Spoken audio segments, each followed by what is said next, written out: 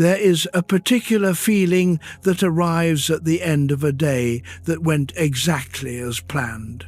You wake on time. You do the things you set out to do. You say the things that seem appropriate to say. The day moves through its hours with the efficiency of a well-maintained machine, and when evening comes you sit in the quiet of wherever you are and wait to feel something you can point to and call yours. Sometimes it is there, a small warmth, a sense of having been present for your own life. But sometimes it is not. Sometimes what arrives instead is a kind of low-level distance, not unhappiness, not grief, but the feeling of watching yourself from one room away. The feeling that the person who moved through the day was competent, capable, recognizable to everyone who encountered him, and not quite you. Let your body settle. You are in the right place. That distance is not a flaw. It is not evidence of ingratitude or confusion or failure to appreciate what you have. It is something much older. It is what happens when a person has been living inside a set of expectations long enough that the expectations begin to feel like facts.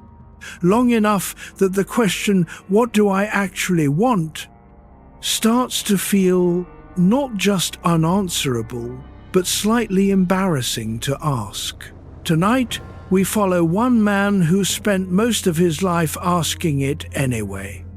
His name was Aldous Huxley. He was born in Surrey, England in 1894, into a family so comprehensively brilliant that ordinary excellence would have been a kind of failure. His grandfather, Thomas Henry Huxley, was the man the scientific world called Darwin's bulldog, the most relentless public defender of evolution, a man who made clarity itself into a weapon. His mother was the niece of the poet Matthew Arnold. His brother Julian became one of the century's most respected biologists. From the beginning, there was a life already waiting for him, a shape preformed, an expectation that arrived with the name. He understood something about that. He spent 40 years trying to find what was underneath it.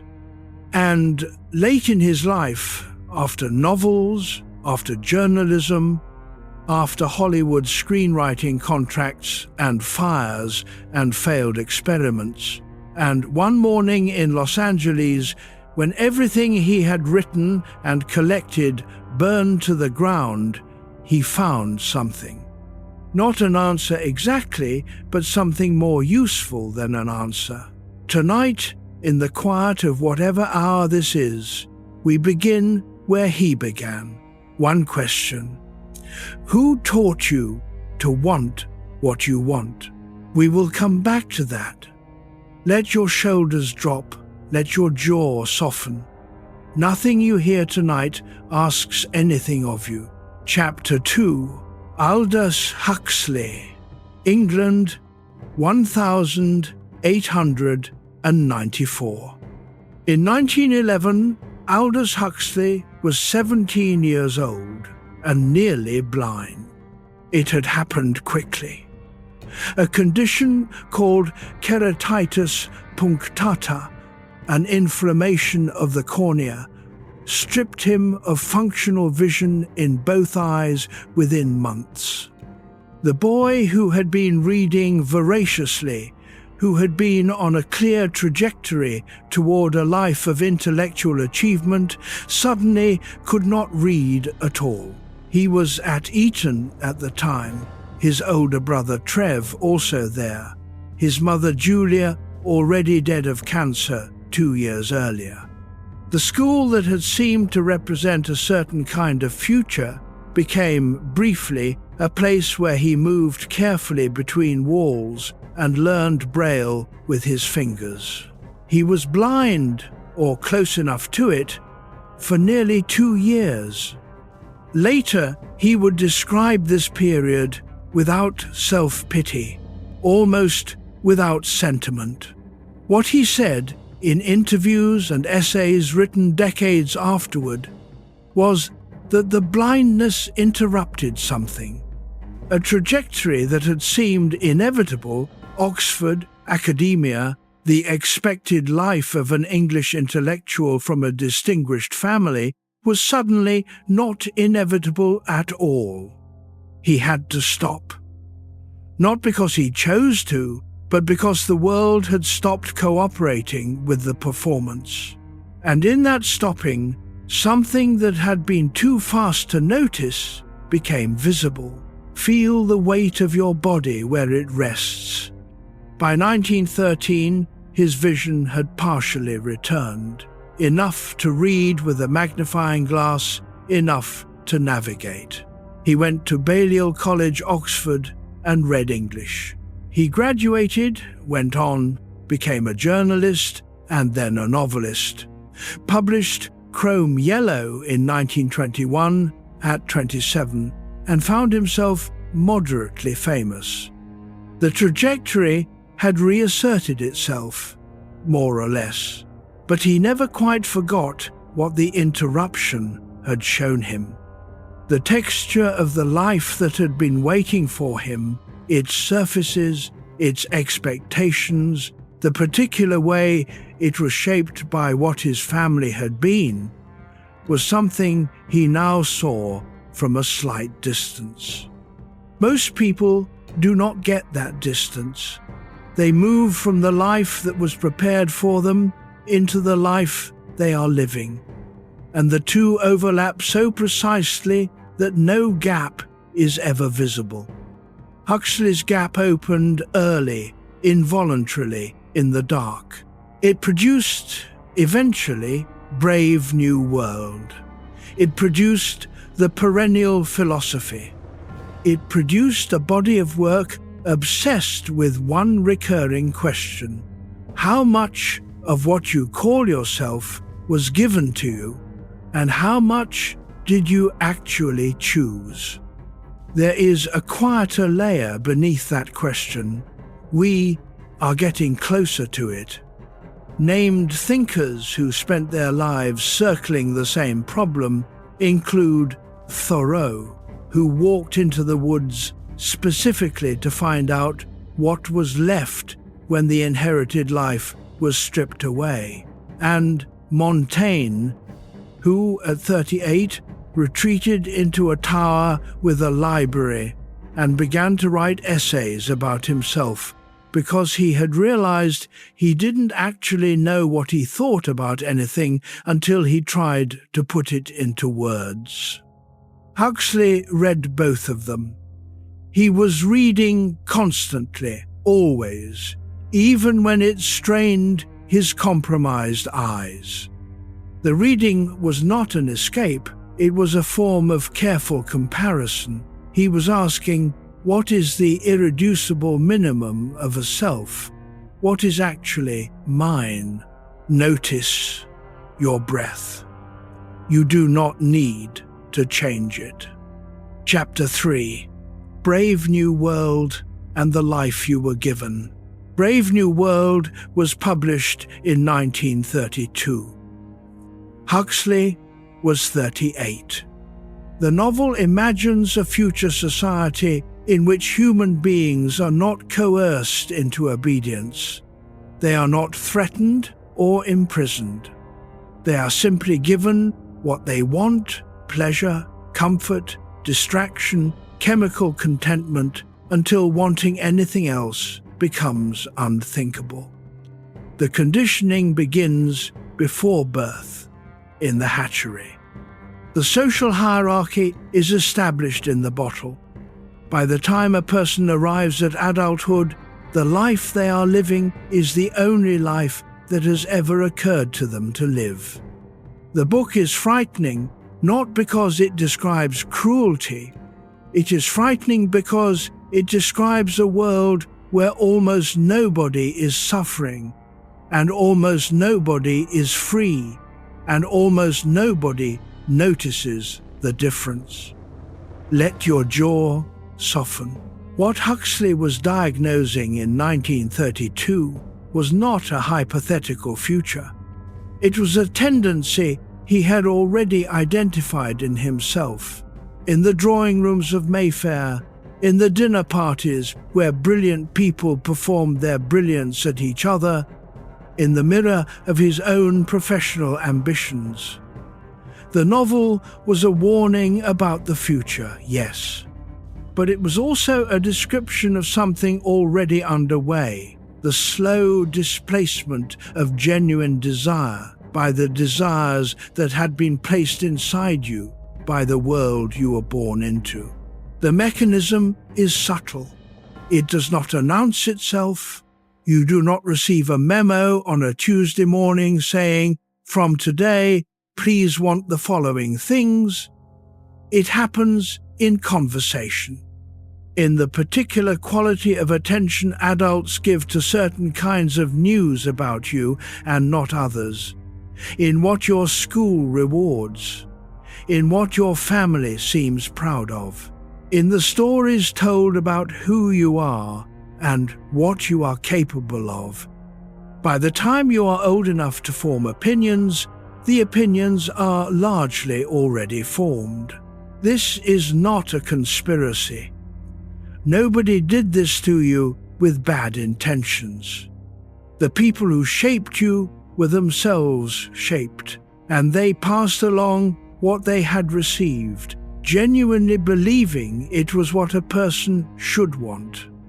But the result is the same: a life with the right furniture in it, the appropriate ambitions, the correct number of achievements arranged in the correct order.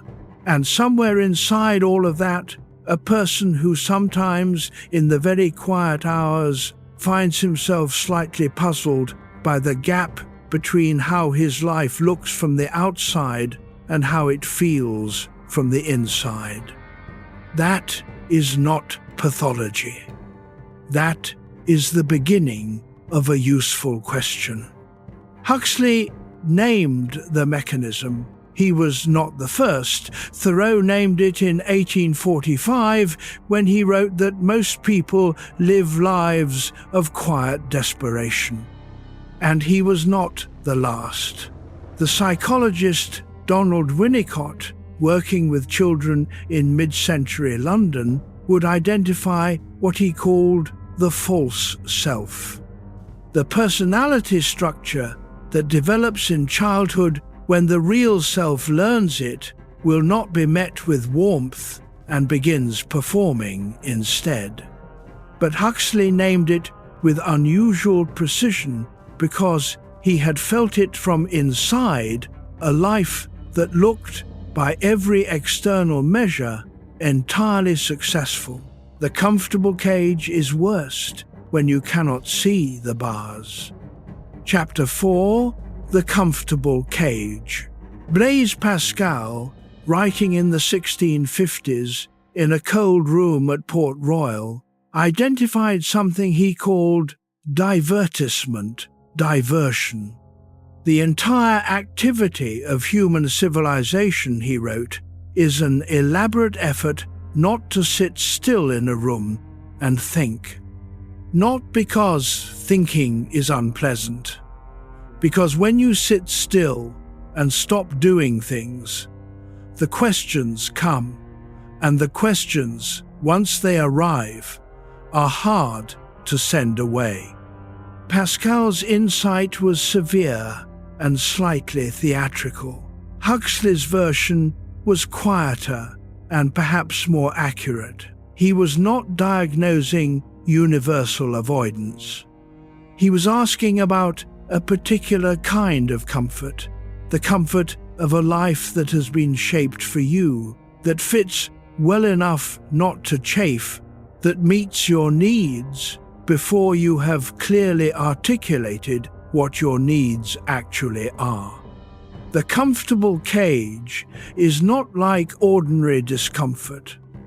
Ordinary discomfort announces itself. It keeps you up at night, with a clear name attached.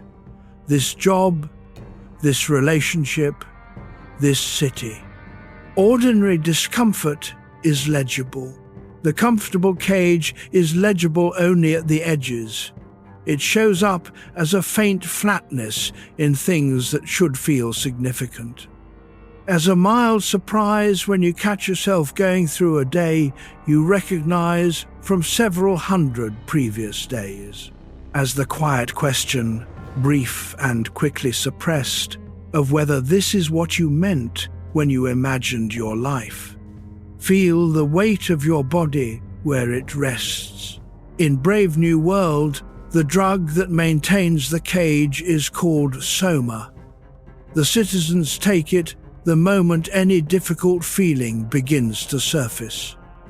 They are not unhappy. They are, in a specific sense, never anything at all. Huxley was not arguing against comfort. He liked comfort. He liked good food, good conversation, being warm. He was not a monastic. He was arguing against something specific, the use of comfort as a substitute for self-knowledge.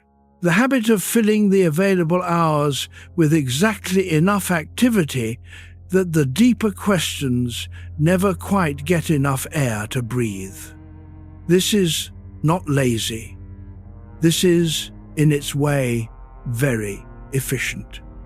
A person can spend an entire adult life being extremely productive and extremely busy, and never once arrive at the question of whether the productivity is going anywhere that was chosen rather than assigned. The question is not whether your life is comfortable. The question is whether you know what the comfort is protecting you from knowing. And here is the one that matters, one I want you to hold gently, and we will come back to it. Not, why do people live inside conditioned lives? That is easy to answer, but a smaller and more personal version of it. When did you personally agree to this? Not the big things, not the obvious inheritances, the small things, the daily choices that are not quite choices, the preferences you have that you have never examined, the shape of your average week. Who agreed to that, and when? We will come back to that question. It has an answer, and the answer is simpler and less frightening than it seems right now. Chapter 5. What conditioning actually does. The psychologist Ethan Kross, writing in the 21st century about the voice inside the head, made a discovery that would have interested Huxley. When people talk to themselves, the constant internal monologue, the narrator who runs commentary on every moment of the day, they tend to speak in the first person. I think, I feel, I should have, I want. But when they distance themselves slightly from that voice, when they address themselves by name or shifted to the second or third person, the emotional weight of the narrative changed. Not because the facts changed, because the perspective changed. And with perspective came something that looked, functionally, like freedom. Small linguistic shift, large effect on the sense of choice. Huxley would have found this interesting because it points to something he circled in his work for decades. The voice in your head is not entirely your voice. It is an aggregate, a compilation of every voice that has ever addressed you, corrected you, approved of you, withheld approval from you. Your parents' voices, teachers' voices, The voices of friends who became important early. The voices of institutions you moved through. By the time you are old enough to form a distinct self, the self has been built partly from the residue of what others said about it. This is not trauma. It does not require anything particularly dramatic to have happened. It is just the ordinary mechanism of development. Consciousness is social before it is individual. We are spoken to before we speak, and something of every voice that addressed us early stays. Let your shoulders drop. What conditioning does, in Huxley's view, is not brainwashing. It is something more mundane and more pervasive. It narrows the available options. Without announcing it has done so. It makes certain desires feel natural. Because they have always been there. Because nobody ever questioned them. Because the world around you confirms them constantly and makes other desires feel slightly illegitimate. Too big, too small, too strange. Not what someone like you would want. And so you learn, gradually, not to want them, or not to want them out loud, or to want them only in the quiet of very late evenings, when the day has released its grip and the house has gone still. That is the condition Huxley was mapping. Not misery, not oppression, just the quiet narrowing of what seems possible, accomplished so early and so gently that it stops being visible. The philosopher Charles Taylor, writing decades after Huxley, called this the loss of moral horizon.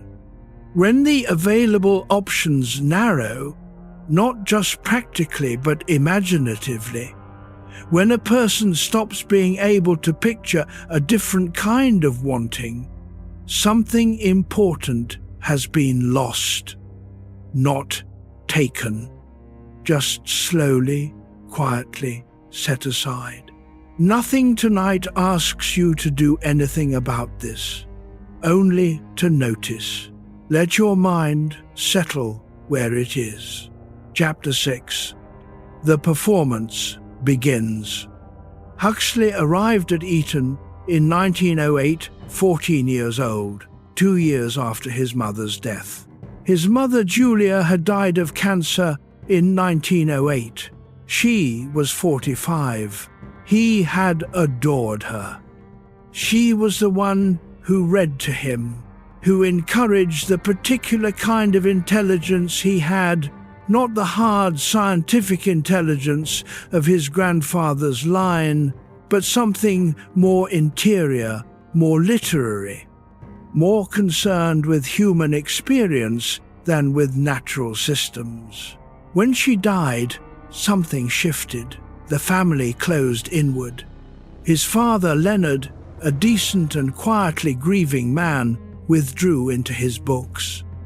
The children were passed, in the way of upper-class English families of that era, into the keeping of institutions, Eton, then Oxford. Schools designed specifically for the production of a certain type of English person. Eton in 1908 was a place where a particular kind of performance was cultivated, not dishonesty, something more subtle, the art of being visibly at ease. The ability to carry one's intelligence and one's emotions without displaying either too conspicuously, the performance of effortlessness. Huxley was not without natural advantages in this environment. He was brilliant in that specific way the school valued. His family name carried weight. He had the manner of someone from the right background. But he was also grieving and nearly broke with loneliness and carrying the early sense that something about the shape of the life in front of him was not quite right. That the excellence it was asking of him was real excellence, but excellence in the service of something he had not chosen and could not name. He performed anyway. He learned to perform very well. This is worth sitting with for a moment. The performance of competence, of ease, of being exactly the kind of person one's circumstances require, this is not false in any simple sense. The abilities it develops are real. The relationships it generates are real. The life it produces is often genuinely good. And yet there is something that goes underground when the performance becomes continuous. When the space between who you are performing and who you actually are begins to be not a gap that closes, but a gap that is maintained. Winnicott described this with great precision in his work with children. Donald Winnicott was a British paediatrician and psychoanalyst working in London in the mid-20th century, the same years Huxley was writing his most important books. He noticed that when children learn their genuine responses, their real joy, their real distress, their real confusion will not be met with warmth, they develop a second personality. A structure that faces outward and knows what is expected. He called it the false self. The false self is not pathological.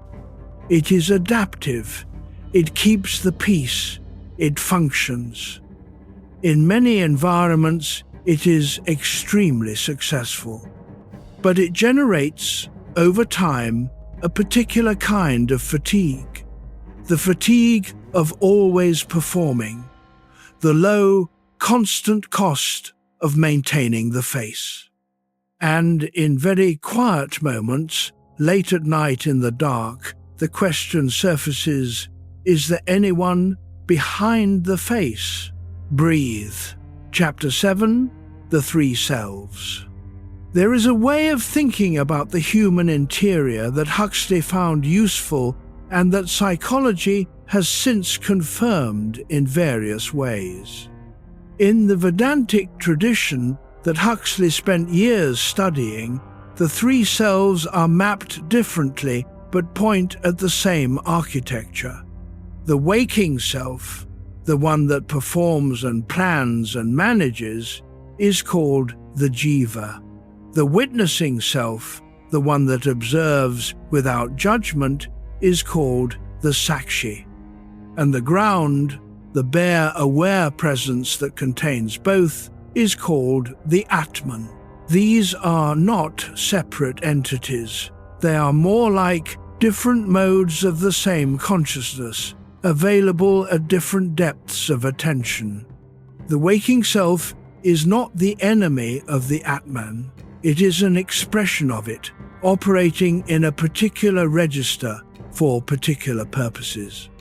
The confusion, the source of the distance, and the fatigue and the feeling of watching your life from one room away is not that the waking self exists.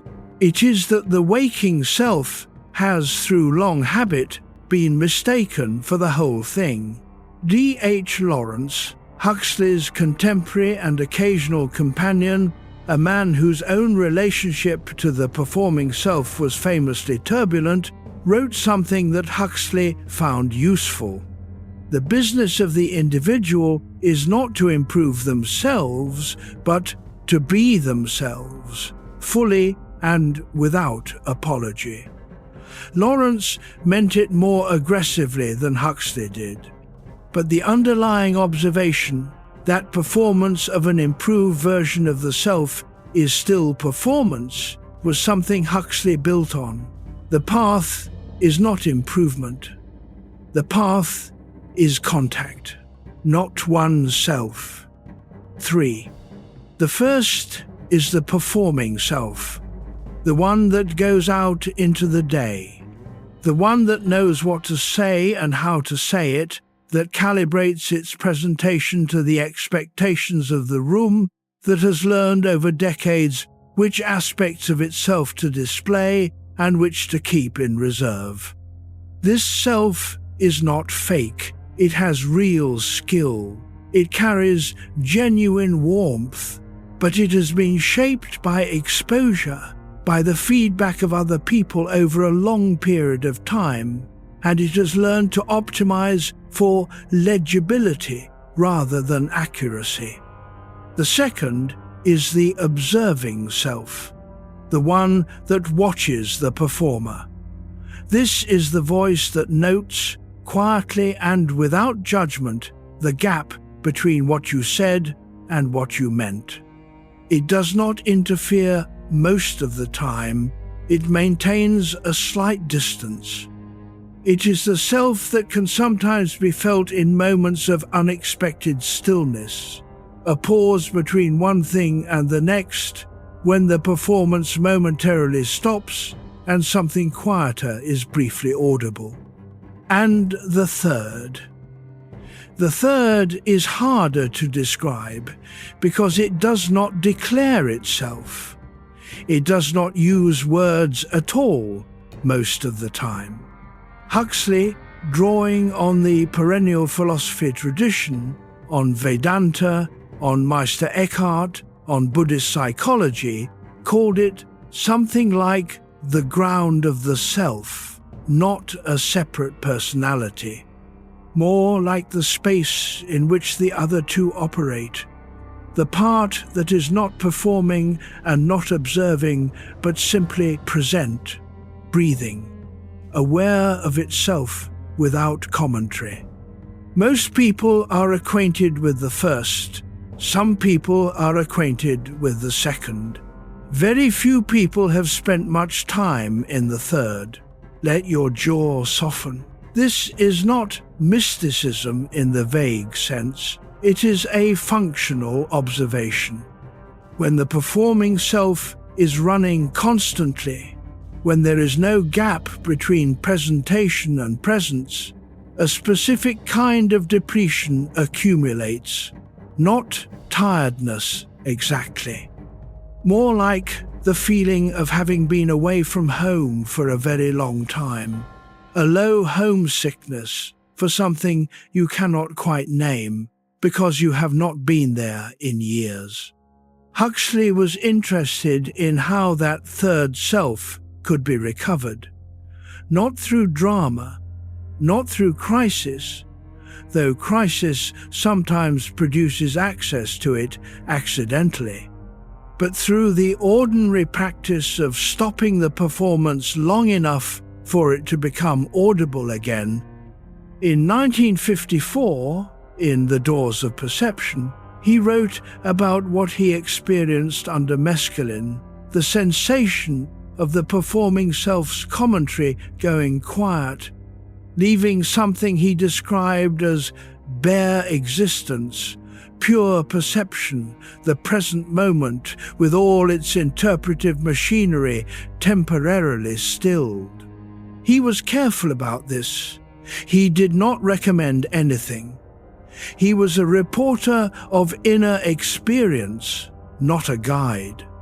What he was pointing at was not the substance, it was the state it briefly produced. The state of the third self, present, quiet, recognizably real.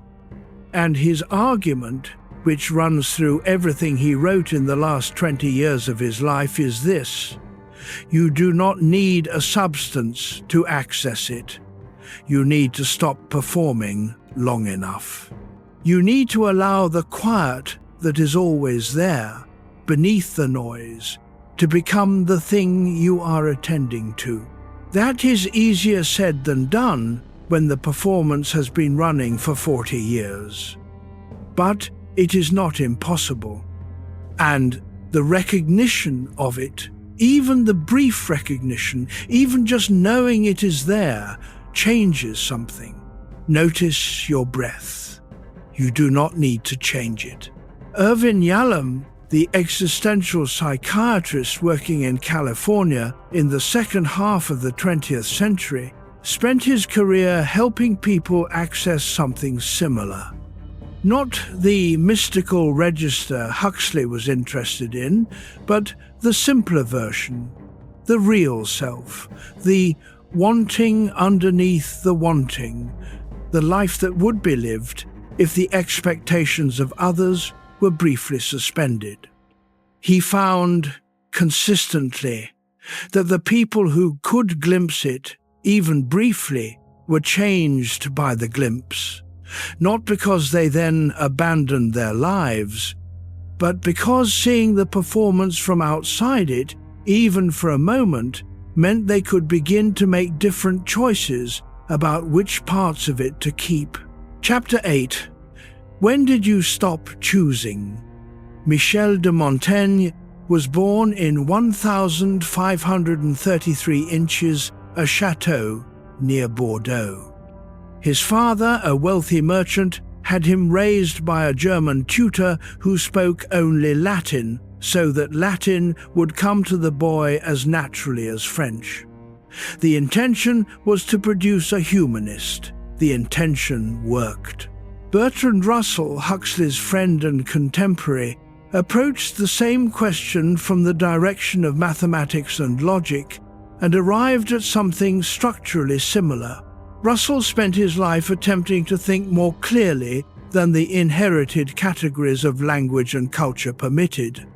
He found consistently that the most difficult obstacle to clarity was not ignorance, but the assumptions embedded so deeply in language itself that they did not appear to be assumptions at all. They appeared to be reality. The words we use to describe our wants, happiness, success, fulfillment, achievement, carry freight, not neutral containers. They contain within them entire inherited frameworks of what counts as valuable, what counts as a life worth examining, what counts as the appropriate horizon for a person of a certain background and time. To ask, when did you stop choosing, is partly to ask, whose vocabulary are you using to describe your own wanting? Huxley was not dismissing vocabulary. Language is what we have, but he was insisting on a particular kind of attention to it, an awareness that the map is not the territory, and that the map you are given, the framework of wanting and valuing and assessing that was installed in you by your specific circumstances, may be a very good map for some parts of the territory and not for others. The parts it is not good for are, typically, the parts most specifically yours.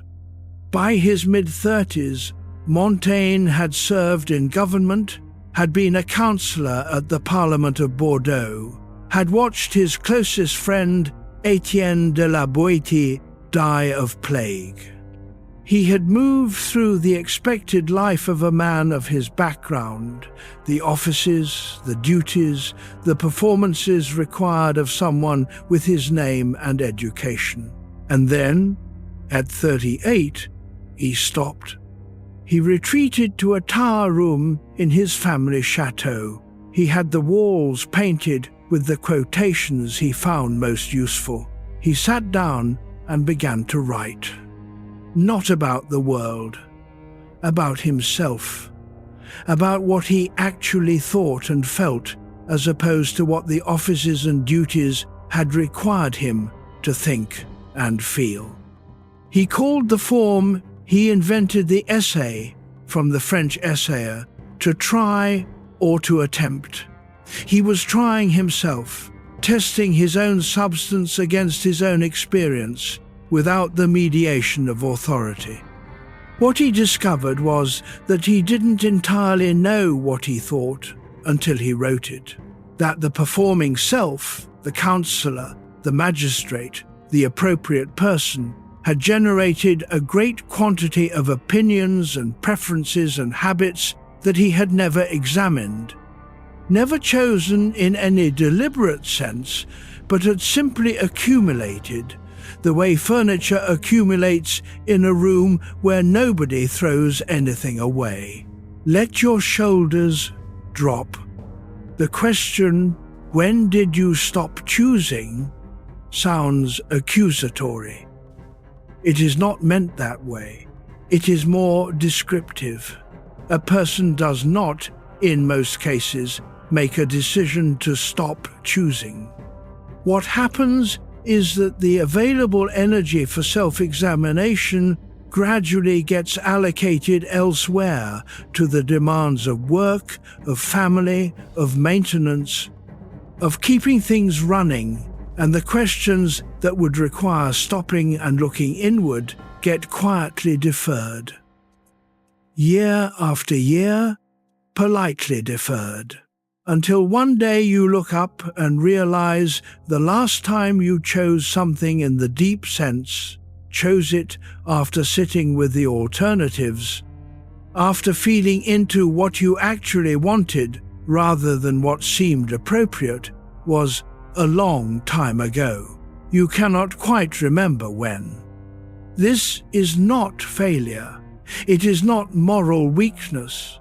It is what happens to the interior life of a person who has been responsibly busy for 30 years. Huxley observed this in himself and documented it with the precision of a naturalist. He was not exempt from the pattern he was describing. He was a case study. In a letter written in the 1940s to a friend, he described the Hollywood years, the years he spent writing screenplays for MGM, producing competent commercial work he did not particularly believe in, living in a pleasant house in the hills with his wife Maria as years of slow inner erosion. Not dramatic, not painful exactly, just a gradual hollowing, the sense of being occupied by the performance of Aldous Huxley rather than being him. That phrase, occupied by the performance, is worth staying with. Feel the weight of your body where it rests. There is a quality to the performing self that can start to feel, after long enough, more real than the self underneath it. Not because it is more real, but because it has more social confirmation. Other people respond to the performance. They know what to do with it. The performing self has a name, a history, a set of established characteristics. The self underneath it is quieter, less defined, harder to present to others. And so the performance gets more air and the other thing gets less, until it can only be heard in the very quiet hours. Like these ones, Chapter 9, The Perennial Philosophy and What Stays Constant. In 1945, Huxley published a book that was different from everything he had written before. Daisetsu Suzuki, the Japanese philosopher who introduced Zen Buddhism to the Western world in the 20th century, met Huxley in the early 1950s in New York and found, to both their satisfactions, that they were describing the same experience from the opposite ends of their respective traditions. Suzuki called it Satori, not the dramatic enlightenment of popular imagination, but the simple, undramatic recognition of what had always been true, not a new state of consciousness, a new relationship to consciousness that was already happening, the moment of understanding that the observer you have been looking for has been the one looking all along. This is the Zen version of what Huxley called the Perennial Core. The recognition is not an achievement. It is more like stopping the search long enough to notice that what was being sought was the seeker. Huxley found this less paradoxical and more practical than it initially sounds. The practical version is simply the attending awareness that is reading these words or hearing them is not a product of the performing self. The performing self can be quiet, the attending can continue. The attending was there before the performing self was constructed, and it will be there when the performing self rests. It is there now. Breathing.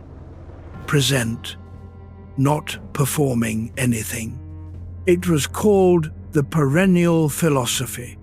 It was, on the surface, an anthology, a collection of passages from mystical writings across every major religious tradition, interspersed with his own commentary.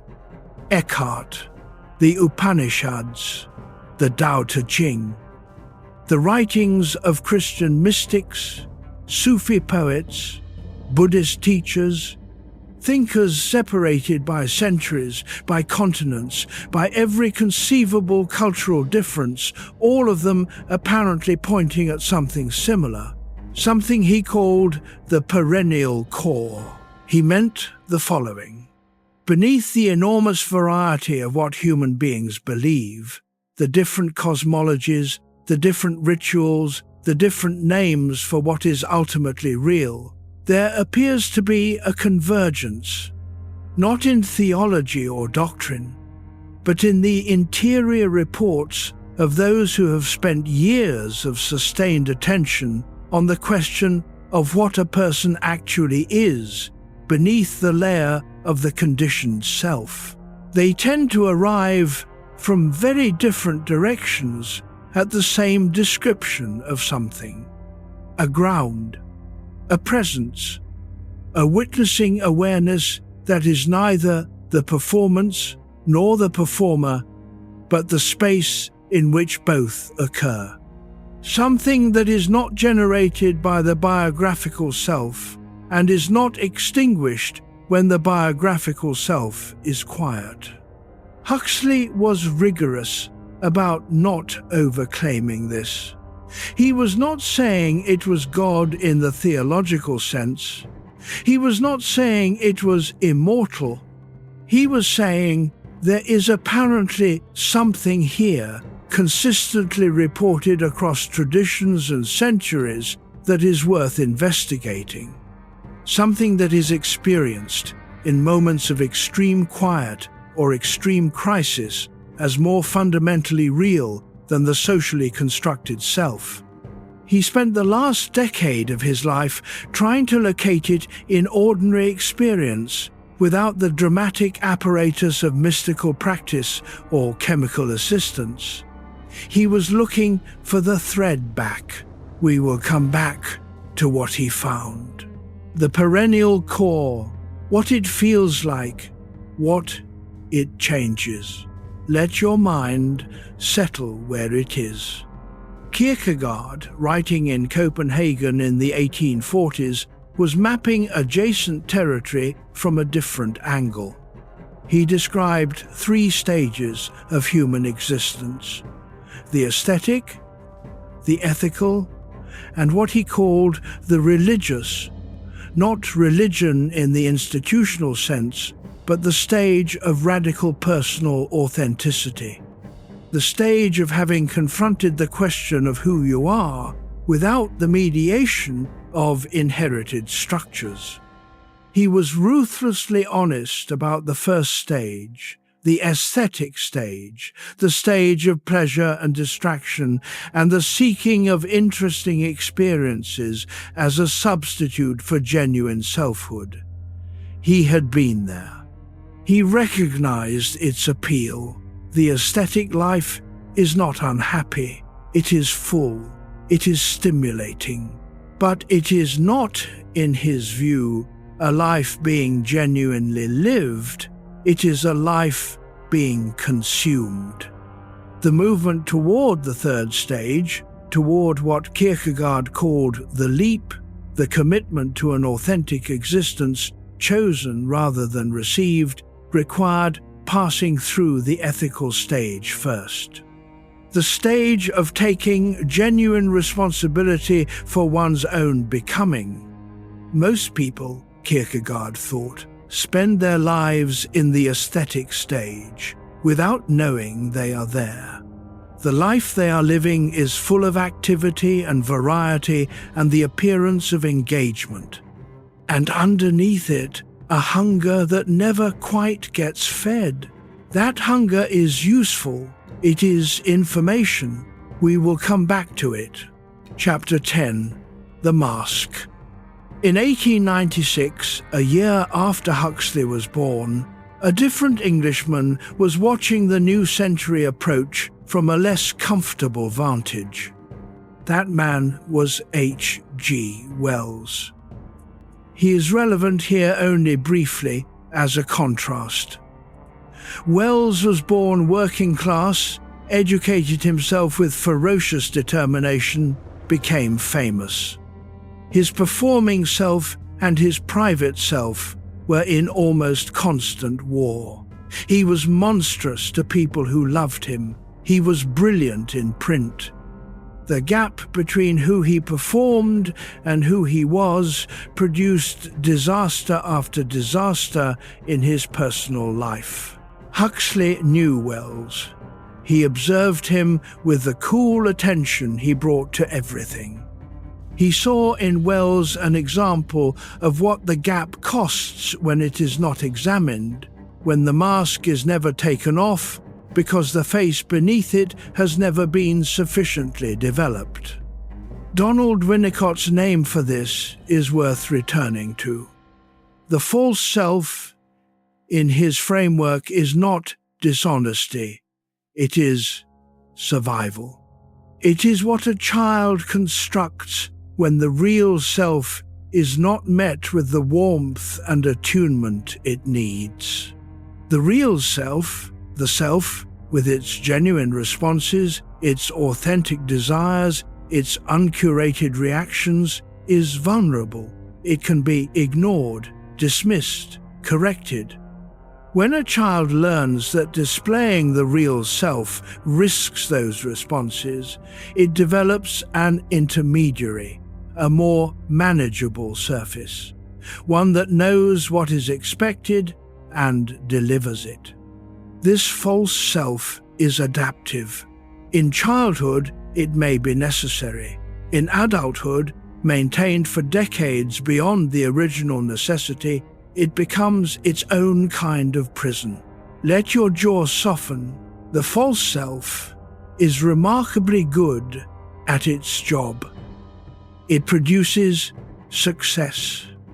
It produces approval. It produces relationships, though often relationships between false selves, in which genuine contact is replaced by the elegant coordination of managed presentations. And it produces, in the quiet hours, a particular kind of exhaustion. Not physical exhaustion, a different kind, the exhaustion of maintenance, the low continuous cost of keeping the mask in place. Winnicott noticed that people living predominantly through the false self often described a central emptiness. Not grief, not depression exactly, something more like the sensation of being present in one's own life from a distance, of watching the days go by as through glass. He also noticed that when the false self was gently and safely examined, when the possibility of real self-expression was gradually reintroduced, something happened that surprised him. It was not relief exactly.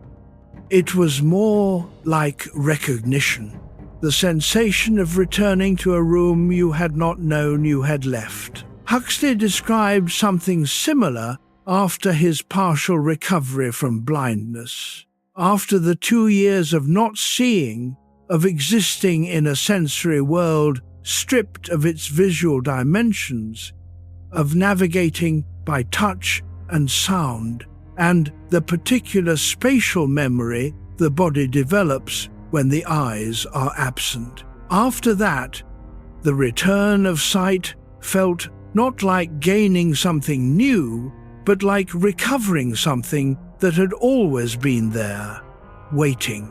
Not an event, a return. That is, the register tonight is working in, not revelation, return. Chapter 11. What Thoreau found in the woods.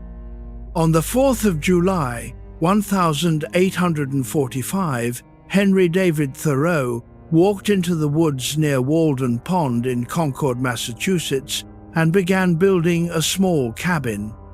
He was 27.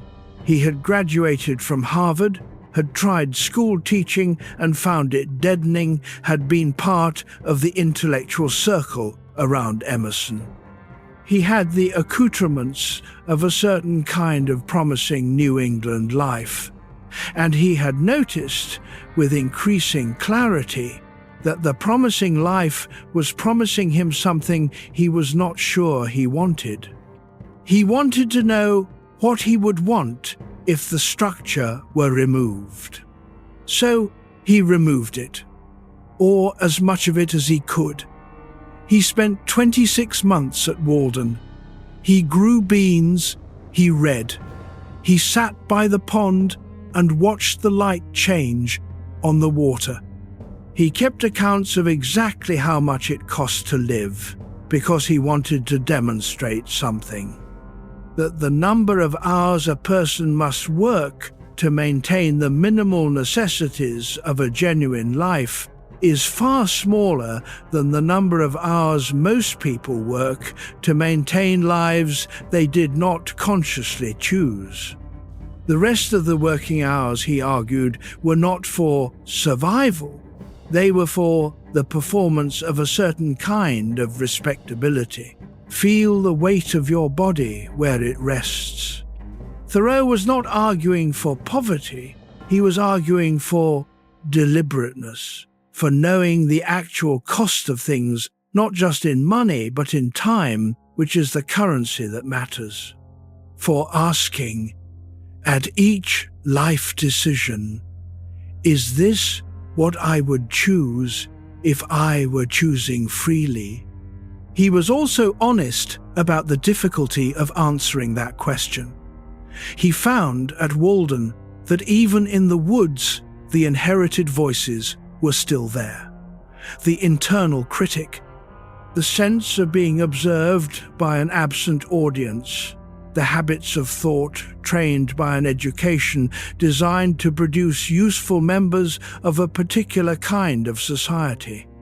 You can walk into the woods, Thoreau found. You cannot immediately walk out of the conditioning, but you can begin to notice it. And noticing is the beginning of something. Huxley read Thoreau. He admired the clarity of the project, if not entirely the execution. His own version was less ascetic. He did not want to give up good wine and conversation and the company of brilliant people. But the underlying question was the same. What do I actually want? Not what do I want given the life I have been placed in. Not what do I want given the expectations of my class and family and profession. What do I want if I ask the question without preloading the answer? That question, asked honestly, is one of the most disorienting available. Most people encounter it once or twice and then file it away under impractical and go back to doing what they were doing. Huxley kept asking it for 40 years. Chapter 12. The Psychology of the False Self. John Bowlby was born in London in 1907, the same city where Huxley was spending time, though in a different social circle. He was a psychoanalyst, later the founder of what became attachment theory. Bowlby was interested in a deceptively simple question. What happens to a child when the person who is supposed to be reliably present is not reliably present? The answer, which took decades of careful research to establish, is this: the child adapts. It develops what Bowlby called an attachment strategy, a way of managing the relationship with the caregiver that minimizes the risk of abandonment while maximizing the chances of getting at least some of what it needs. For children with consistently attentive, responsive caregivers, what Bowlby called secure attachment, the strategy is simple. Feel what you feel. Express it. Trust that it will be met. For children whose caregivers are inconsistent or absent, or who respond better to certain kinds of emotional expression than others, the strategy is more complex. Learn which feelings are welcome and which are not.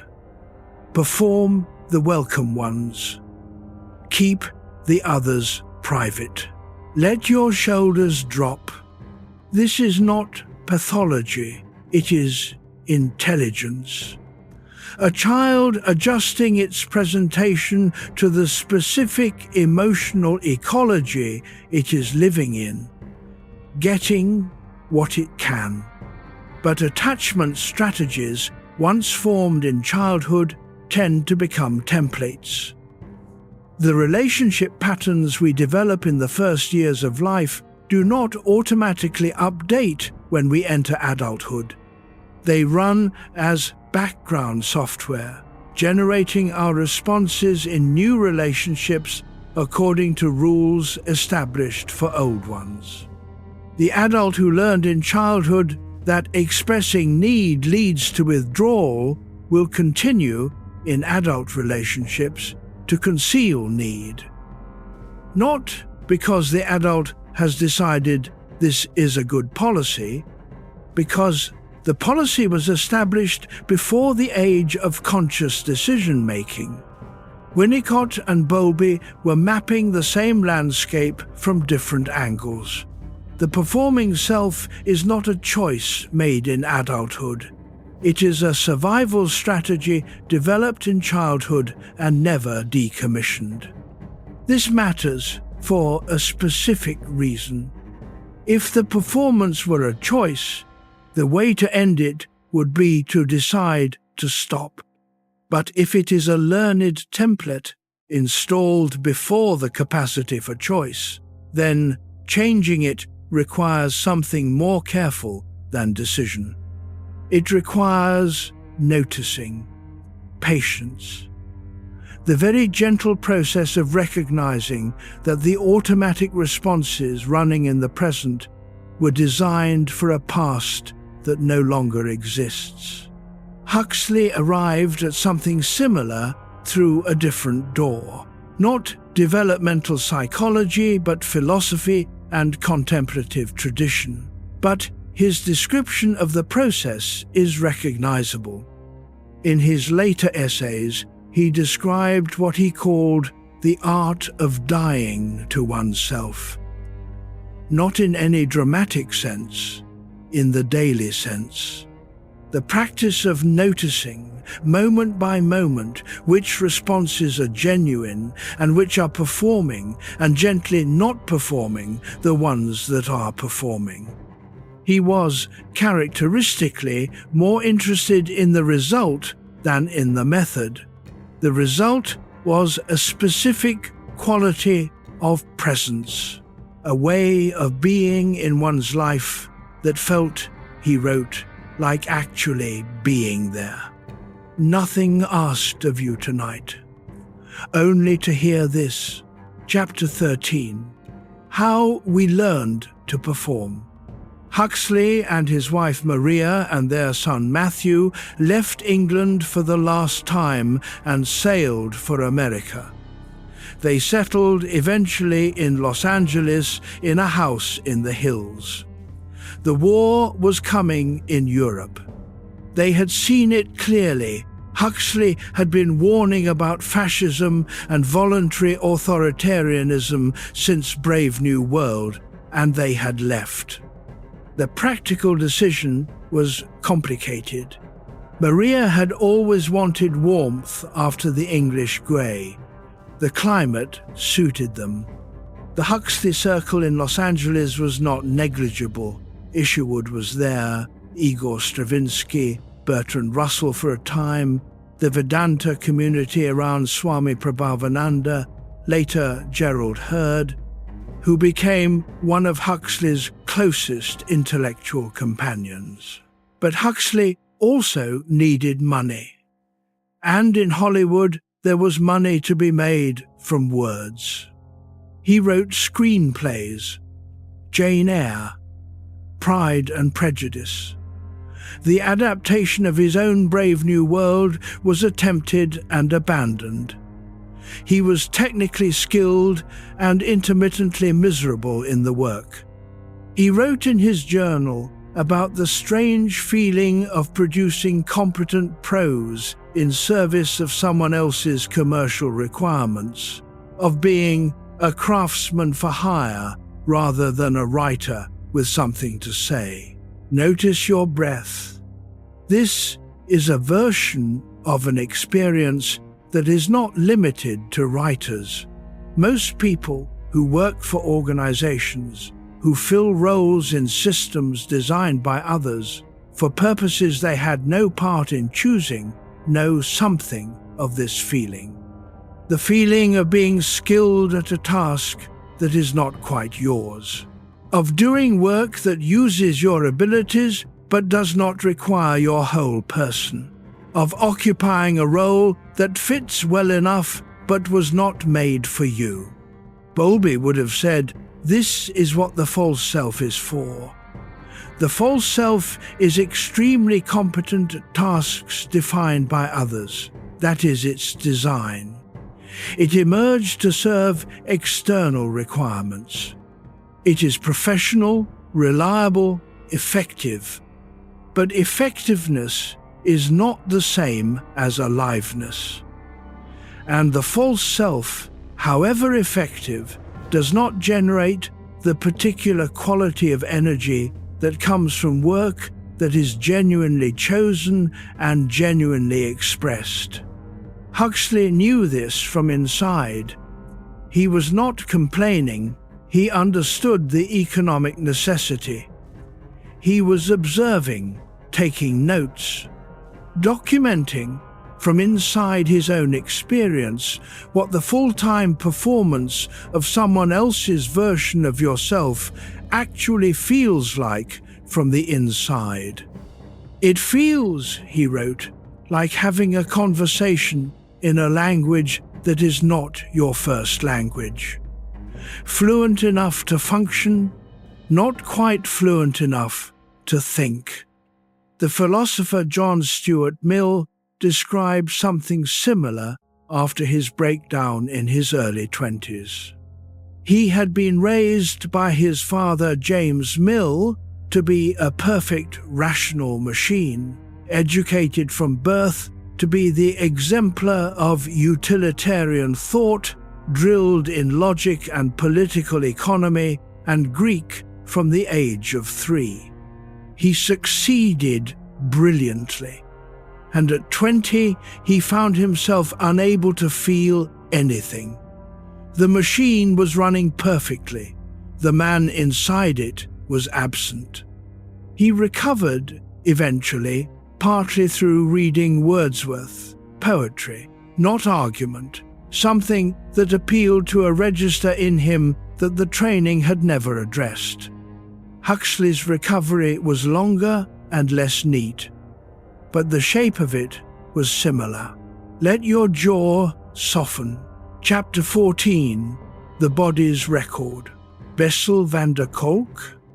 Working as a psychiatrist in the 20th century, with people who had experienced significant difficulty, not only dramatic events, but the accumulation of ordinary repeated patterns, found something that the tradition Huxley worked in had known or suspected for a long time.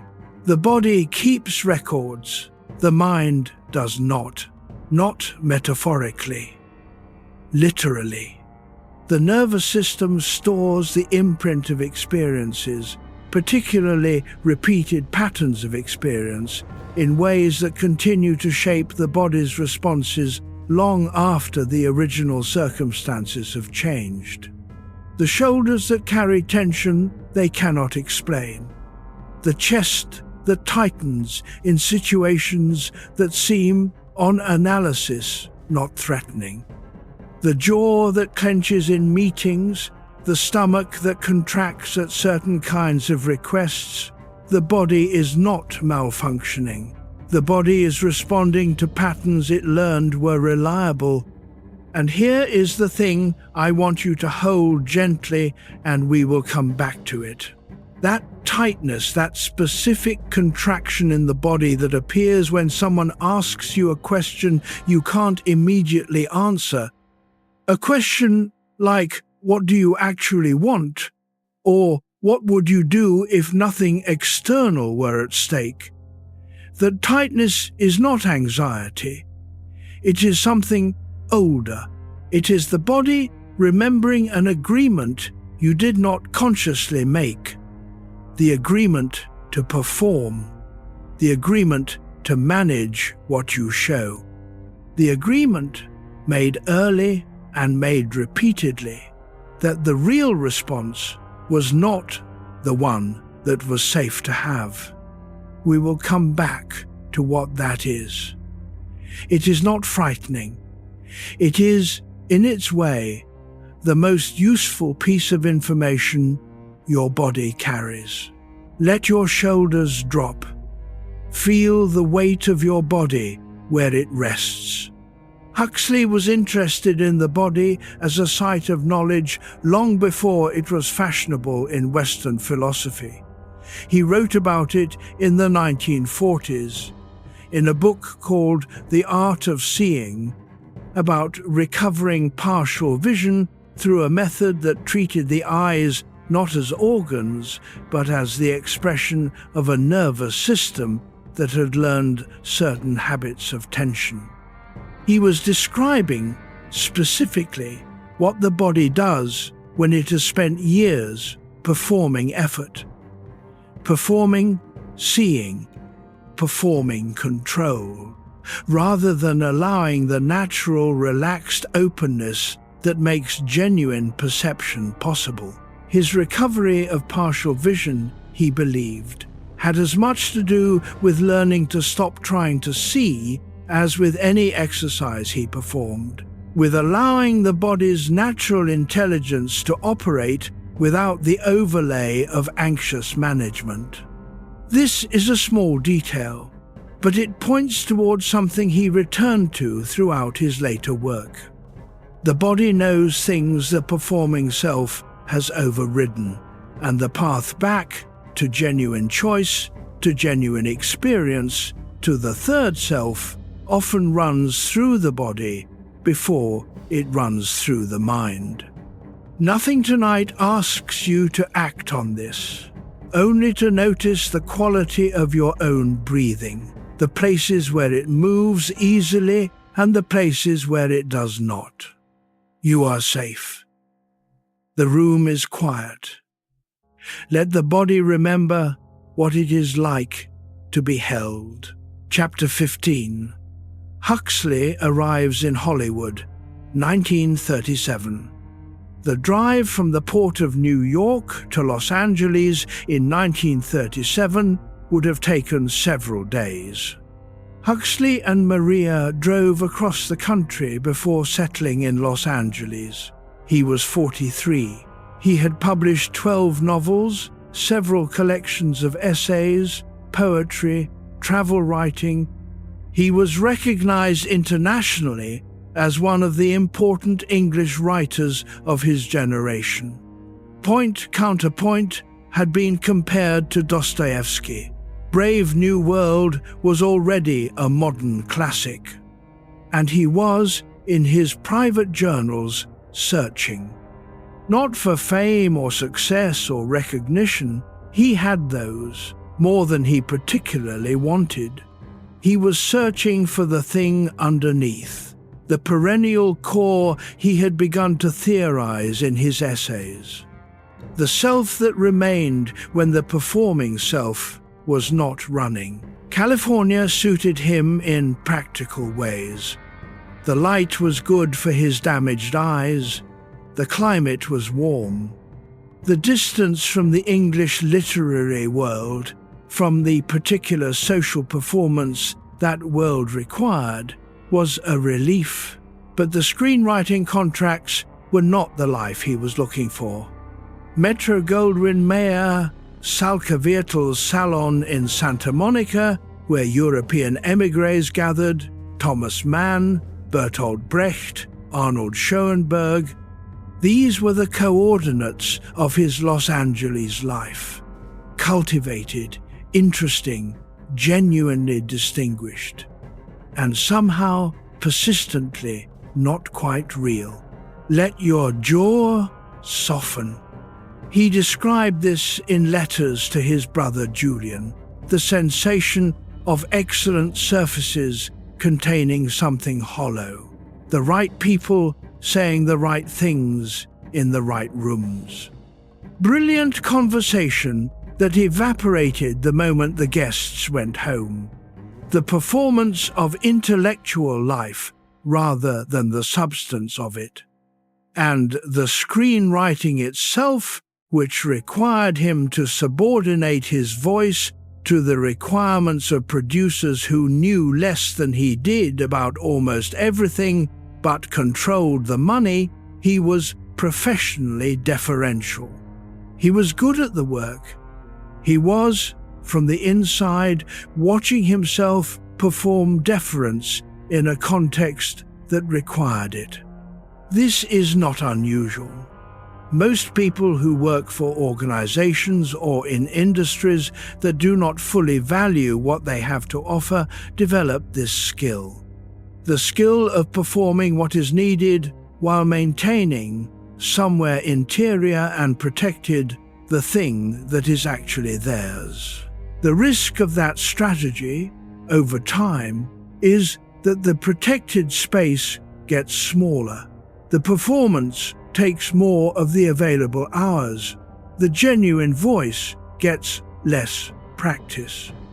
And one day you sit down to write something that is actually yours, after several years of writing things that were not, and find that the voice has gotten quieter. Not gone, but quieter. Huxley was managing that risk. He was vigilant about it. But he was also, for several years, in Hollywood, in its territory. The German novelist Hermann Hesse, writing from Switzerland during these same years, described the same experience from the other side of it. In his novel, The Glass Bead Game, completed in 1943, he imagined a society of elite intellectuals living in a protected enclave devoted to pure thought, removed from the world, from its commercial demands, from all the pressures that compromise the life of the mind. And his conclusion, arrived at slowly across a book of great density and beauty, was this: the protected life of pure thought is itself a kind of performance. The life not engaged with its own time, not risked in the world, is not actually alive. Huxley would have agreed. The answer was not escape. It was engagement, but genuine engagement, from the actual self rather than the performing one. How to find the actual self when the performance has been running for 40 years? That was the question. Chapter 16. The voice that wasn't his. By 1943, Huxley was writing The Perennial Philosophy, and also simultaneously working on a screenplay. The disparity was not lost on him. In the mornings he sat alone and read from Eckhart and Shankara and the anonymous author of The Cloud of Unknowing, following the thread of the Perennial Core through 6 centuries of different languages. In the afternoons, he wrote dialogue for actors to deliver in front of cameras, dialogue designed to move a plot and produce emotions in an audience paying for entertainment. Both activities required skill. Only one of them required him. There is a specific texture to work that requires you, your actual perspective, your genuine attention, the thing that only you can say, that is different from work that requires your skills. Both can be done with excellence. Both can produce good results. But only one of them generates the particular quality of aliveness that Huxley, drawing on the perennial tradition, was trying to identify and recover. Mihaly Csikszentmihalyi, the Hungarian-American psychologist working in the second half of the 20th century, called this flow the state in which a person is completely absorbed in a task that is precisely at the edge of their ability, not too easy, not too hard, and in which the performing self temporarily dissolves. There is no one watching.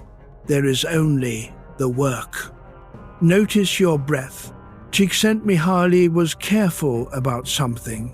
Flow is not pleasure in the ordinary sense. It is not comfort. It is often experienced only in retrospect. During the state itself, there is no experience of pleasure because there is no self to be pleased. Only after, looking back, does the person recognize that the last hour was the best hour of the day. What it is, in Huxley's terms, is access to the third self. The grounded, unperforming awareness that the work has temporarily stilled the commentary long enough to occupy. This is why work that requires you is different from work that requires only your skills. Skills can be deployed by the performing self without interruption, but work that requires your actual perspective, your genuine engagement, your real response to real material, that work insists on something that the performance cannot supply. And when a person has been doing only skill work for long enough, there is a specific hunger that accumulates. Not a hunger for rest, a hunger for reality, for the experience of actually being there. Huxley felt it in Hollywood. He also, during this period, began the spiritual practice that would occupy the rest of his life.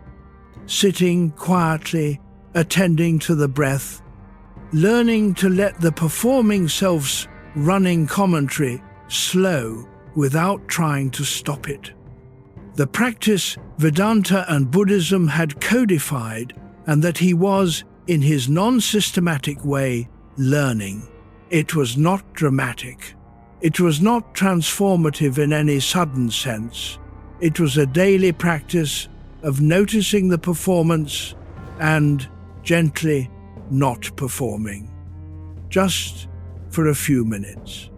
Just enough to remember what was there before the morning's script began. Let your body settle where it is. Chapter 17. Brave New World Revisited, 1958. 26 years after writing Brave New World, Huxley returned to his diagnosis. Brave New World Revisited was not a novel.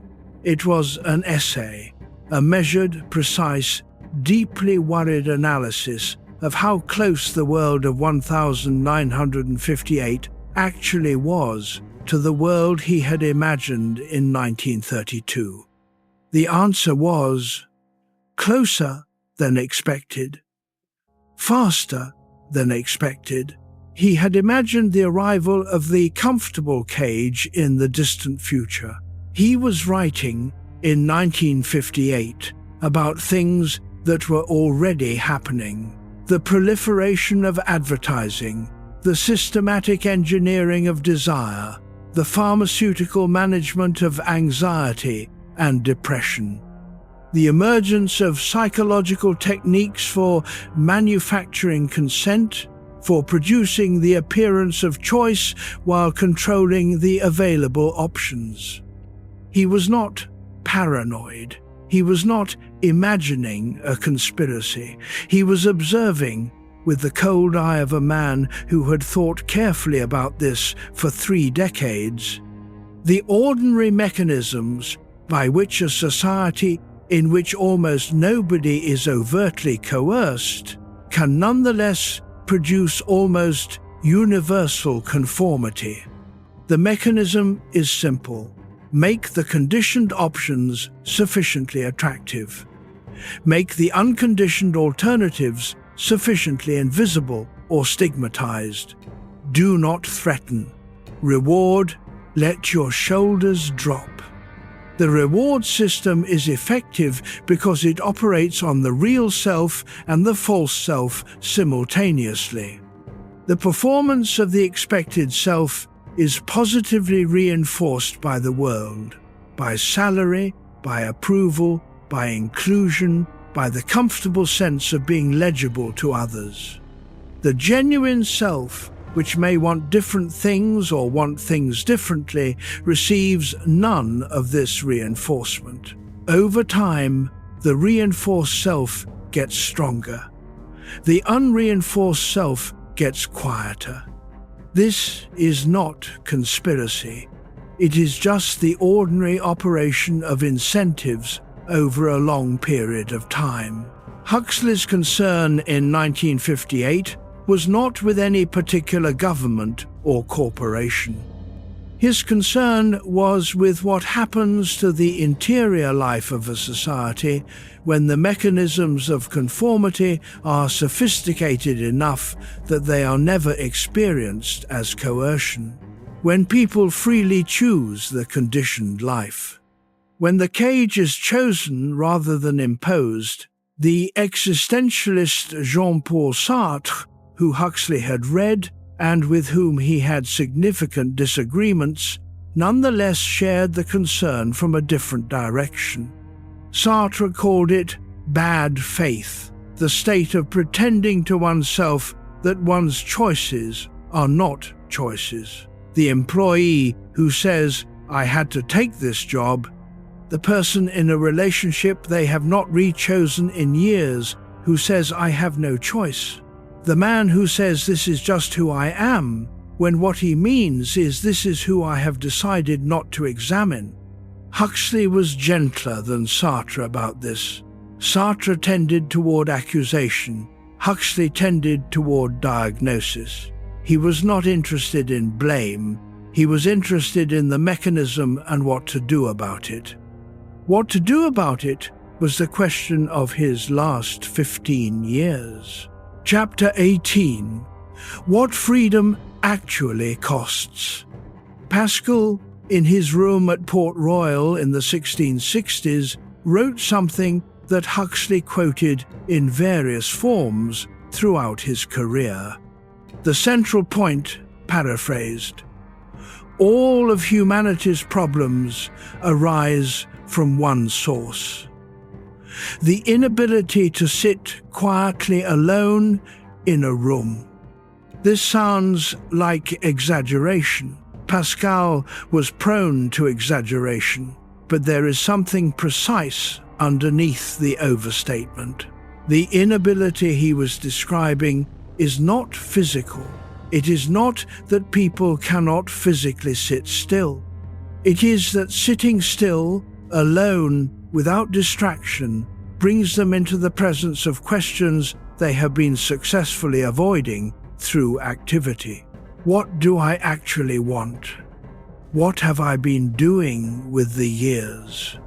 What remains when the performance stops?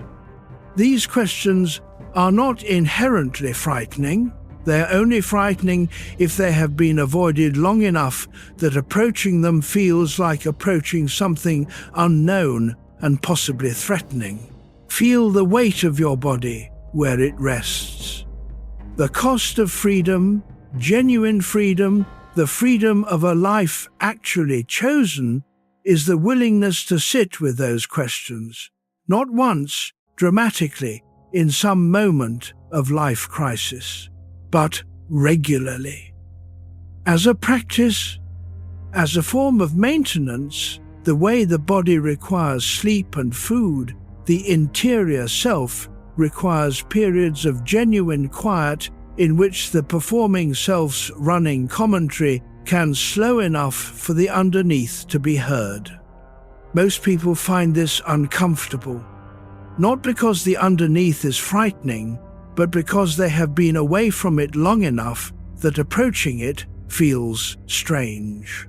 Like returning to a house you have not visited in years, a slight disorientation, a need to relearn the layout. Huxley described this disorientation in his notebooks.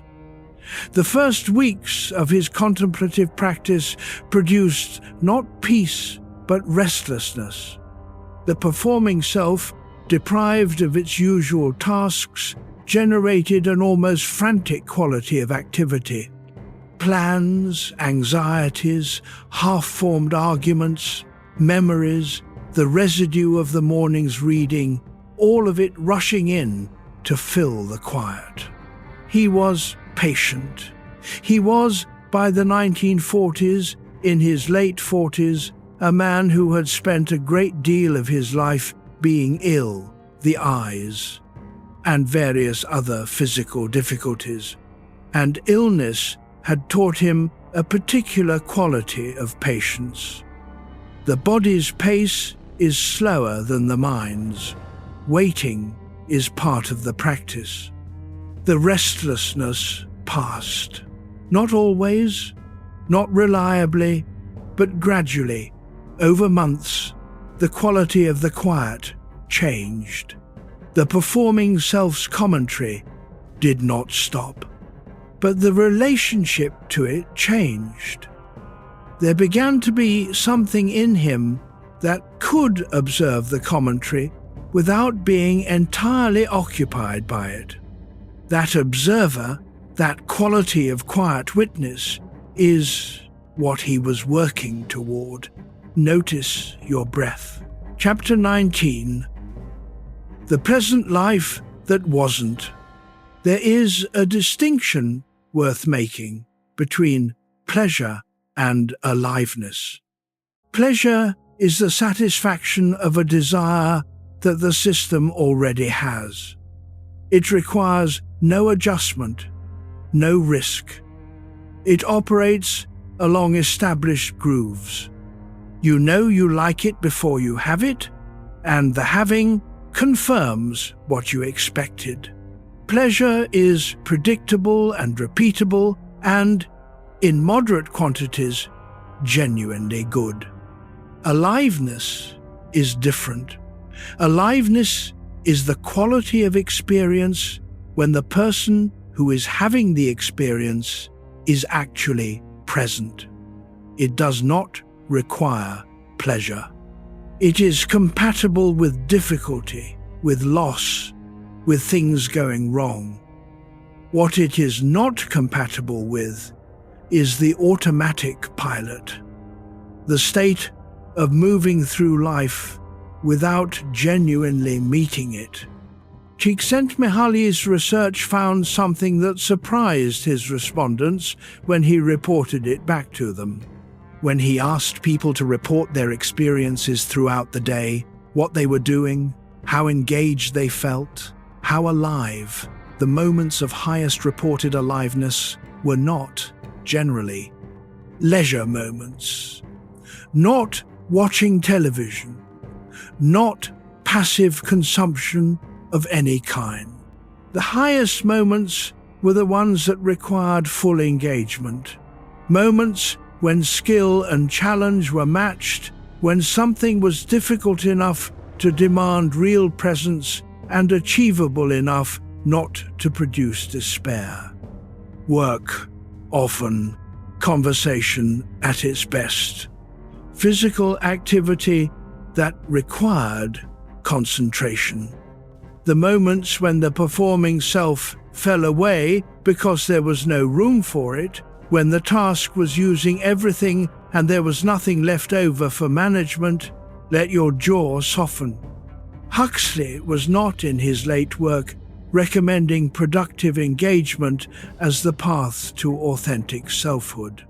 That is a different mistake, replacing one performance with another, this time the performance of the meaningful, purposeful, engaged life. His version was quieter. His question was not, how do you live a more engaged life, but how do you know which engagements are yours? And the answer, he came to believe, had something to do with the body, with the felt quality of genuine engagement versus performed engagement, with learning to distinguish the tightness that says this is not what I actually want from the tightness that says this is difficult and genuinely mine.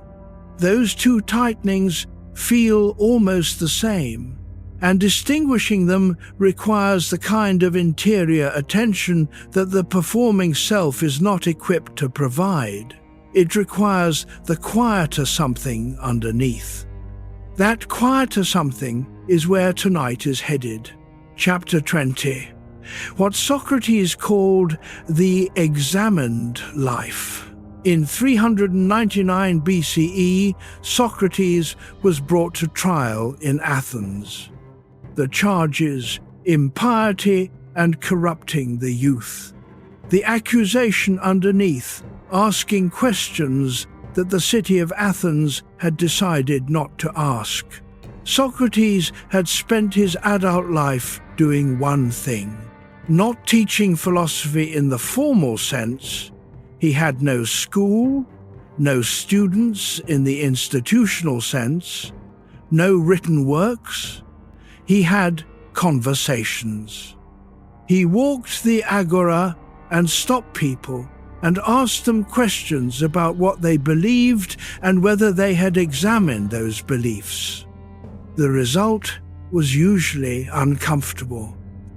Most people, when pressed to examine why they believed what they believed, discovered that they did not know, that the beliefs had arrived before the critical faculties, that what felt like considered judgment was, more often, the residue of received opinion. Socrates called this kind of unexamined existence, living according to received beliefs rather than examined ones, a kind of sleep, not vicious, not dishonest, simply not awake. His sentence was death. He was offered exile as an alternative, the chance to leave Athens and continue his work elsewhere. He declined. The examined life, he said, is the only life worth living. To preserve it by abandoning it was not, for him, an available option. Feel the weight of your body where it rests. Huxley admired Socrates without romanticizing him. He was suspicious of the heroic register. His own temperament was too ironic, too aware of the gap between noble intentions and actual outcomes, to trust the Socratic performance of noble death. But the underlying argument, stripped of its theatre, Huxley thought was correct. The unexamined life is not, in any deep sense, chosen. It is inherited, maintained, defended, but not chosen. And the cost of living an unchosen life is not dramatic. It does not announce itself as suffering. It announces itself as that low, persistent sense of distance from one's own experience. The feeling of watching from one room away. Marcus Aurelius, the Roman emperor who governed an empire while writing private journal entries to keep himself honest, put it more simply. He wrote in one of his verified observations in the Meditations that you could leave life right now, and the only question is whether you have actually lived it. Not whether you were busy, not whether you were successful, whether you were present. That question, asked quietly in the dark, is not accusing you of anything. It is only offering a direction. Breathe. Chapter 21. Montaigne in his tower. In 1571, Michel de Montaigne was 38 years old and had just inscribed a dedication on the wall of his library tower in the Périgord chateau. The inscription, in Latin, said approximately this: in the year of his salvation, 1571, on his birthday, the eve of March, Michel de Montaigne, long weary of the servitude of the court and of public employments, while still entire, retired to the bosom of the learned virgins, where in calm and freedom from all cares he will spend what little remains of his life, now more than half run out. He was 38.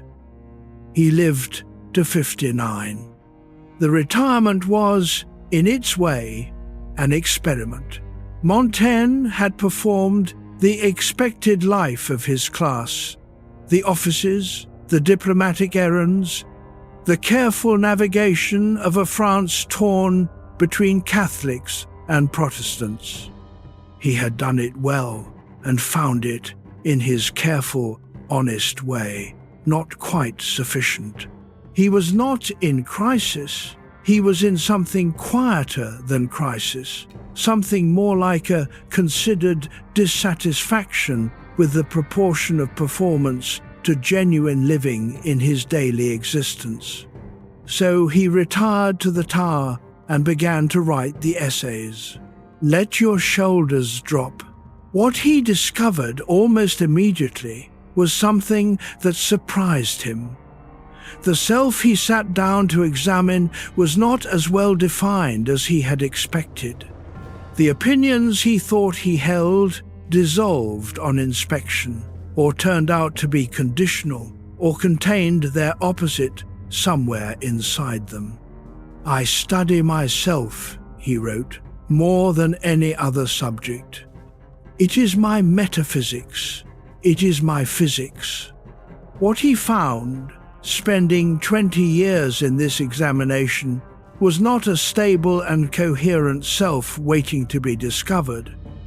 What he found was something more interesting, a self that was always in motion. That changed with age, with mood, with the season, with whether he had eaten well.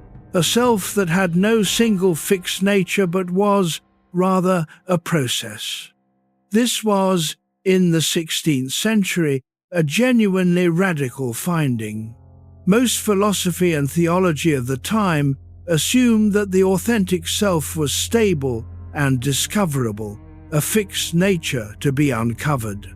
Montaigne was the first major writer in the Western tradition to suggest, based on careful interior observation, that the self might be more like a river than a stone. Huxley read Montaigne carefully. He recognized the observation and extended it. The self is a process. It is not something you discover once, it is something you are continuously in relationship with. And the performing self, the conditioned self, is not separate from the real self, it is part of the same ongoing process.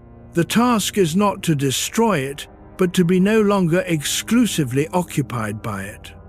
That is a more achievable goal than most of the heroic narratives of self-discovery allow. Nothing disappeared when Montaigne entered the tower. The man who had been a magistrate was still there. The habits of mind, trained by an education in law and rhetoric, were still there. What changed was the proportion.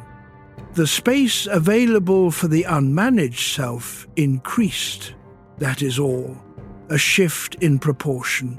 More space for what is actually happening rather than for what ought to be happening. That shift is available to anyone. If your mind has been drifting, that is fine. Come back gently. We are still here. Chapter 22. The Slow Return. There is a moment, after a long period of performing, when something quieter begins to surface. It is not dramatic. It does not arrive as revelation. It arrives as a kind of softening. The tightness that had been maintaining the performance begins, in very small increments, to release. Not because the performance has been resolved, or because the underlying questions have been answered, but because the act of sitting with them, consistently, regularly, without requiring them to resolve, has created a different relationship to them. Huxley described this, in his letters from the early 1950s, as a change in texture. The quality of his daily experience had changed, not dramatically, not permanently. But there was, more often, what he called a sense of being at home in the present moment, a quality of presence that had been mostly absent in his Hollywood years. He had been practicing the mornings of contemplative sitting, the regular reading of the perennial tradition, the patient attention to the moments when the performing self's commentary could be let go of without losing anything essential. And here is what the slow return looks like from the inside. Notice your breath. Nothing asked of you. It does not look like transformation. It does not look like becoming a different person. It looks like recognizing things you already knew but had not recently been attending to. The quality of the light in a room. The sound of your own breathing. The difference between hunger and appetite. The difference between tiredness and the specific fatigue of having been performing since morning. These are small things. They accumulate. In the contemplative tradition Huxley was drawing on, this process was sometimes called recollection, not memory in the ordinary sense, but the gathering of a scattered attention back to its source. The opposite of the dispersed, outward-reaching quality of the performing self, which is always partly elsewhere. Recollection is not selfish. It is not narcissistic. It does not require withdrawal from the world. It is simply the practice of being where you are, of letting the part of the attention that is always monitoring, always managing the presentation, always calculating the appropriate response, rest briefly, not rest permanently. That would not be possible, and probably would not be desirable. But rest enough, regularly enough, that the underneath becomes a known place, familiar, accessible. And then, gradually, the choices made from that place are different choices. not necessarily externally different. The life can look similar, but the quality of presence in the life changes. The person moving through the day is actually there in a way that was not reliably true before. This is what Huxley was working toward, not escape from his life, return to it. John Bowlby found in his work with children and later with adults that secure attachment, the capacity to be genuinely present with another person, is founded on a prior secure relationship with oneself. The person who is at home in their own experience can offer genuine presence to others. The person who is performing has less to offer because most of the available attention is occupied by the management of the presentation. The slow return is, among other things, a gift to the people you are with. Let your jaw soften. Chapter 23, John Bowlby and How We Learned to Perform. By the time Bowlby published his major work on attachment in the 1960s and 1970s, he had spent 3 decades watching how early experience shapes the adult interior. His central finding was, at its core, hopeful. The patterns that develop in early childhood are not permanent. They are templates, not destinies. They run automatically. They shape responses in ways that feel involuntary, but they can be recognized. And recognized patterns change. Not through force, not through dramatic decision, through the accumulation of new experience that offers a different kind of evidence. The adult who learned in childhood that need leads to withdrawal can, over time, in relationships that offer different evidence, begin to revise the template, not fully and not quickly. But the revision is possible. The capacity for secure attachment, for genuine presence, for genuine connection, is not lost if it was not well established in childhood. It is simply not yet exercised. Huxley would have recognized this as a version of what he was saying. The conditioned self is not the permanent self. The performance that has been running since childhood is not what you are. It is what you learned to do. And what is learned can, with patience, be approached differently. Feel the weight of your body where it rests. The Buddhist tradition that Huxley had been reading since the 1930s made this point in different language. The mind's habitual patterns, what Buddhism calls samskaras, the grooves worn by repeated thought and action, are not the mind's permanent nature. They are its current furniture, and furniture can be rearranged. This is not easy.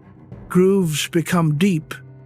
The performing self has been running for decades. The habits of thought are faster than the habits of examination. A person can decide to examine their conditioned patterns and find, the next morning, that the patterns have re-established themselves before the examination has fully begun. Patience, repetition, the practice of noticing and then noticing again. This is not glamorous work. It does not produce results that are visible to others. The person doing it does not look like someone in the middle of a significant transformation. They look like someone going about their life, which is exactly what they are. What changes is interior and cumulative and, eventually, unmistakable. Let your jaw soften. Montaigne again, writing from his tower. I am not portraying being, but becoming. not the passage from one age to another, but from day to day, from minute to minute. He had understood, without the help of modern psychology, what Bowlby's research would later confirm. Change at the level of character happens in very small increments over long periods, through the patient practice of paying attention to what is actually happening, rather than what the habitual template says is happening. And its fruits are not so much transformation as recognition. The feeling of coming back to something that was always there, a quality of presence in one's own life, an ease that is different from comfort, not the ease of having no difficulties, but the ease of being genuinely oneself in the middle of them. That ease is what tonight is moving toward. Chapter 24, The Telephone Game of Identity. In 1956, the French philosopher René Girard published a book called Deceit, Desire, and the Novel. His central argument was about the nature of desire. We believe, most of us, that our desires are our own, that they arise from inside us, from our genuine appetites, our authentic interests, our real assessments of what would make our lives better. This is the story desire tells about itself. Girard's argument was that this is mostly wrong, that most desire is mimetic, modeled on the desires of others. We do not want things, primarily, because we have assessed them against our own genuine needs and found them valuable. We want things, primarily, because we have observed others wanting them, and their wanting has constituted the object as desirable. This is why certain careers feel desirable, regardless of whether they would actually suit you, not because you have assessed them coolly, because the people around you, the culture you were raised in, the institutions you moved through, the stories that were told about success and achievement model those careers as desirable, and the modeling becomes wanting. Notice your breath. Girard was not saying desire is bad. He was saying desire is social in origin, in ways we systematically misidentify as personal. And when we misidentify the origin, when we treat the modeled desire as if it were a genuine expression of the self, we make choices that generate a particular kind of disappointment. The disappointment of having arrived somewhere that was supposed to feel like yours and does not feel like yours, because it was never yours. It was borrowed at a very early age, before you were old enough to notice the borrowing. Huxley was describing the same mechanism from a different angle. The comfortable cage is built largely out of borrowed desires. Desires that were offered to you by your family, your class, your culture, your time in history, and that you accepted reasonably, almost inevitably, as your own. The question is not whether you have borrowed desires. You have. Everyone has. The question is which of those borrowed desires on examination you would choose to keep. Some of them, on examination, you would keep. They happen to align with something genuinely yours. And some of them, on examination, would not survive inspection. They belong to the performing self, not to the third self. They are part of the shape of the cage rather than the shape of the person inside it. Distinguishing between the two requires the kind of interior attention that the performing self cannot perform. It requires the quiet something underneath. This is a patient and gradual and lifelong project. No one does it completely. Huxley did not do it completely. He remained, in various ways, shaped by the expectations of his class and his era and his family name, in ways he could not entirely see. But the direction of travel matters. The practice of asking, gently and regularly, "Is this actually mine?" changes something over time. Let your shoulders drop. Chapter 25. What your silence knows. There is a reason this material is better at night. Not just because you are tired and the day's defenses are down, though that is part of it, but because the night removes or reduces the social context that the performing self is designed to operate in. There is no audience in the dark. There is no one to manage your presentation for. The evaluating gaze, the internalized awareness of how you appear to others has, at least partly, gone quiet. And in that quieting, something that has been running on low all day becomes more audible. Not thoughts, exactly. More like the texture of the interior. The difference between what the day required you to feel and what was actually happening underneath. The gap between the performance and the performed.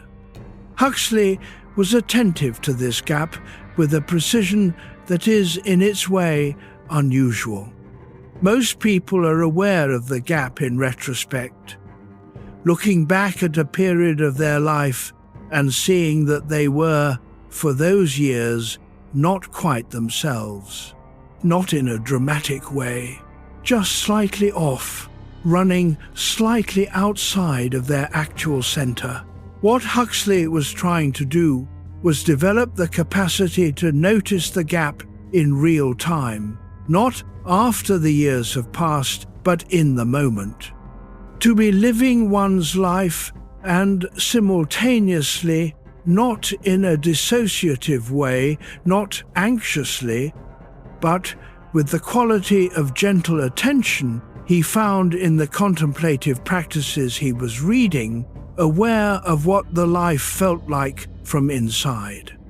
This is what he called drawing on Buddhist vocabulary, mindfulness, not as a technique for stress reduction, but as a fundamental orientation. Being present to one's own experience as it is happening, rather than as the performing self is narrating it. Feel the weight of your body where it rests. The body is useful here.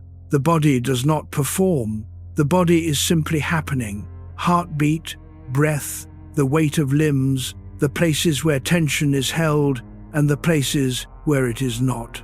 The body's experience is always the present tense.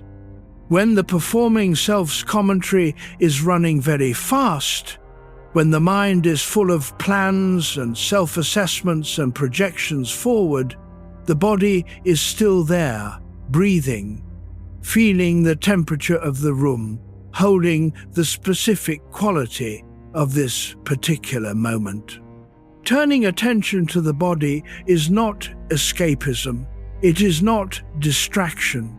It is a way of finding the ground, the neutral, pre-performing reality that exists beneath the commentary. Huxley, in a letter to Humphrey Osmond in the early 1950s, described a morning when the contemplative practice had worked well, when the performing self's commentary had slowed enough that what he could attend to was simply the quality of the morning. The light in the California hills, the sound of his wife in another room, the feeling of being present without being observed. He did not describe this as enlightenment, he described it as ordinary. He thought it should be ordinary. He thought the tragedy of modern life was not that people suffered, but that they had been so effectively trained to perform that this ordinary quality of presence had become exotic and difficult to access. It is still here. It was always still here. Let your jaw soften. Chapter 26, Huxley and the Fire, 1961. On the 9th of May, 1961, a brush fire came down the hills above Hollywood and took Huxley's house. He and his wife Laura were in a hotel in Los Angeles. He watched from a distance as the Mulholland Drive house burned. It had contained his library, accumulated across decades of his reading life, annotated, referenced the physical substrate of his thinking. It contained his correspondence, letters from Bertrand Russell, from D.H. Lawrence, from Gerald Hurd, from Maria, who had died in 1955. It contained unpublished manuscripts. It contained, in short, the material record of a life of the mind that had been built over 40 years. He watched it burn. He was 66. His response surprised people. He did not grieve publicly. He did not express the distress that the loss would have justified. He wrote about the fire in letters to friends with a quality that they found initially puzzling, a kind of equanimity, not forced. Not performed stoic composure, which tends to have a tightness to it that the trained eye can detect, genuine equanimity. As if what had been lost was genuinely not what he had thought it was. Notice your breath. He wrote in one of those letters something that Huxley scholars have returned to often. He said the fire had been, unexpectedly, a liberation. That the accumulated weight of the objects, the books, the papers, the material evidence of the life, had been, without his knowing it, a kind of burden. A record of the performing self's achievements. And without it he felt strangely lighter. Not that the things had not been valuable, not that losing them was good, but that the attachment to them, the sense that they were in some essential sense him, had been a kind of cage he had not recognized he was in. He began again. He bought new books. He did not try to reconstruct the library as it had been. He selected what was actually needed rather than maintaining what had been accumulated. This is a small thing, but it is the kind of small thing that points towards something larger. The attachment to the record of the performing self, to the evidence of its achievements, the material proof of its competence, is one of the ways the false self maintains itself, the curriculum vitae, the list of publications, the objects that say, I have been here and I have done these things. They are real. The achievements are real. But when the attachment to them becomes a significant portion of how the self is supported, when the identity is, in a meaningful sense, stored in the external record, there is a fragility there, a dependence. The fire burned the dependence along with everything else. What was left was Huxley himself, 66 years old, clear-eyed, present, still curious, still writing. That was enough. That had apparently always been enough. Let your shoulders drop. Chapter 27, After the Fire. In the months after the fire, Huxley wrote Island. He had been planning the novel for years. It was his answer to Brave New World, the utopia to balance the dystopia. A society that had taken seriously the question of how to live a genuine human life, and had organized itself around that question rather than around production or consumption or power. The island society practices mindfulness. They have integrated Eastern and Western medicine. The education is designed not to produce citizens of a particular economic system, but to help each child discover what it actually is. They are not perfect. The novel is not a fantasy. The island is threatened throughout by the forces of the surrounding world, by oil companies, by neighboring powers, by the ordinary mechanisms of a world that runs on the comfortable cage. But within the island, people are attempting something. The attempt to live genuinely, to want what they actually want rather than what they have been given to want, to be present in their own lives. Huxley was not naive about this. He knew the island would fall. The ending of the novel is not hopeful in the ordinary sense. The forces from outside are stronger, but the attempt had been made. The vision had been articulated. And Huxley believed, with a conviction that deepened as he aged, that articulating a genuine vision of human flourishing was not useless even when the vision was defeated. The picture of the possible matters. It does not have to win to change something in the people who have seen it. Feel the weight of your body where it rests. Viktor Frankl, writing about his time in the camps, described something similar, though in a context of extreme suffering rather than utopian vision. He found that the prisoners who retained what he called a why to live, a sense of meaning, of something that remained theirs even in conditions designed to strip everything away, survived at rates that the prisoners who had lost this did not. Not always, not predictably, not as a formula, but consistently enough that it was not chance.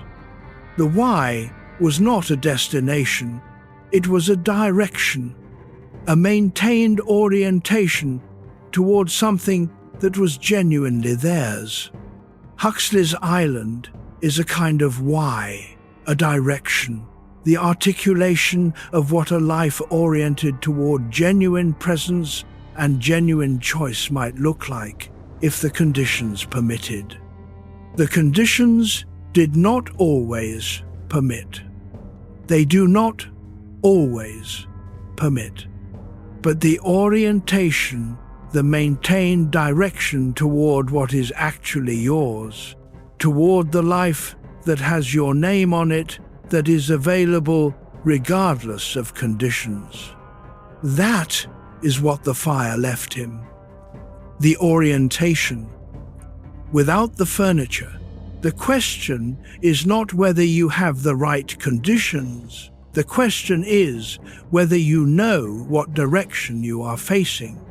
Chapter 28. What remains when everything burns? There is a Japanese tradition called kintsugi. A bowl breaks. The conventional response is to repair it invisibly, to conceal the break, to restore the appearance of wholeness. The kintsugi tradition does the opposite. The crack is filled with gold. The repair is made beautiful. The break becomes the most visible, most distinctive thing about the object. Not because breaking is good, but because the break is real, and the gold is real. And the result, a bowl with a visible history, is more interesting than a bowl that has never been tested. Huxley did not write about kintsugi. The aesthetic did not enter Western awareness until after his death. But the sensibility maps onto something he arrived at independently, after the fire. After Maria's death in 1955, 6 years before the fire.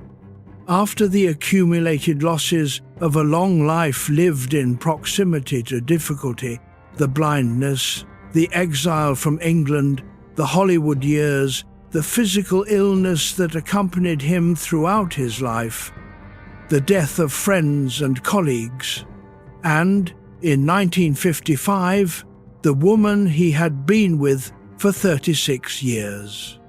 What remained, by 1961, after the fire, was not diminished.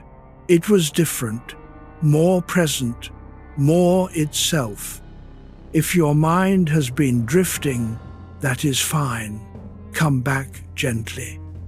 We are still here. This is not an argument for seeking out loss. Huxley would have found that melodramatic. He was not romanticizing difficulty. He was observing something that difficulty had incidentally shown him, that the self which remains after the performing self's props have been removed is more real and in some ways more capable of genuine connection than the self that was maintaining the props. The props are not the enemy. They are not to be deliberately dismantled. But when they go, through accident or aging or loss, or any of the other ordinary mechanisms by which life removes the furniture, what is left is not nothing. It is not emptiness. It is the person who was there all along, underneath the accumulated performance, not the third self in Huxley's abstract formulation, just the person, with fewer things to maintain, more available to what is actually here. Breathe. What remains when everything burns is the only thing that was ever actually yours. Chapter 29. The Perennial Core. Huxley spent the last decade of his life trying to describe, in terms accessible to a contemporary Western reader, what the perennial tradition had been pointing at for 25 centuries. Not its theology, its psychology, the interior report, what the mystics and contemplatives of every tradition, Eckhart, Shankara, Ibn Arabi, the anonymous author of The Cloud of Unknowing, Lao Tzu, the Buddha, seemed to be reporting, when they got beneath the cultural and theological differences, was this: there is something in human experience that is prior to the conditioned self. Something that existed before the performing self was constructed and that persists after it becomes quiet.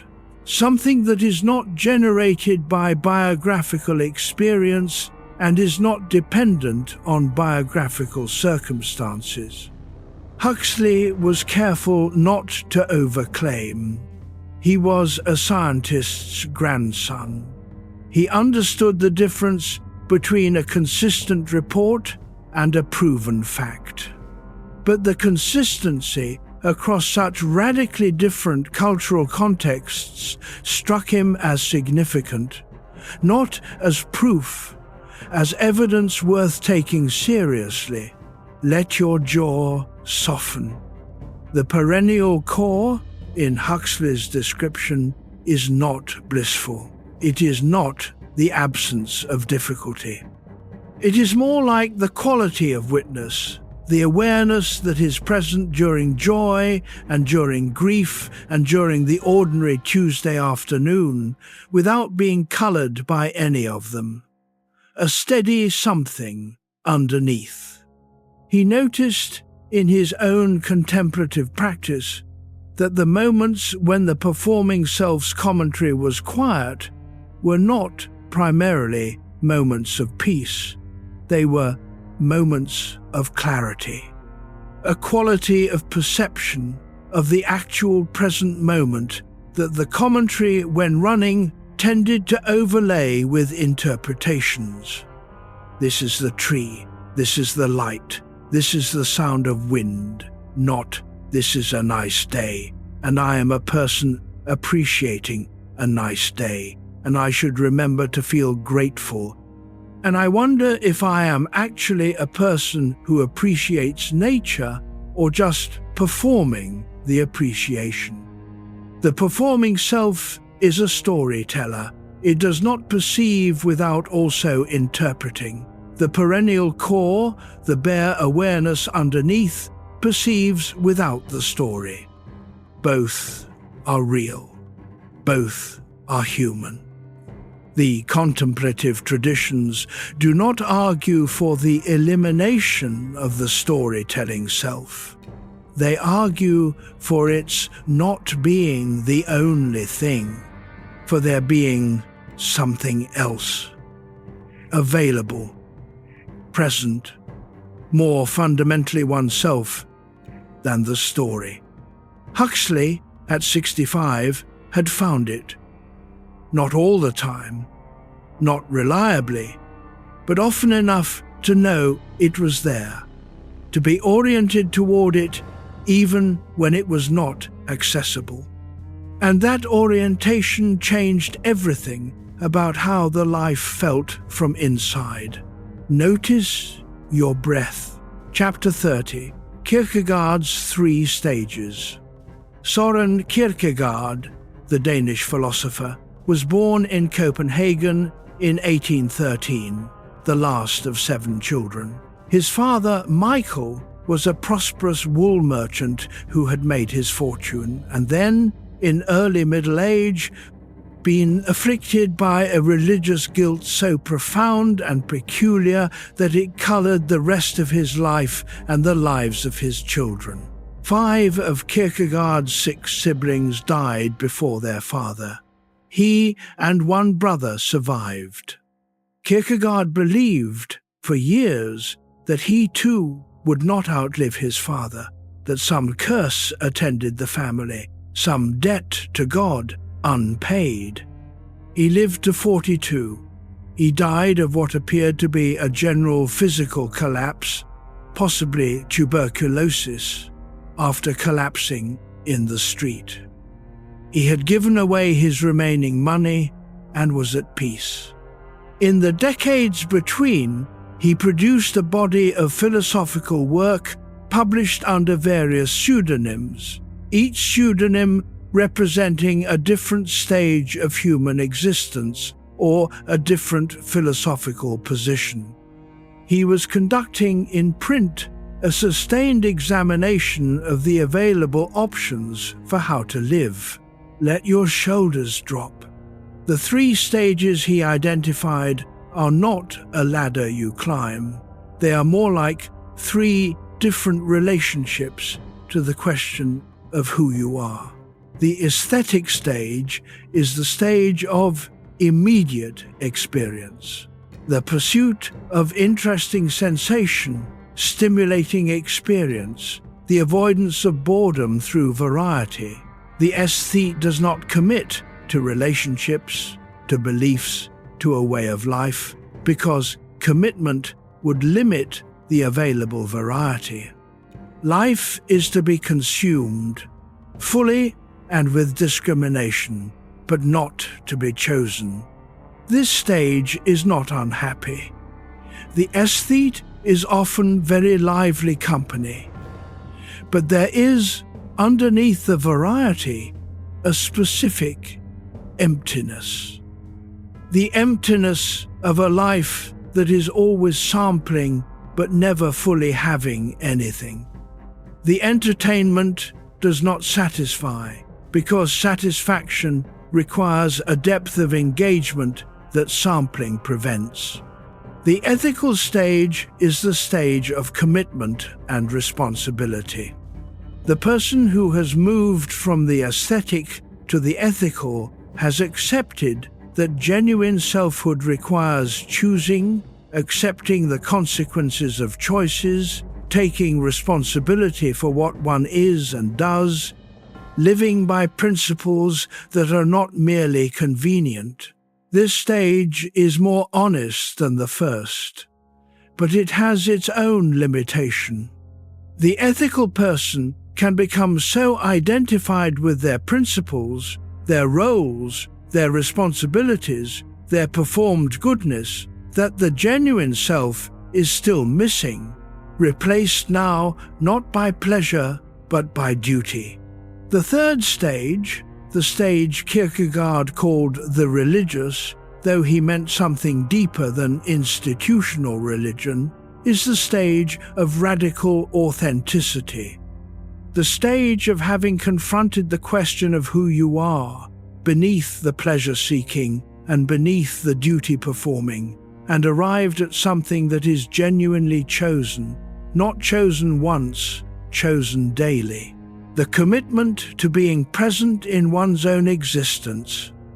Kierkegaard called the movement between stages a leap, not a logical progression, an act of will, of honesty, of courage to face the question that the other stages are, in different ways, avoiding. Feel the weight of your body where it rests. Huxley's Three Selves, the performer, the observer, the ground, map onto Kierkegaard's three stages with surprising precision. Given that they arrived at the description from completely different directions, both were pointing at the same landscape, the layers of the self and the work required to reach the genuine bottom of it. Chapter 31. The Aesthetic Stage and Why It Fails. In 1843, Kierkegaard published Either or under the pseudonym Victor Eremita. The first half of the book is narrated by a figure called simply A the Aesthete. A keeps a diary.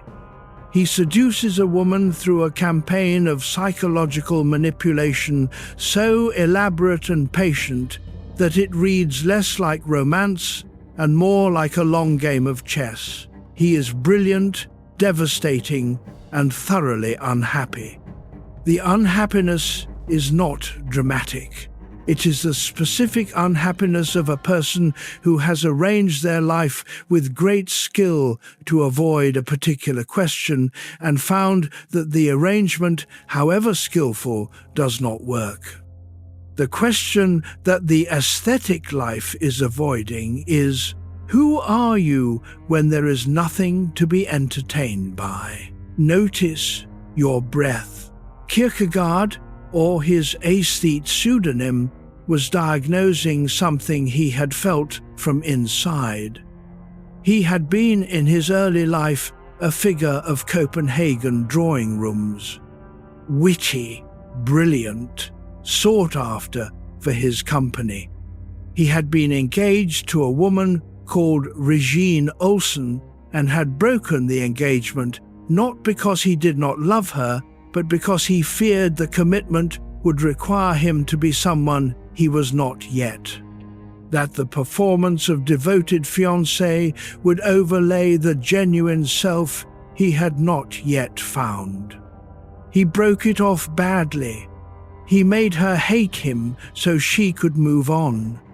He carried the guilt of it for the rest of his life. He wrote about her under another name in almost everything he published. The aesthetic stage fails because it is designed to avoid permanence. And permanence, commitment, depth, the willingness to be seen fully over time is not the enemy of genuine selfhood. It is one of the conditions for it.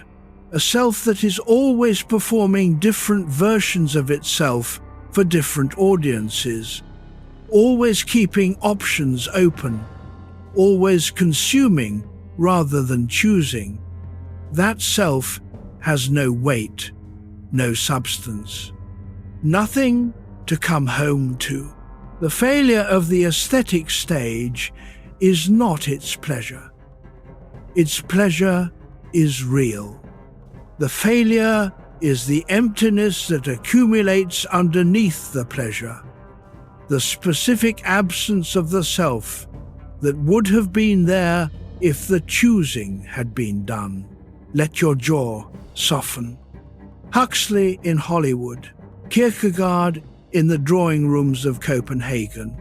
Different centuries, different countries, different everything. The same interior description.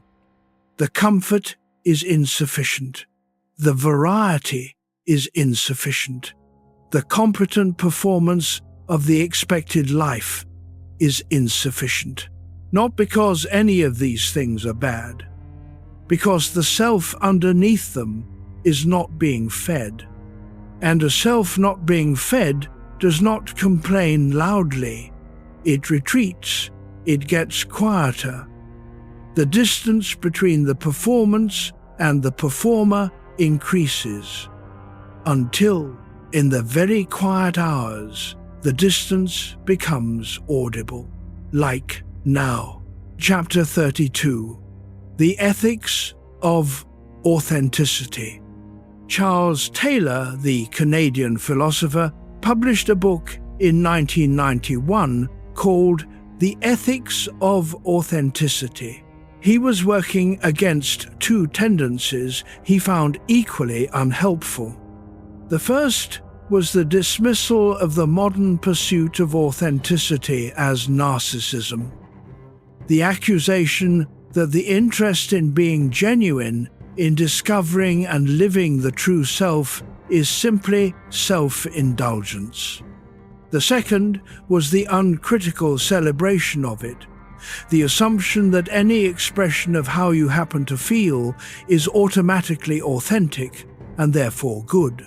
Both, Taylor argued, miss the real thing. Authenticity, properly understood, is not about feeling whatever you feel and expressing it. It is not about deciding that your genuine self is whatever impulse is currently running. That confuses the performing self's current desires, which may be as conditioned and borrowed as any other aspect of the performance, with the deeper self that those desires are screening. Authenticity is about finding the horizon within which genuine choice is possible. The background of significance, the sense of what matters and why, without which no choice can have real weight. Notice your breath. Taylor's horizon is not so different from Huxley's Perennial Core. Both are pointing at the same thing: the frame of genuine values, genuine preferences, genuine assessments of what makes life worth living, as opposed to the borrowed frame that was installed before the capacity for genuine assessment was developed. The difference between them is temperamental. Huxley approached the question through contemplative practice, through the interior disciplines of attention.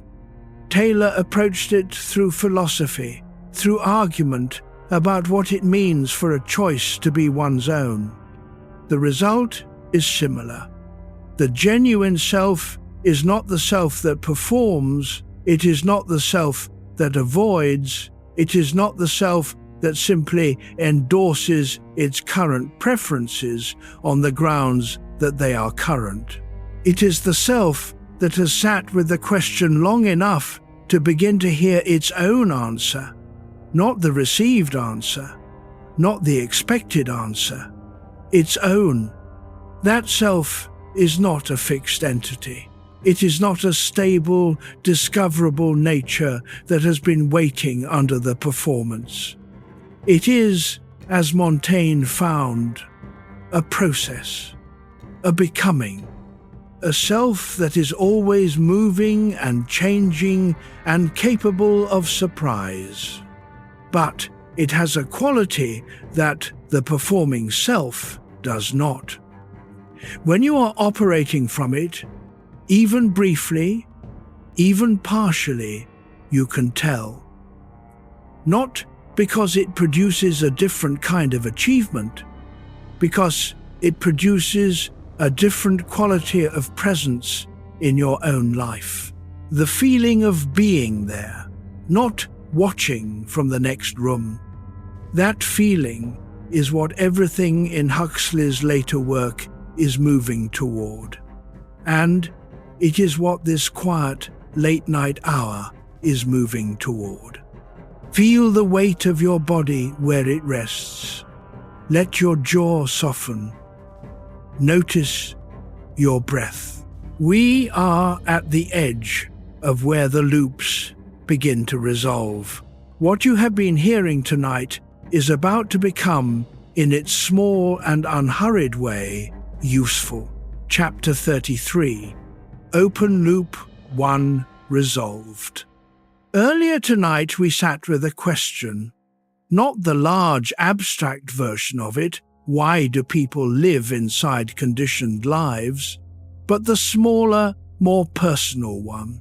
When did you personally agree to this? Here is the honest answer. You did not. Not in the sense of a deliberate decision made with full information on a day you can name. There was no morning when you sat down and thought, I have examined the available options for how to desire things, and I have determined that I will model my desires on the expectations of my family and class and culture, because that seems most likely to produce a life I will be satisfied with. That conversation never happened. Nobody made that choice. What happened instead was something more ordinary and more total. You were formed. In the way that all living things are formed by the specific environment in which they grew. The expectations, the rewards, the corrections, the models of what a good life looked like that were available to you in the years before you had the capacity to compare them to alternatives. You absorbed what was around you. You became, in significant part, what your environment expected you to become. Not because you were weak, because you were a person, and persons are social before they are individual, shaped before they can shape themselves. Notice your breath. This is the full answer to when did you agree? You did not agree. It was prior to agreement. It happened before the capacity for agreement existed. And here is why that matters. If you had agreed, the appropriate response would be something like, I made a choice and I am living with its consequences. Personal responsibility in its most straightforward form. But you did not agree, which means the life you are living, to whatever extent it is shaped by the conditioned expectations installed before you could consent to them, is not your choice. Not in any deep sense. This is not a complaint. It is not an accusation of anyone. Your family did not intend to limit you. The institutions you moved through were doing what institutions do. Nobody meant harm. But the result, the life being lived, in part or in whole, according to patterns established before choice was possible, that result can be noticed. And a noticed pattern is no longer entirely automatic. A noticed agreement, even one you never made, can be examined. And some of it, on examination, you will keep. because it turns out to be genuinely yours after all, or genuinely good regardless of origin. And some of it, on examination, will turn out to be borrowed furniture that you do not need. The question is not what to discard, the question is only what is actually mine. That question does not need an immediate answer. It can be asked gently, over time, as you go about the life you are already living. Let your jaw soften. Chapter 34, The Psychology of Recognition. There is a quality of experience that Huxley came back to in his late essays, and that is worth trying to name precisely. He called it recognition, not discovery, that implies finding something new. Recognition, the sense of meeting something you already knew but had not recently been attending to. It happens in reading sometimes. A sentence that you have not read before produces not the feeling of learning something, but the feeling of remembering something, of having known this and had it slip away and now finding it again. It happens in conversation sometimes. A person says something that has the quality not of information, but of confirmation. Not, "I did not know that," but, "Yes, that is what it is." And it happens most importantly for Huxley in interior experience. In the moments when the quiet something underneath the performance becomes briefly audible, and what you feel is not surprise, but a kind of homecoming. Let your shoulders drop. The reason recognition feels different from discovery is because of what it says about the thing recognized. If it were new, you would need time to integrate it, to decide whether you believed it, to check it against the established furniture of your beliefs and values and preferences. But recognition does not require integration. It is already integrated. It was there before. You simply lost contact with it. This is Huxley's deepest claim about the authentic self. It is not something that needs to be constructed. It does not require a program of self-improvement or a dramatic period of exploration or any specific change in circumstances. It requires contact, attention, the kind of quiet, regular attention that lets the underneath become the thing being attended to rather than the background noise. Irvin Yalom, working in a completely different tradition, the clinical tradition of psychotherapy rather than the contemplative tradition, found something structurally similar. His patients who made the most significant progress were not primarily the ones who discovered important new facts about themselves. They were the ones who recognized themselves, who, in the safety of the therapeutic relationship, began to make contact with responses and desires and values that had been present all along but had not been safe to acknowledge. The recognition was not dramatic. Yalom describes it as often very quiet. A patient saying, sometimes almost in a whisper, "Oh, that's what I actually want." Not a revelation, a recognition. Feel the weight of your body where it rests. Chapter 35. Irvin Yalom and the Unexamined Death. Irvin Yalom spent most of his career sitting with dying people. Not exclusively, he was an existential psychotherapist with a broad practice, but he was particularly interested in what the proximity to death does to a person's relationship with their own life. His finding, reported in Staring at the Sun and in the case histories collected in Love's Executioner, was consistent and, in its way, hopeful.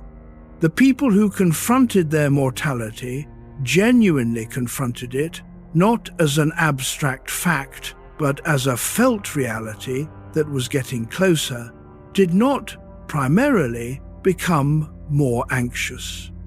They became more present. The performing self's projects, the accumulation of status, the maintenance of approval, the management of appearances, tended to lose their grip.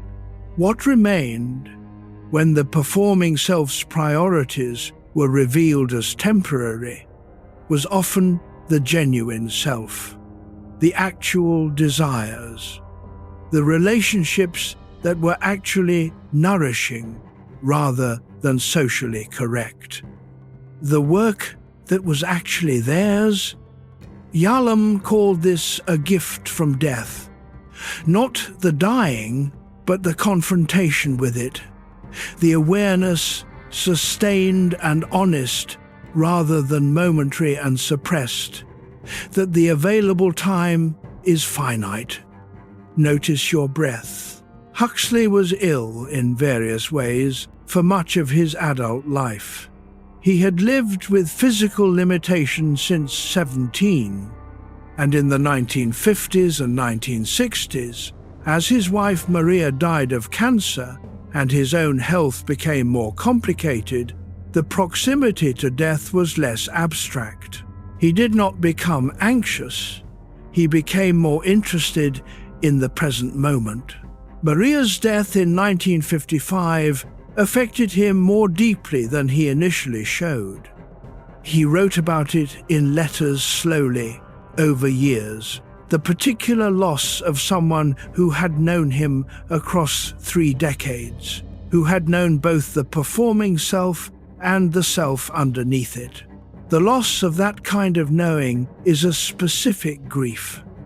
But what the grief also produced, gradually, over the 2 years after her death, was a clarity about what remained, the work that was actually his, the questions that were actually his, the quality of presence that had been the best thing in the days when it was available. He remarried in 1956. Laura Arquera, a violinist, later a therapist, a woman of considerable intelligence and warmth. He was, by the accounts of everyone who knew them, genuinely present in the marriage, not performing the devoted husband, actually there. That change, from the Hollywood years performing at a slight remove to the later years' presence, is the arc that this night has been tracing. The arc is available. It is not reserved for people in extreme circumstances. The confrontation with mortality that Yalom found so clarifying does not require a diagnosis. It requires only honesty, the honest acknowledgement, held with appropriate lightness and without anxiety, that you are here for a finite time and the time is now. Let your jaw soften. Chapter 36, The Island. In 1962, 1 year before he died, Huxley published Island. Will Farnaby, a journalist, is shipwrecked on the island of Pala. It is a real place, a small island somewhere between Sri Lanka and Sumatra, and it has been governed for a century by a philosophy of genuine human flourishing. A partnership between a Scottish physician and a Palanese Raja in the 19th century produced a hybrid culture, Western medicine and Eastern psychology combined with the specific geography and traditions of the island. The first thing that greets Farnaby when he recovers is a minor bird trained to say, "Attention, attention, attention." That is the island's central practice. attention to the present moment, to what is actually happening rather than what the running commentary says is happening, to the quality of experience available in any given moment to any person willing to be there for it. Farnaby arrives cynical. He is a product of the world outside, shaped by its performing self-requirements, carrying the emotional damage of a marriage that ended badly. He does not believe. He has been sent to the island by an oil company that wants access to the island's resources. He is, professionally and personally, not particularly honest, but the island works on him. Slowly, without drama, through contact with people who are actually present in their own lives, people who have been raised to attend to experience rather than to perform it, something changes. If your mind has been drifting, that is fine. Come back gently. We are still here. The island is destroyed at the end. The oil company and the neighboring dictatorship move in. The practices, the community, the century of careful work are swept away. But Farnaby has been changed. Not saved, not transformed, changed. He has had contact with a way of being that he now knows is possible. And that contact cannot be fully taken back, even by the destruction of everything else. Huxley knew the island would fall. He was not a utopian. He had spent 30 years documenting the mechanisms by which the genuine is always under pressure from the convenient and the conditioned and the commercially expedient. But the contact with the genuine cannot be fully unmade. Once the recognition has happened, once the underneath has been even briefly attended to, it is available. It does not disappear. That is the real claim of island. Not that ideal communities are possible, but that the genuine self, the attending self, the present self, the self that is actually having the experience rather than performing it, is always available, waiting, patient, under the commentary, under the performance, under the comfortable cage, there, still there. Chapter 37. What the 2 a.m. version of you already knows. It is late or early. The house is quiet. The day has released its grip. And in this specific quality of hour, in the particular absence of social context, the particular presence of one's own breathing, something is available that is not available in the hours of the day when the performing self is at full operational capacity. Not wisdom exactly. Not a different and superior self that emerges in the dark with special knowledge. Nothing so dramatic, just the underneath, a little less obscured. Most people, if they are honest about their 2 a.m. experience, have had moments like this. Moments when the question of what they actually want or who they actually are, or whether the life they are living is the one they would choose if choice were possible, that question becomes, briefly, almost uncomfortably clear. Not a revelation, just clarity about something that is, in the daylight hours, effectively managed. Notice your breath. Huxley called these moments breakthroughs of the real. He did not mean anything mystical by that.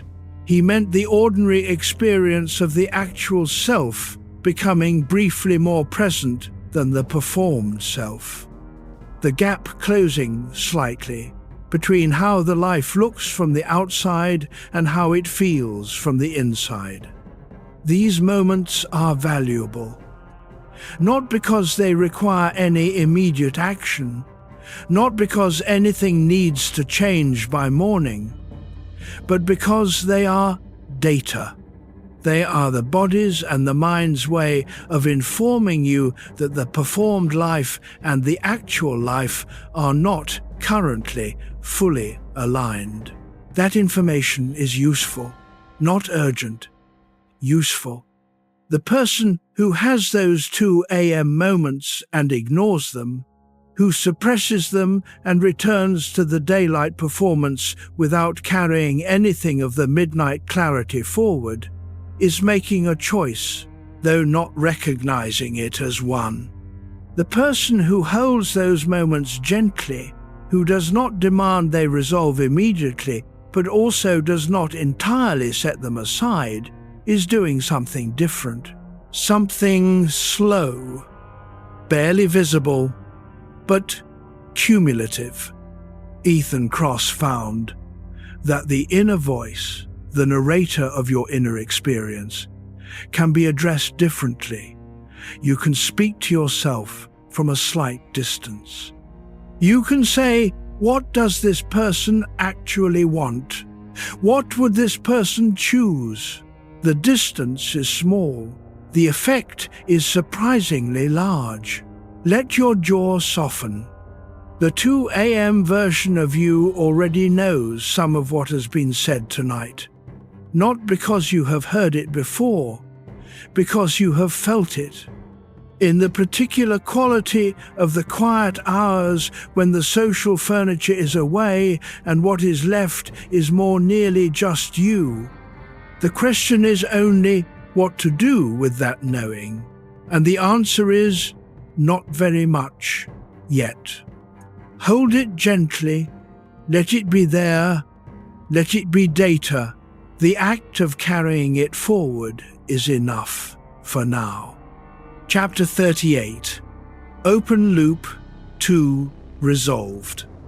Earlier tonight we sat with Huxley's phrase, the perennial core, the thing he spent the last decade of his life trying to locate, the part of a person that does not belong to anyone else.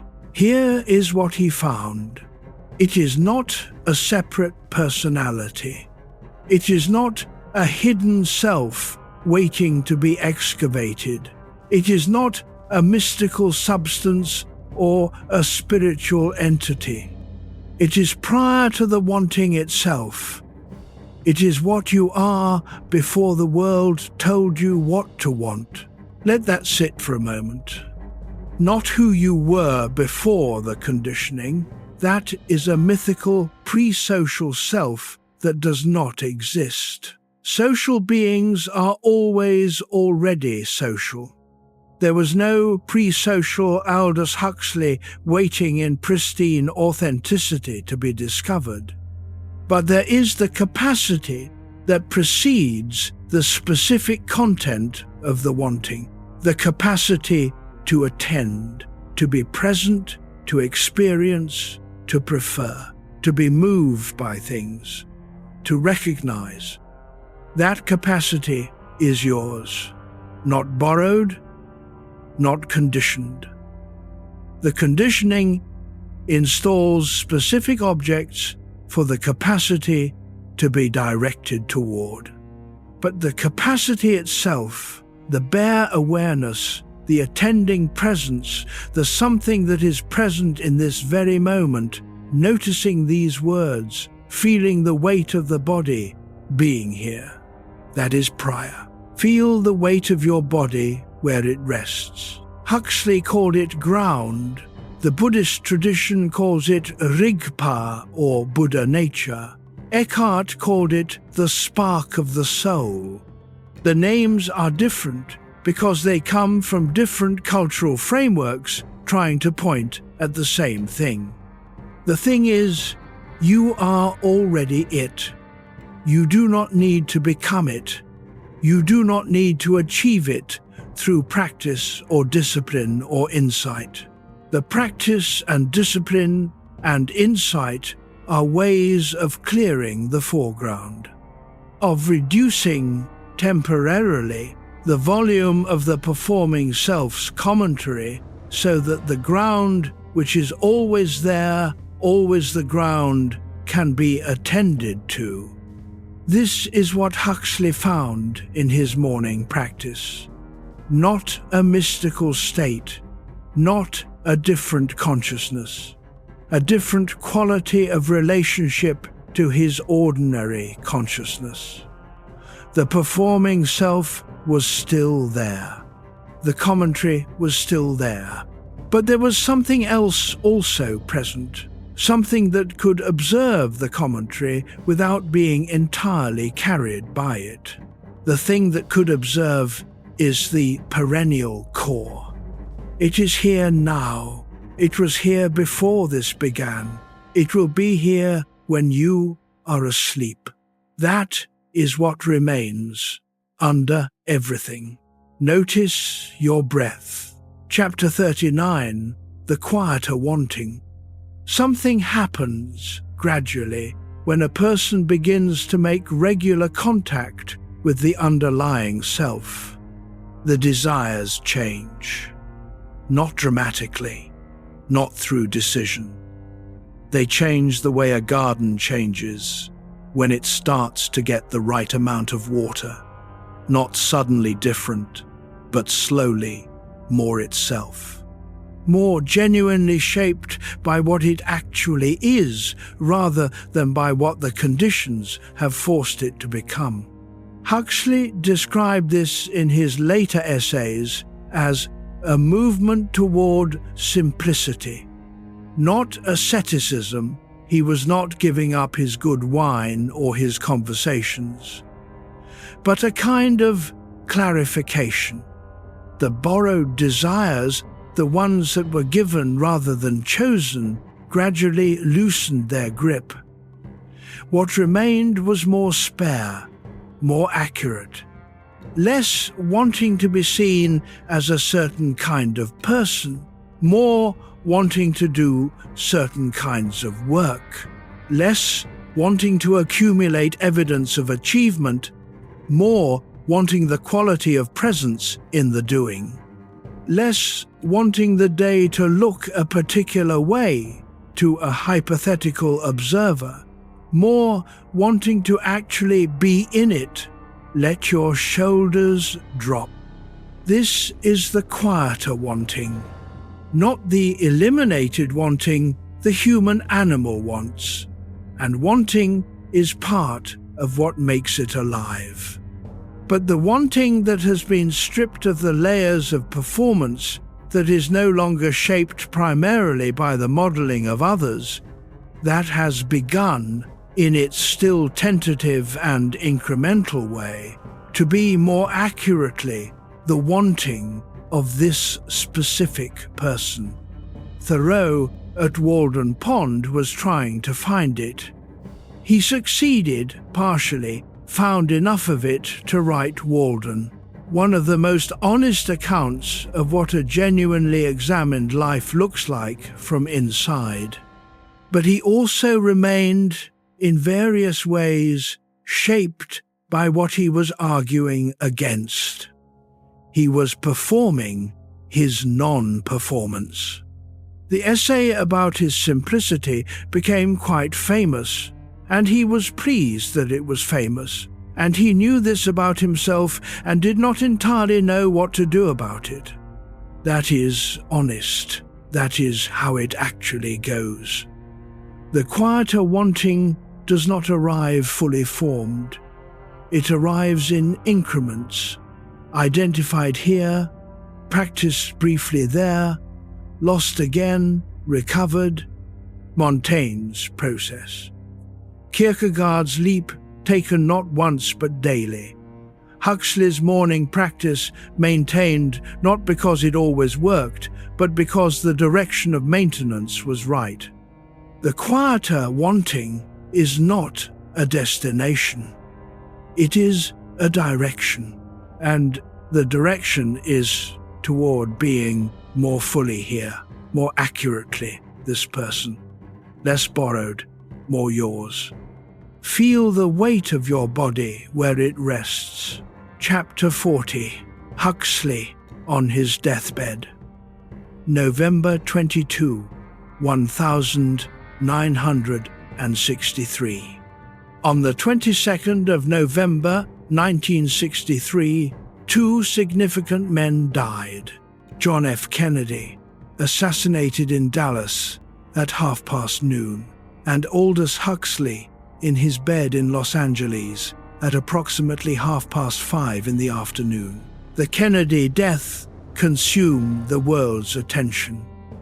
Huxley's death was reported quietly, almost apologetically, in the days that followed. His friend and biographer Sybil Bedford wrote later that she thought this was fitting.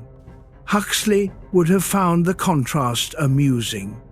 He had been ill for 2 years. Laryngeal cancer, a particular cruelty for a man whose instrument was language, who had been speaking and writing without pause for 50 years. The voice had thinned and then largely gone. He was communicating by the end mostly in writing on scraps of paper. His wife, Laura, was with him. Earlier in the day, he had written a note asking for something specific. The note, which Laura kept, read approximately: LSD, try it, intramuscular, 100 millimeters. She gave him what he asked for. She read to him as the drug took effect. She read him passages from the Tibetan Book of the Dead, the text that maps the transitions of consciousness, and spoke to him about going forward gently, going forward into the light. He died that afternoon. His expression, by her account, was peaceful. Notice your breath. What Huxley was asking for was consistent with everything he had worked toward. Not escape, not the avoidance of death, the opposite, the fullest possible attention to what was happening. To be as present as possible in the last hours. To meet the end of the performing self's run with the ground, the attending awareness, the perennial core as the active element rather than the performed.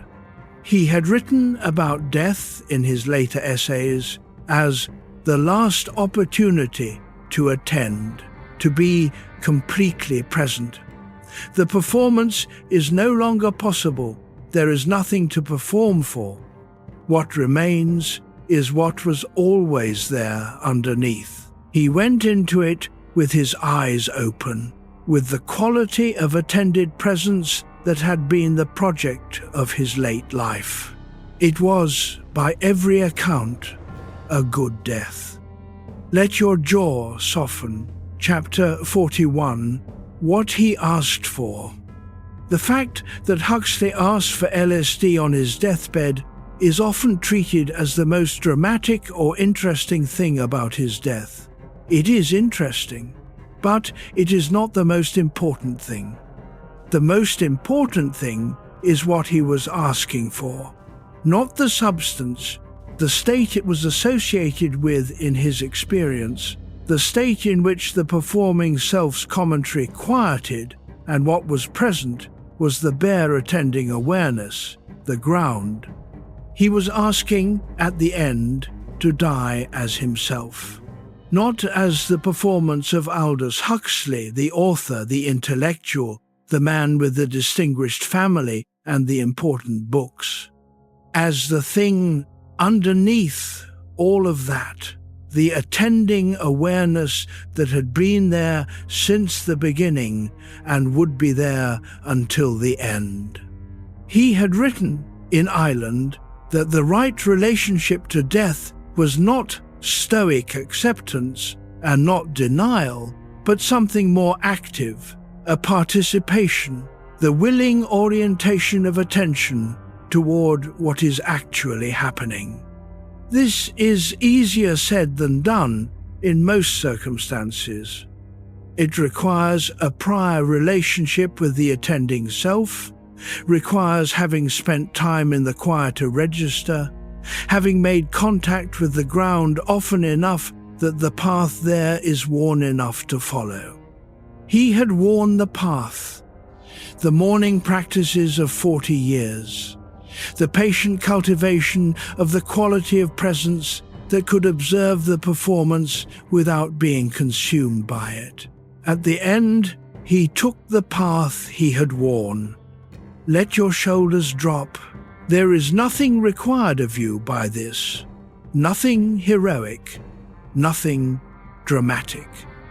Only this, the quiet of this hour, the attending to what is here, the body's weight, the breath, the particular quality of presence available in very late evening when the performing self has run out of tasks and what remains is just you here noticing. That is the same register, not the same circumstances, but the same register.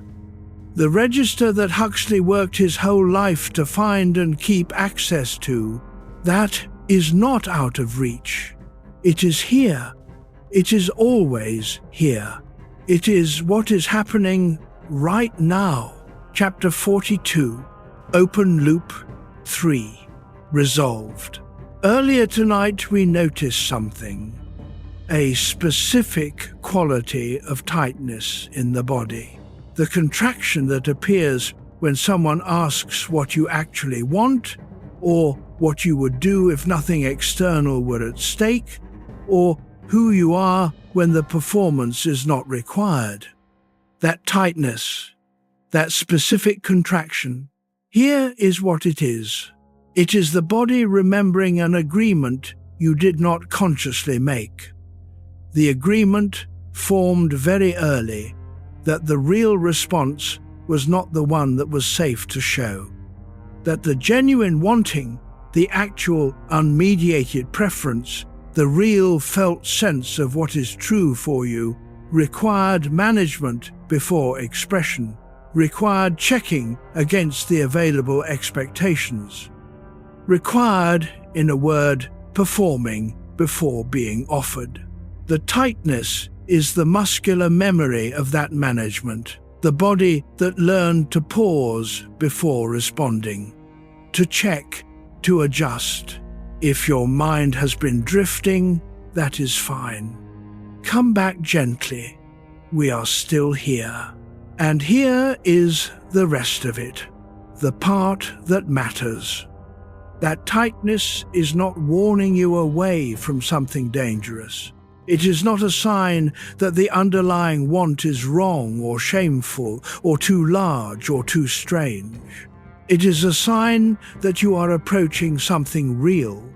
The tightness is the border guard, the mechanism that was installed to protect the real self from the response it once reliably received, the correction, the disappointment, the expectation of something different. But you are not a child anymore. The border guard is running an old protocol.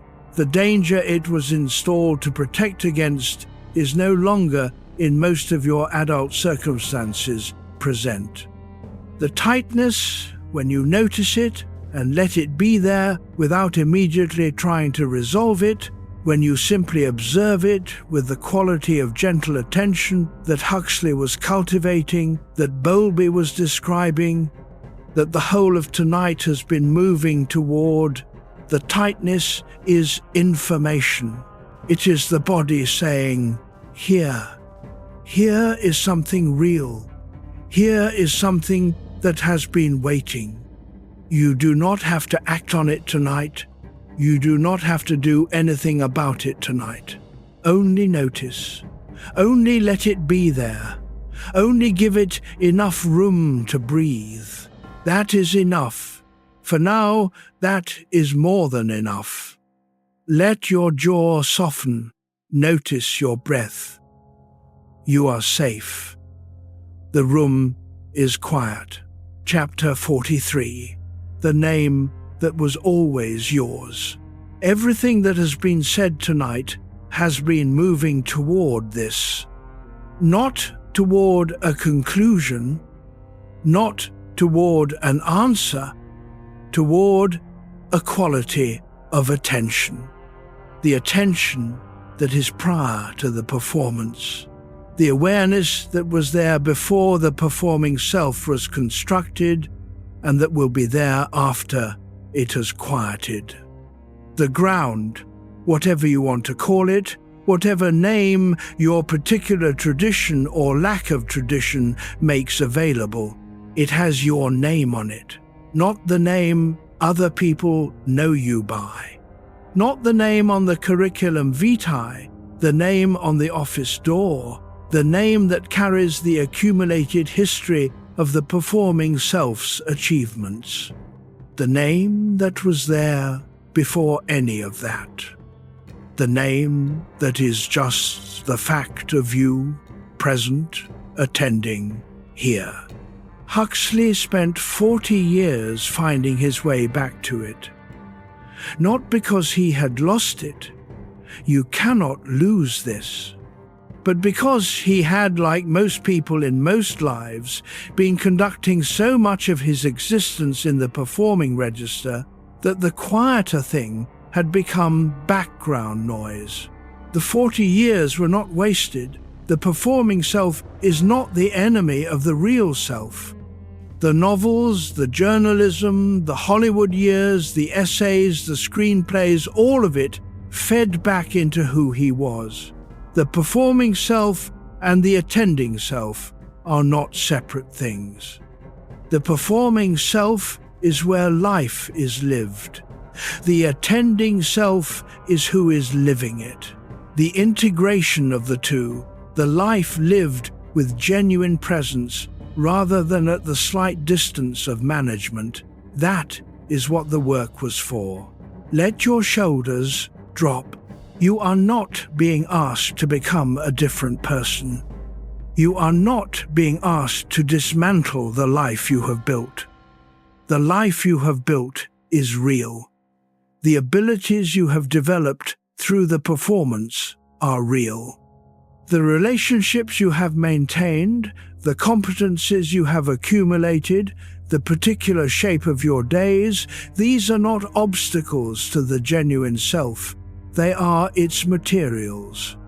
What is being offered tonight is only this: the possibility that more of those hours, more of those relationships, more of those ordinary Tuesday mornings are available to the genuine self than they currently are. Not all of them, not at once, incrementally, through the patient practice of asking gently which parts are actually yours, and being willing to sit with the question without demanding an immediate answer. That is the whole of it. Notice your breath. Your name was always yours. The life it is attached to was always yours. The quiet something underneath was always yours. It is still here, in this room, in this hour, in the body that is breathing, and the weight that is settled, and the particular quality of late-night quiet that has always been the best available access point to the thing underneath. Here, now, yours.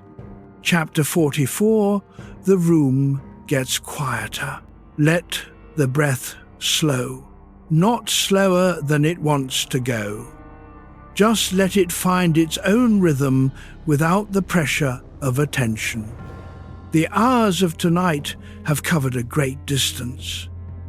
Huxley in Surrey in 1894, Montaigne in his tower in 1571, Kierkegaard in the Copenhagen streets, Socrates in the agora, Bowlby and Winnicott in their consulting rooms, Thoreau at the pond watching the light.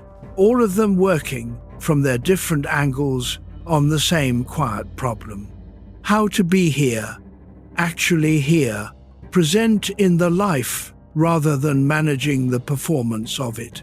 The room is quieter now. Let your jaw soften. Let your shoulders settle. There is nothing to resolve tonight. The questions are patient. They have been patient for years. They can wait a little longer. What matters now is the quality of the body, the weight of it, the particular way each breath moves through it. You are in the room. The room is safe. The night is quiet. The performing self has done its work for today. It can rest. What is left is just this: the weight of the body, the breath, the quiet of the hour. That is enough. It has always been enough. Just here, just now, just breathing. The room gets quieter still. Chapter 45. What was true before you were told anything? Before the first lesson, before the first correction, before the first time you adjusted your response to fit what the room expected, there was something here. Not an ideology, not a philosophy, not a set of values chosen in advance, just the capacity, the attending awareness, the bare fact of being here and knowing it. That is what Huxley meant by the Perennial Core, not a doctrine, just the attending. It is what Bowlby found at the bottom of secure attachment, the capacity to be present, to feel what is being felt, to let experience actually happen rather than managing it before it arrives. It is what Kierkegaard was reaching for in his third stage, not the performance of the ethical life or the consumption of the aesthetic life, the genuine living of a life that is actually being inhabited. Let the breath move, soft and easy. The body knows this register.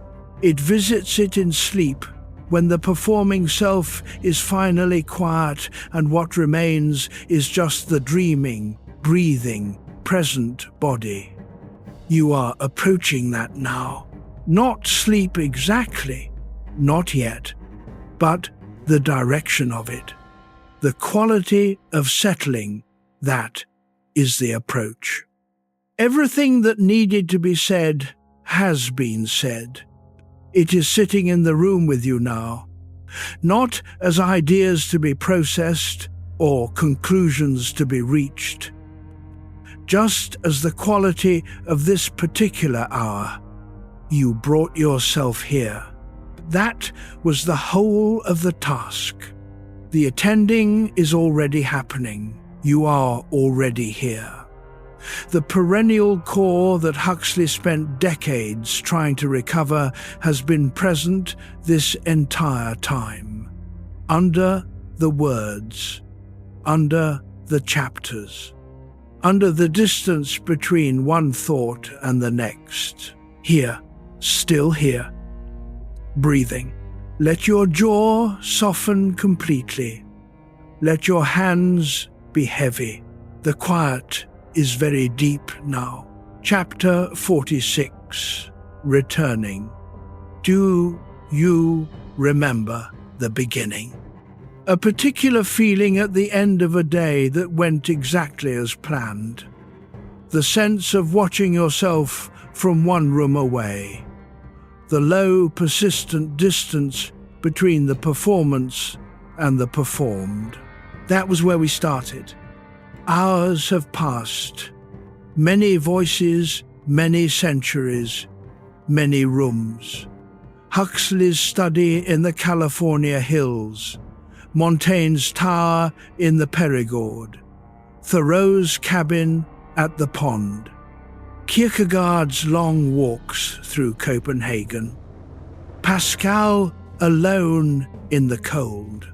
All of them came back to the same place. Here, the body, the breath, the quality of presence that is available in any moment to any person who is willing to let the performance briefly stop. You have been letting it stop for these hours. Nothing dramatic has been required.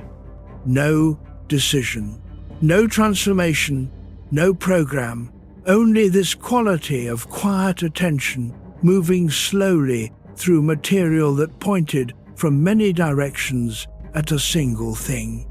Let your shoulders drop. Let your eyes be still behind the lids. The distance from the beginning of this night is considerable, but the direction is clear, and the direction is home. Not a different home. This one. The body present, the room quiet, the breath easy. The performing self has been patient. It will be there in the morning, ready to begin again. It does its work, and the work matters, and the life it produces is real. But this is real too. This quality, this settling, more real perhaps than any of the other things. Because this is the one that is always here, the one that cannot be performed, the one that is happening whether you are attending to it or not. You are attending to it now. The room is very still. Let your breathing slow. Chapter 47. The lamp is still on. The lamp is still on. Somewhere in you, some awareness is still present. The attending something. The ground that was there before the performance began and will be there after it ends. Not a metaphor. Not a consolation. A description of what is actually here. In this room, in this hour. Huxley, 68 years old. The house in the hills burned and the manuscripts gone, and the library gone, and his wife beside him reading to him, reading him toward the light. The lamp still on. The attending still present, still here. Let the breath be very slow. Now let the body be very heavy. You have been carrying a great deal. You can set it down. Not permanently, not forever, just for now. Just for this hour that is turning very gently toward sleep. The questions are patient. The direction is clear.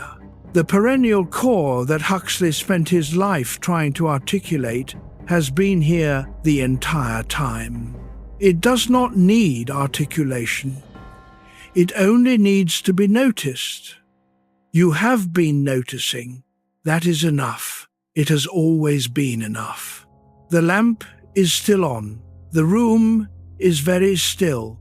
Let your eyes be heavy. Let the body be held by whatever is holding it. You are here. You were always here. The night is deep and quiet and yours. Rest. Just rest. The lamp is still on. Chapter 48. Sleep now.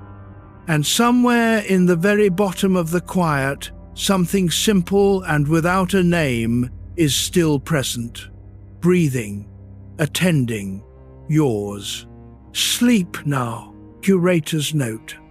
Huxley died on the same afternoon as Kennedy, and the world looked the other way. I have thought about that for a long time. He would have found it precisely apt. The performing self's great drama consuming the available attention, while the quieter work of a life well examined ended in a room in the hills, in the care of someone who loved him, in the direction of the light. This week seemed like the right time to spend 4 hours with his question. The question of the borrowed life is not dramatic. It does not announce itself as crisis. It arrives, if it arrives at all, in the quiet of exactly the kind of hour you are now in. That seemed like reason enough. If something from tonight finds you in the daylight hours, let it.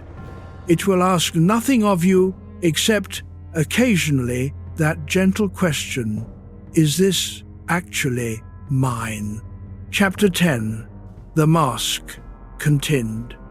There is a test Winnicott used in his clinical work that has passed into common use in psychotherapy. He called it simply, what does the patient do with the space?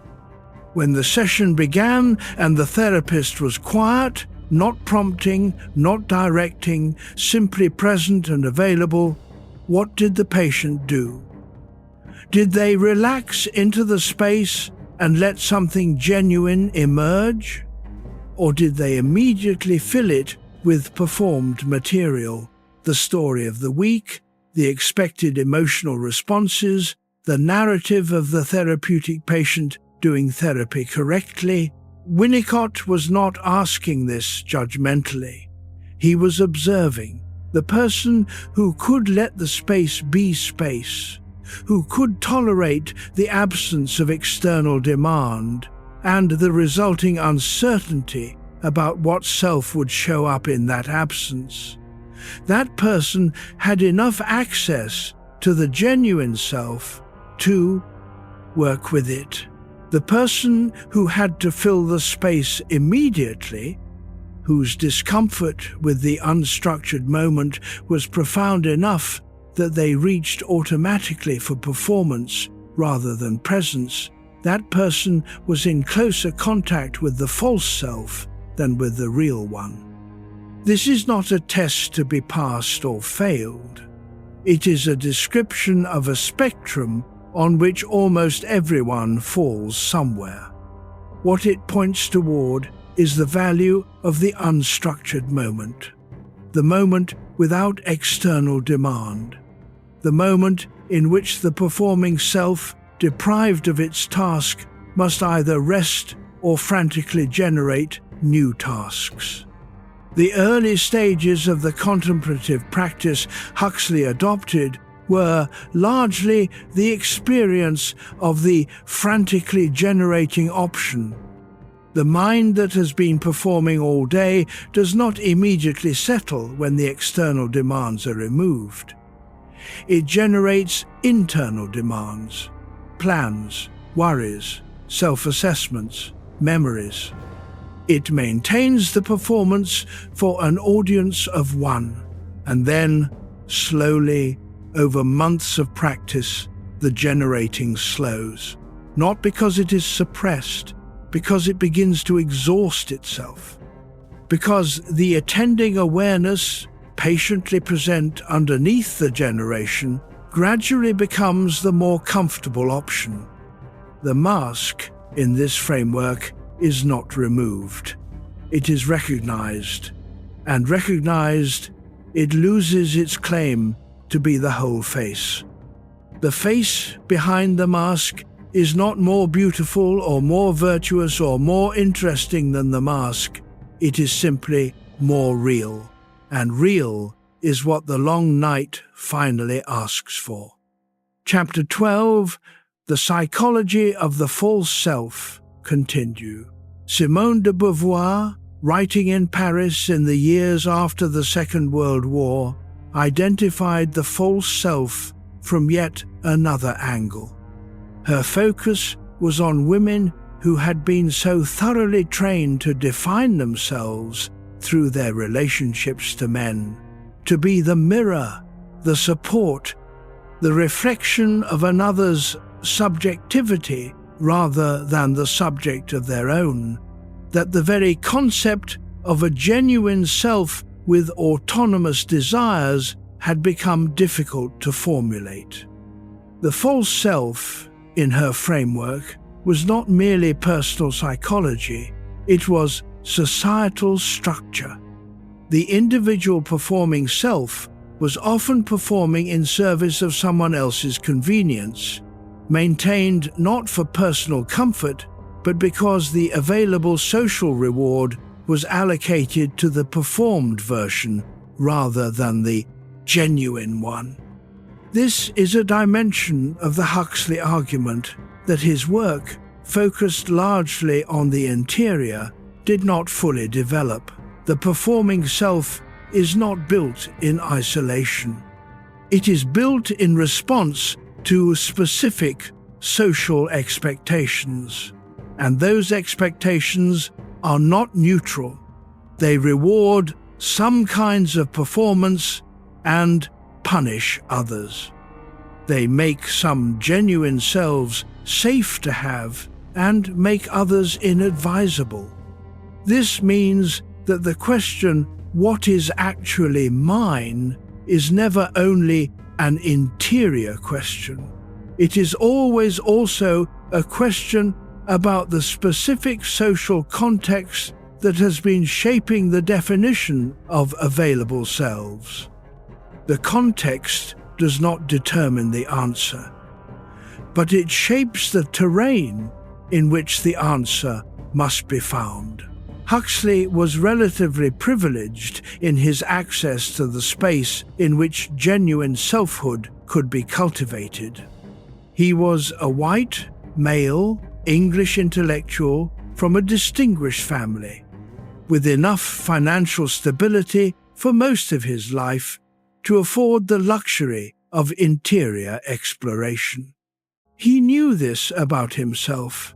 His later essays were careful to note the structural dimensions of the question, but his primary contribution was the interior description, the careful account from inside one life of what the performance feels like and what the ground beneath it is. That interior account is available to anyone, regardless of their particular constraints. The specific terrain differs. The underlying architecture, the performing self, and the attending ground is common. Chapter 15. Huxley arrives in Hollywood. 1, 9, 3, 7, continued. The writer Christopher Isherwood, who arrived in Los Angeles from England at almost exactly the same time, described the particular quality of the émigré intellectual's experience in California with precision. There was, he wrote, a feeling of having stepped off the map. England, the particular weight of English class and expectation, and the accumulated architecture of being English was suddenly absent.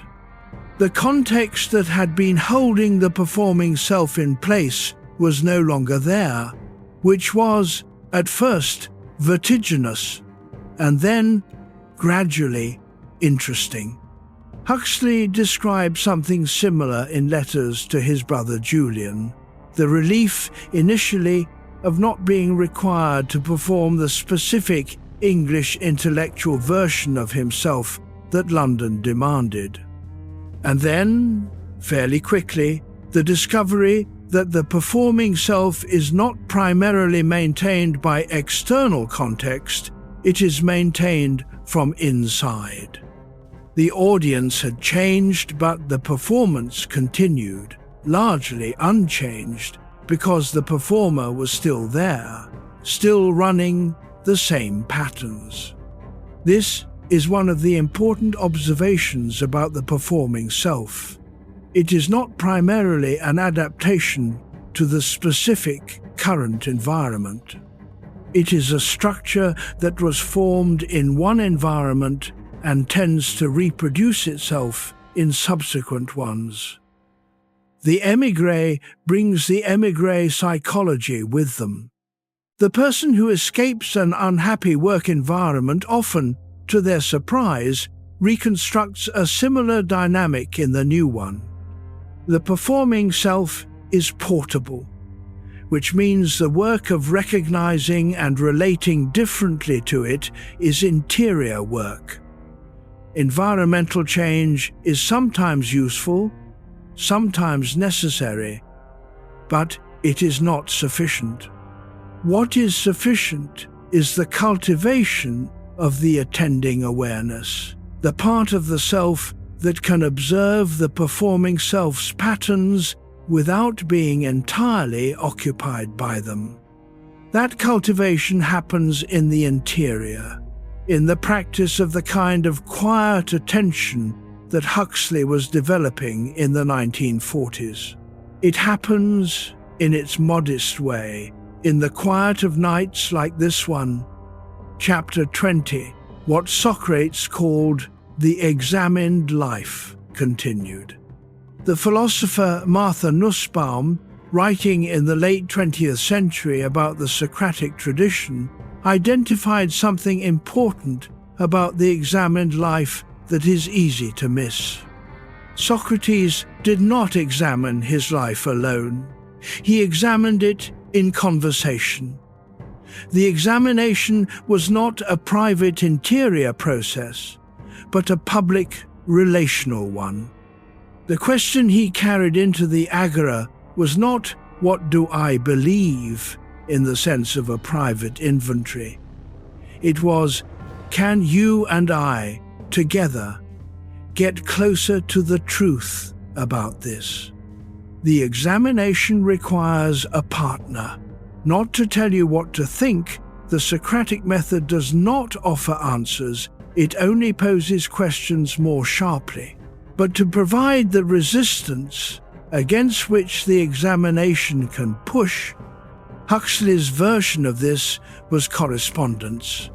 He was an extraordinarily active letter writer throughout his life, to his brother Julian, to Gerald Hurd, to Humphrey Osmond, to D.H. Lawrence in the early years. The letters are, often, explorations, thinking in progress, the performing self writing to itself and finding in the writing what it actually believed. This is why the essays mattered as much as the novels.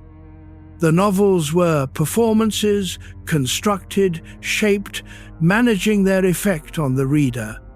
The essays were explorations. The performing self thinking out loud and occasionally hearing the real self's voice underneath. Writing, for Huxley, was the practice. Not the contemplative sitting alone, that too in the later years, but writing first. The essay as examination, the page as interlocutor. Montaigne discovered the same thing in his Tower. The self does not reveal itself to a passive interior gaze.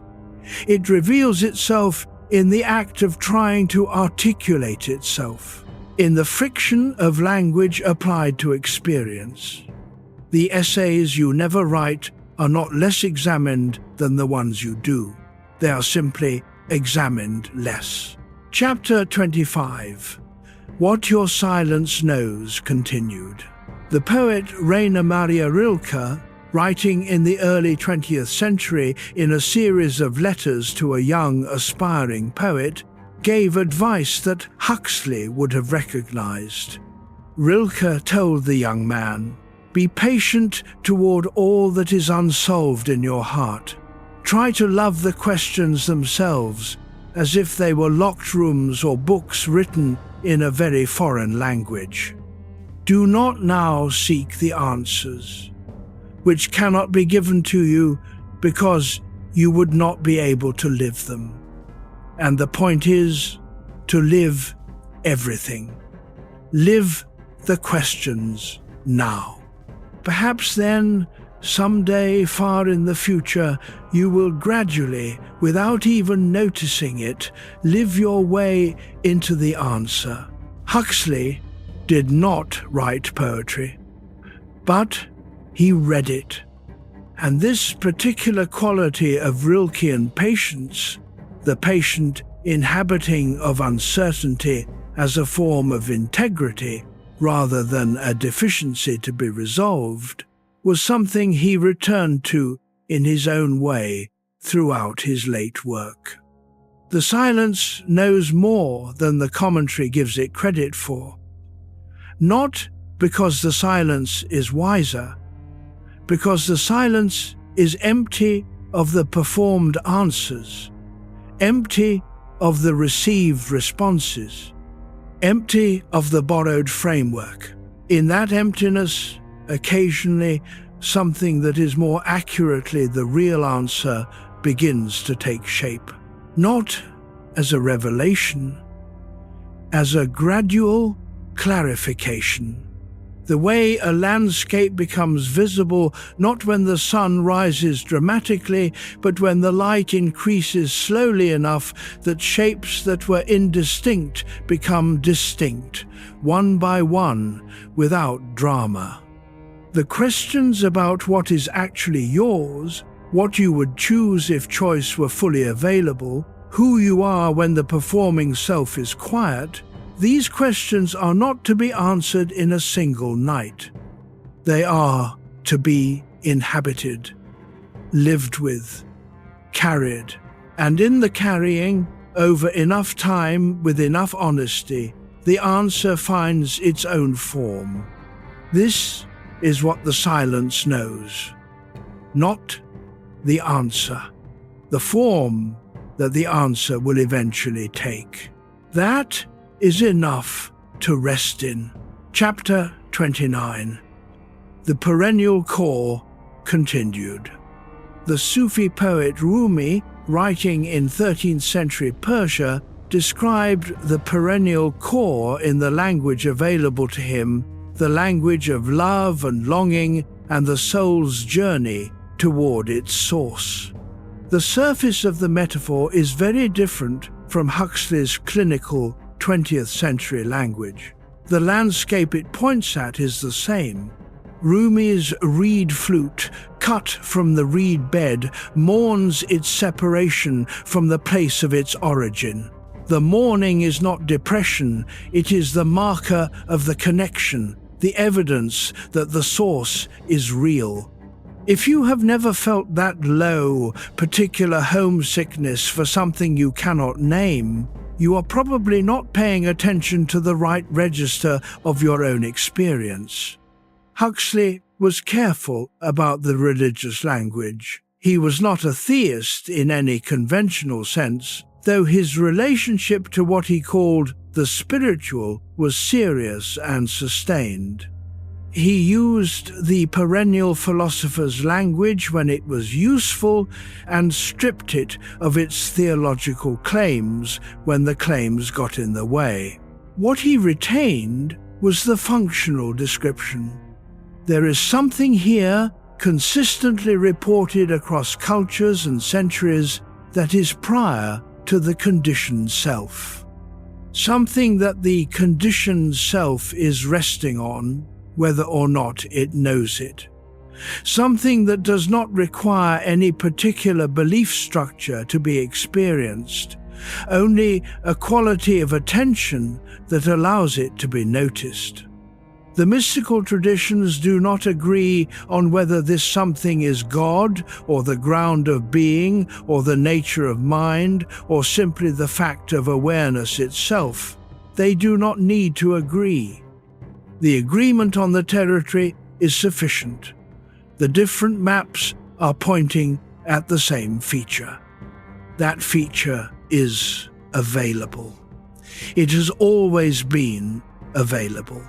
It is the thing you came back to or closer to in the very quiet moments of any given day. This night has been a very quiet moment. Chapter 34. The Psychology of Recognition continued.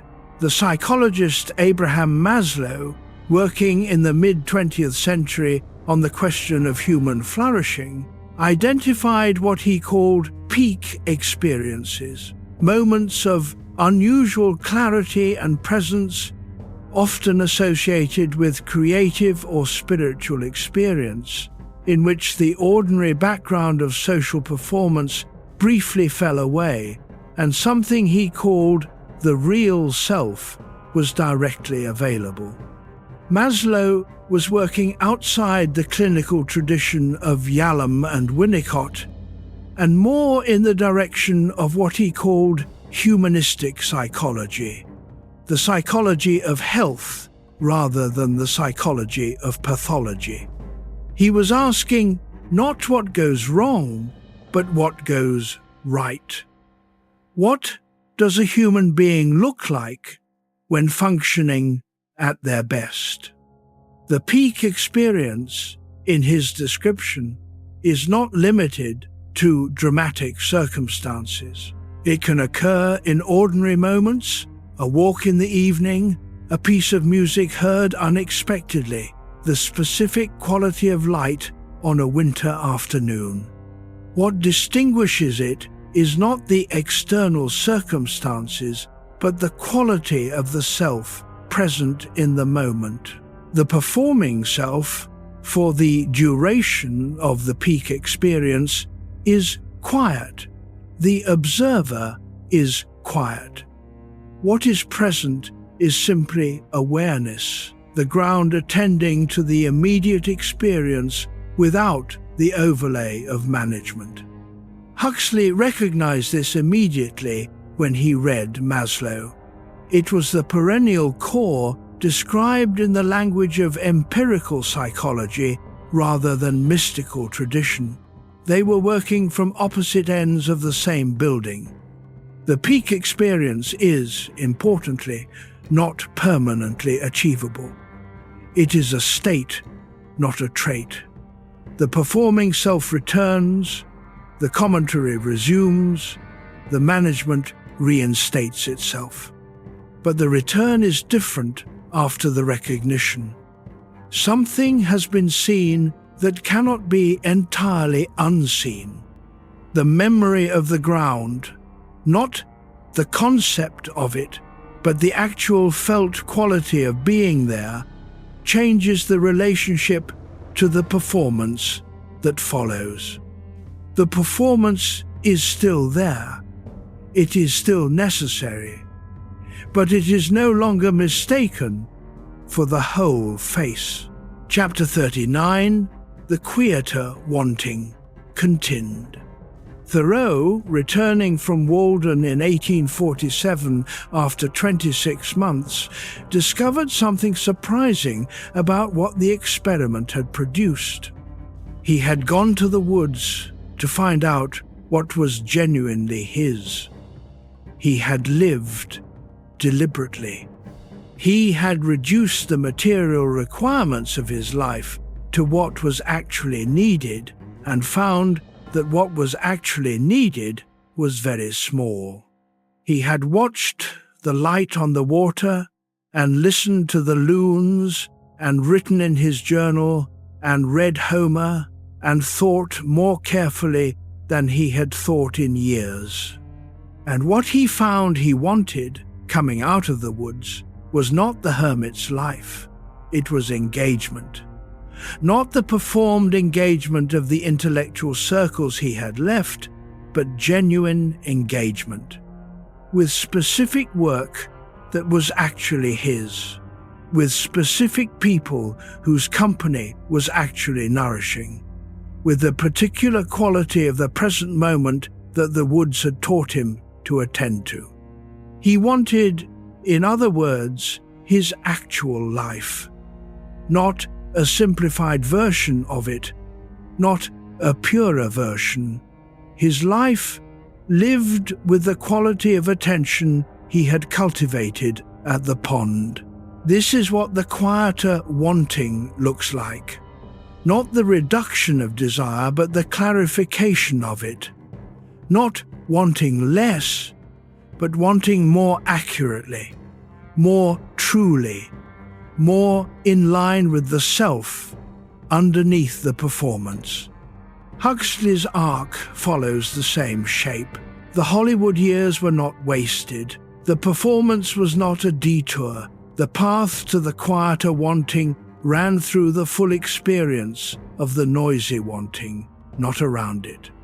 The person who has genuinely experienced the pleasant life and found it insufficient is in a different position from the person who has theorized that it is insufficient from the outside. Huxley had been the Hollywood screenwriter. He had sat in the drawing rooms of Mayfair. He had written the bestsellers and received the reviews and been given the dinners. And out of the full experience of all of it, he had arrived, gradually, not dramatically, at a wanting that was quieter and more accurate. Not because the earlier wanting was wrong, because the full experiencing of it had revealed from inside what was genuinely his and what was borrowed.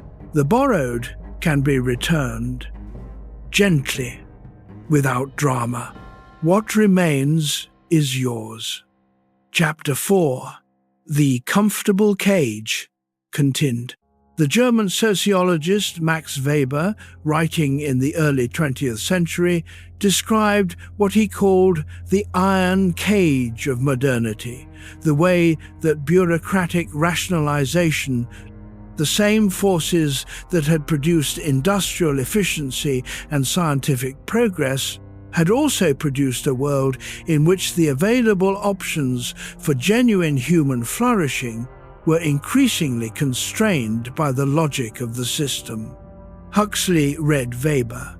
He was less interested in the sociological macro story than in its interior consequence. What the iron cage produces, over time, in the interior life of the person living inside it, is not resentment or rage. Those would at least be clear signals. What it produces is a particular kind of adaptation. The person learns to want what the cage makes available. The available options begin to feel like the complete set. The imagination atrophies. This atrophication is not absolute. The genuine self does not disappear, but it becomes, over time, harder to hear. The signal-to-noise ratio shifts. The noise, the conditioned wanting, the borrowed desire, the performed life gets louder. The signal gets quieter. This is what made Brave New World frightening to the people who read it in 1932, and why it remains frightening. Not because it depicts cruelty, because it depicts satisfaction. The citizens of the world state are satisfied. Their satisfactions were designed for them by people who understood exactly how to engineer them, and the satisfaction is indistinguishable from the inside, from genuine contentment. From the inside. That qualifier is doing a great deal of work. From the outside, from the perspective of the savage in the novel, the character who has lived outside the cage and can see it for what it is, the satisfaction is horrifying, because it has been produced by the elimination of genuine choice, because it is the satisfaction of an animal in a well-designed zoo, not the contentment of a person living a genuinely chosen life. Huxley's audience in 1932 and his audience now are not in the world state. The cage is softer, more subtle, more easily mistaken for freedom, but the mechanism is the same. The mechanism is the gradual replacement of genuine desire by conditioned desire, accomplished so smoothly and so early that the replacement is invisible from inside. Feel the weight of your body where it rests. Chapter 17, Brave New World Revisited, 1958 continued. The philosopher Hannah Arendt writing in 1951 about the origins of totalitarianism, identified something that Huxley was describing from a different angle. She was writing about the political, he was writing about the interior, but the mechanisms they were each describing had the same shape. Arendt found that the most effective tool of totalitarian systems was not terror, but loneliness. The radical isolation of individuals from each other, the destruction of the shared world in which genuine political life was possible, left people without the friction of genuine encounter that makes genuine selfhood possible. Isolated, they became more susceptible to the ideology that offered to end the isolation. Not freedom, the surrender of freedom in exchange for belonging. Huxley's comfortable cage produces something structurally similar at the interior level. The person who has been performing their way through life, who has never offered the genuine self to genuine encounter with others, because the genuine self has never been safe enough to offer, is isolated in a specific way, surrounded by people known and known and known, and somehow alone. Because what is known is the performing self, and the performing self cannot truly connect. This is one of the less discussed costs of the comfortable cage. Not just the distance from oneself, the distance from others. The genuine connections, the ones that are actually nourishing, require the genuine self, require the willingness to be actually seen, which requires some access to what is actually there. This is not an argument for radical self-disclosure or the abandonment of appropriate boundaries. It is an observation about what genuine connection requires, and what the performing self, however skilled, cannot provide. The path back to genuine connection runs through the same territory as the path back to genuine selfhood. They are not two projects, they are one. Notice your breath. Chapter 22. The slow return continued. There is a quality that Huxley noticed, and that the contemplative traditions he was studying consistently described, that he tried to find accurate English words for. He settled, in various essays, on terms like awareness, presence, attention. None of them quite captured what he was pointing at, because the English words for states of consciousness tend to be active. They imply doing something. What he was describing was more like a resting, a settled quality of not doing that paradoxically made the doing more genuine. The Zen tradition's word is wu wei, often translated as non-action or effortless action. Lao Tzu described it in the Tao Te Ching as the state of the water, which does not struggle against the stone, but finds its own level, which carves canyons through patient presence rather than effortful force. Huxley was interested in Wu Wei as a description of the performing self at its best. Not the effortful management of appearances, but the quality of a person so genuinely present in what they are doing that the performance is no longer a performance. It is just action, arising naturally from the genuine self. This is what he was moving toward in the late work. Not the elimination of the performing self, but its integration into the genuine self. The point at which the distinction between performance and presence collapses because the performer is completely there. Athletes describe this in the language of sport, the state of flow, of being in the zone, when the thinking falls away and the body simply does what it does, and the performance is not performance anymore, but expression.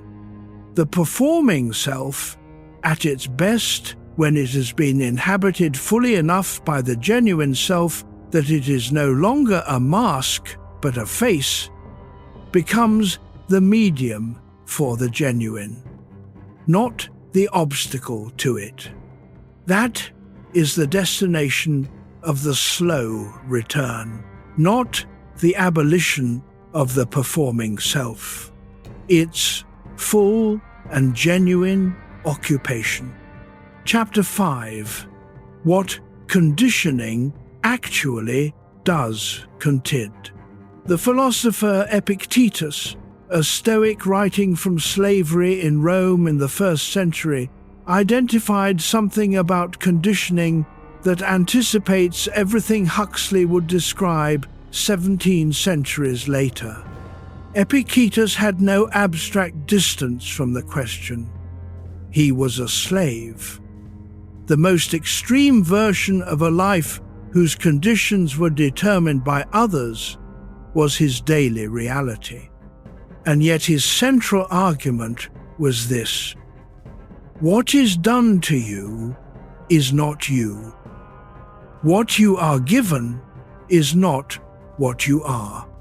The capacity to respond to the given with something genuine, to find in any circumstance the interior freedom of the genuine self, is not something that circumstances can permanently extinguish, though they can suppress it, sometimes for very long periods.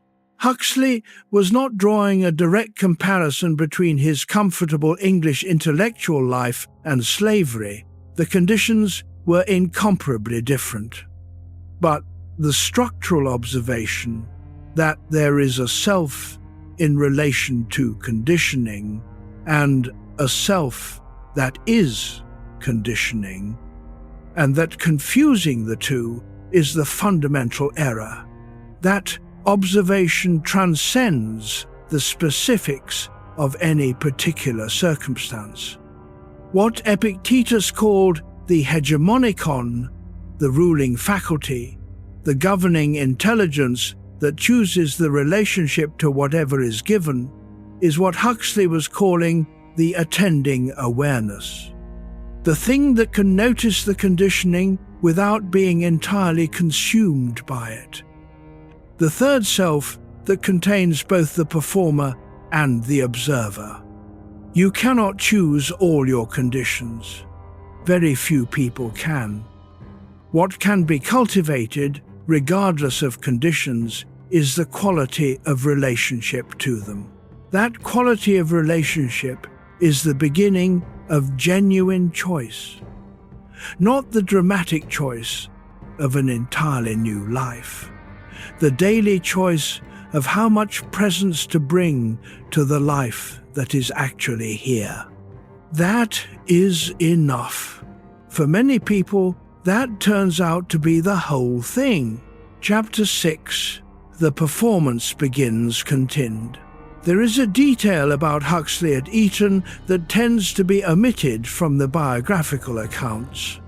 He was funny, remarkably funny.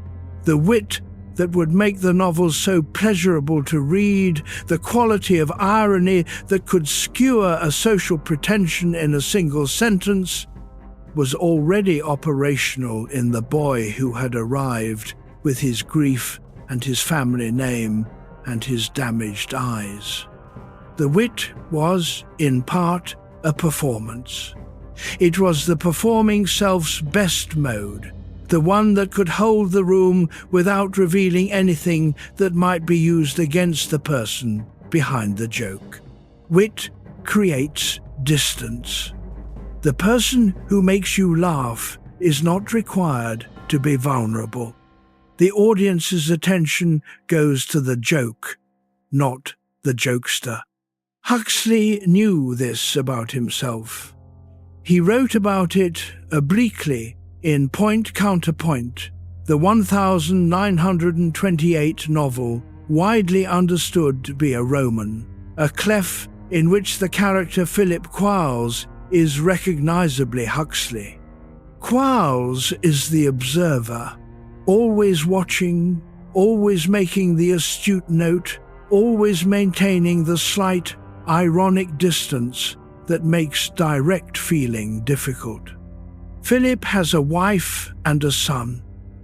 The son dies in the course of the novel. And what Philip discovers in the shock of the loss is that the ironic distance has become so habitual that he cannot get to the grief directly. He knows he is grieving. He can observe himself grieving. He cannot be in the grief without the observer interjecting. This is one of the costs of the performing self. It is very good at generating the appearance of presence. It is less good at the thing itself. Huxley was describing in Philip his own diagnosis of his own interior, not self-pity. Precision, clinical, patient attention to what the performance was costing and what it was protecting. The protection was real, the cost was real, both things were true. This is the normal condition of the performing self, not villainy, not stupidity. A trade-off made so early it was never consciously negotiated between safety and genuine expression. Naming the trade-off is the beginning of being able to renegotiate it. Chapter 11, What Thoreau Found in the Woods Continued. Thoreau's time at Walden was not as solitary as it has sometimes been described. He walked to his mother's house in Concord, a mile away, for dinner regularly. He received visitors. He was not a hermit. This detail matters because it reveals something about what he was actually doing. He was not trying to escape human contact. He was trying to find a relationship to human contact that was not shaped primarily by social performance. He wanted to choose his company rather than accept it. He wanted to speak when he had something to say rather than because the social context required it. He wanted to be silent when silence was more honest, without that silence being interpreted as failure. He was also, as he recorded honestly in Walden, lonely at times. The experiment was not comfortable. The reduction to necessities was sometimes cold and sometimes hungry and sometimes simply boring. He was not romanticizing simplicity. He was investigating it. What he found over 26 months was a relationship between deliberateness and aliveness that he had not previously experienced. Every object in his life at Walden was there because he had chosen it or made it. Every day had the shape it had because he had given it that shape. The absence of the inherited structure, the structure that tells you when to wake and where to go and what to want, was vertiginous at first, and then, gradually, something else. Something he called life. Not more events, not more stimulation. A quality of presence in the events and the stimulation he did have that was different from anything available in the performed life. Huxley read this and recognized it from the other direction. He had had the performed life fully. He could confirm from inside that the quality Thoreau was describing was what it was missing. Not the simplicity, the deliberateness, the sense of actually choosing the life. day by day, rather than inhabiting the one that was already there. Chapter 13. How we learned to perform, continued. The question of when the performing self begins, at what point in development the genuine response becomes systematically managed, is one that both Bowlby and Winnicott approached empirically, watching actual children with their actual caregivers. Winnicott's observations from his pediatric practice were striking. Very young infants do not perform. They are all genuine response, all the time. The face that does not yet have social machinery running on it is completely legible. Every feeling shows. Within the first months, this begins to change.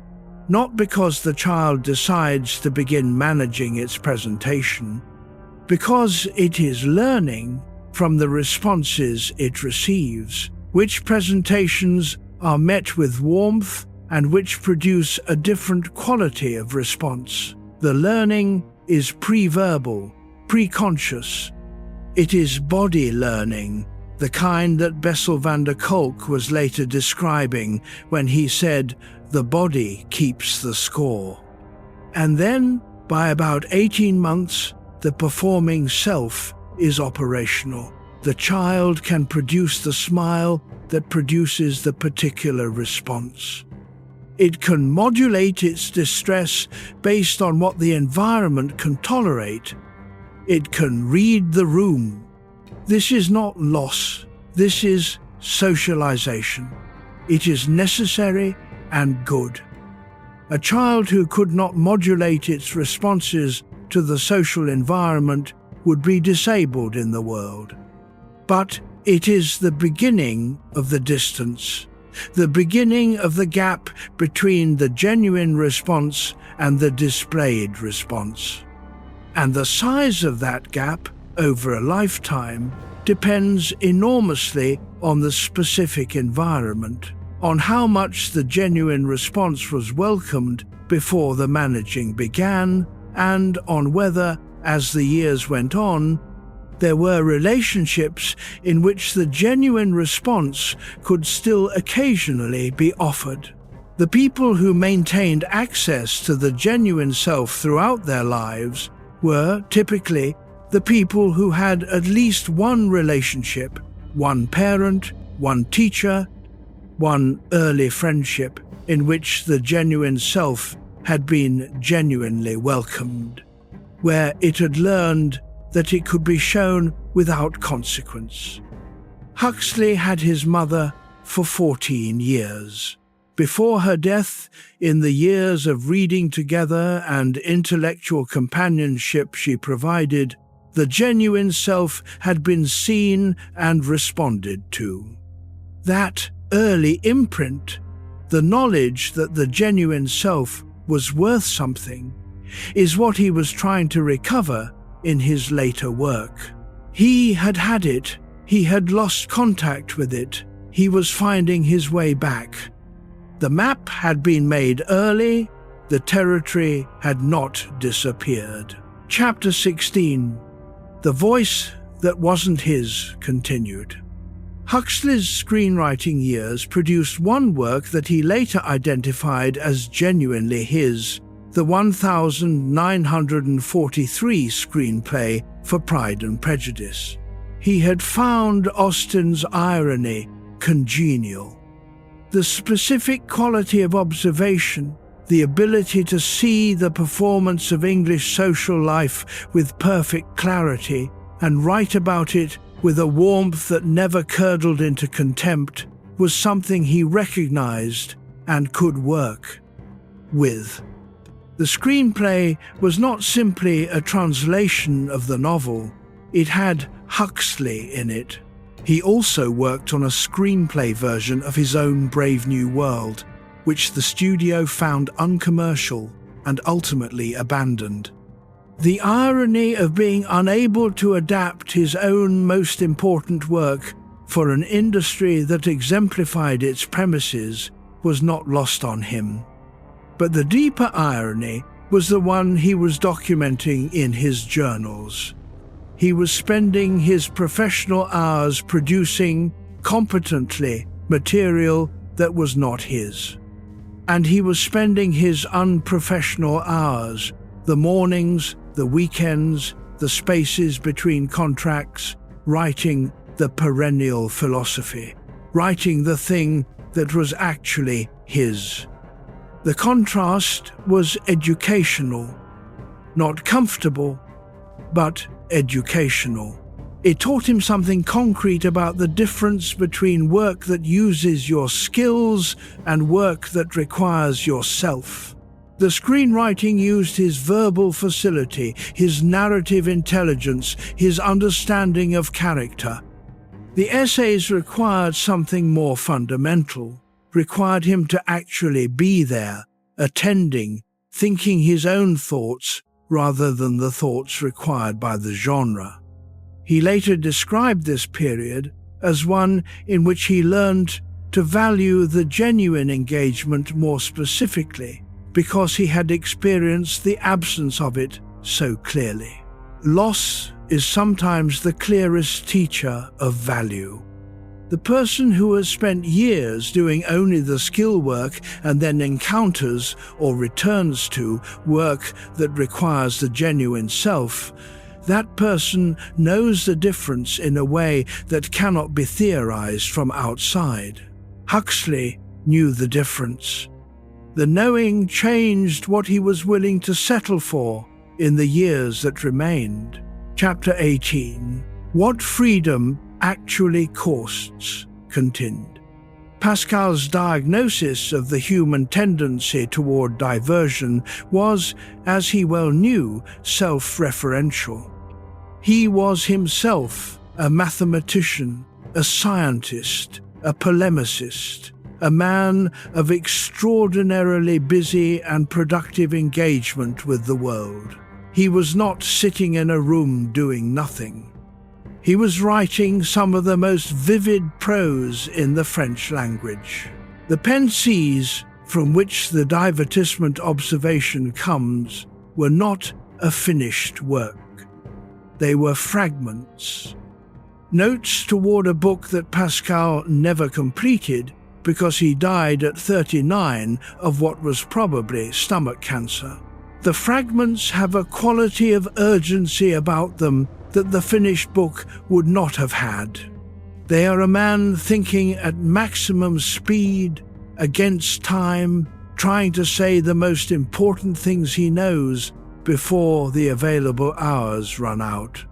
And the most important thing he knows, recurring throughout the fragments, is this: the examined life requires stopping, not permanently, not even for very long, but regularly, consistently. The practice of sitting with the questions, rather than racing past them, is not a luxury. It is the thing. Huxley, at 65, had reached the same conclusion from a very different direction.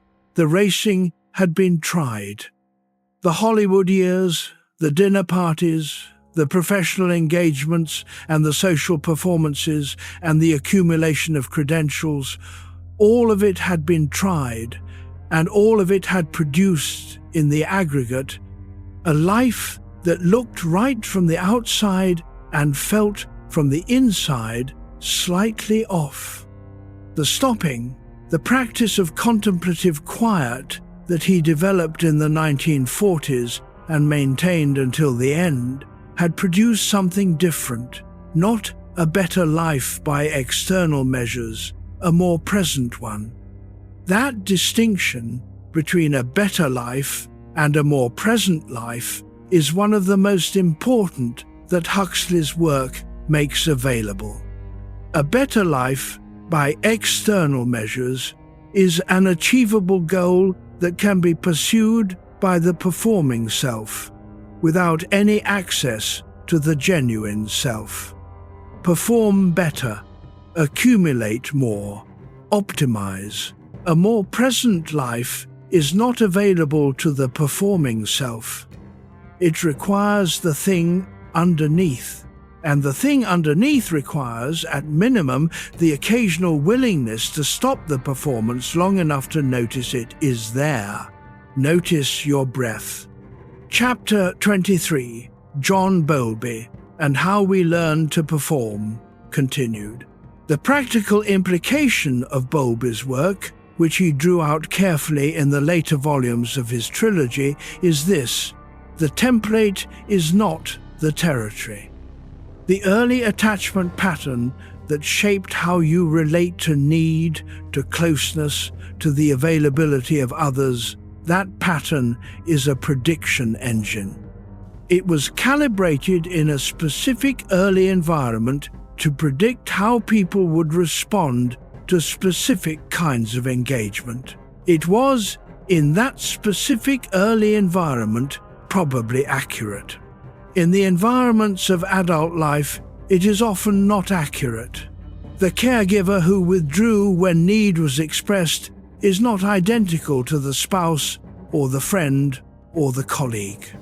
The pattern keeps running, generating the same predictions long after the original data set has been superseded. What changes the template is new evidence. Specifically, new relational evidence that the genuine self can be expressed and met with something other than withdrawal or correction.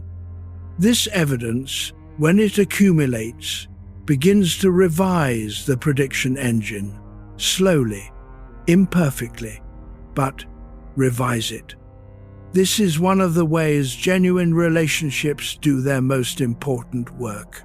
Not through advice or support in the abstract, but through the specific quality of receiving the genuine self and responding to it with warmth. Huxley had this in the later years of his marriage to Maria, and then in his marriage to Laura.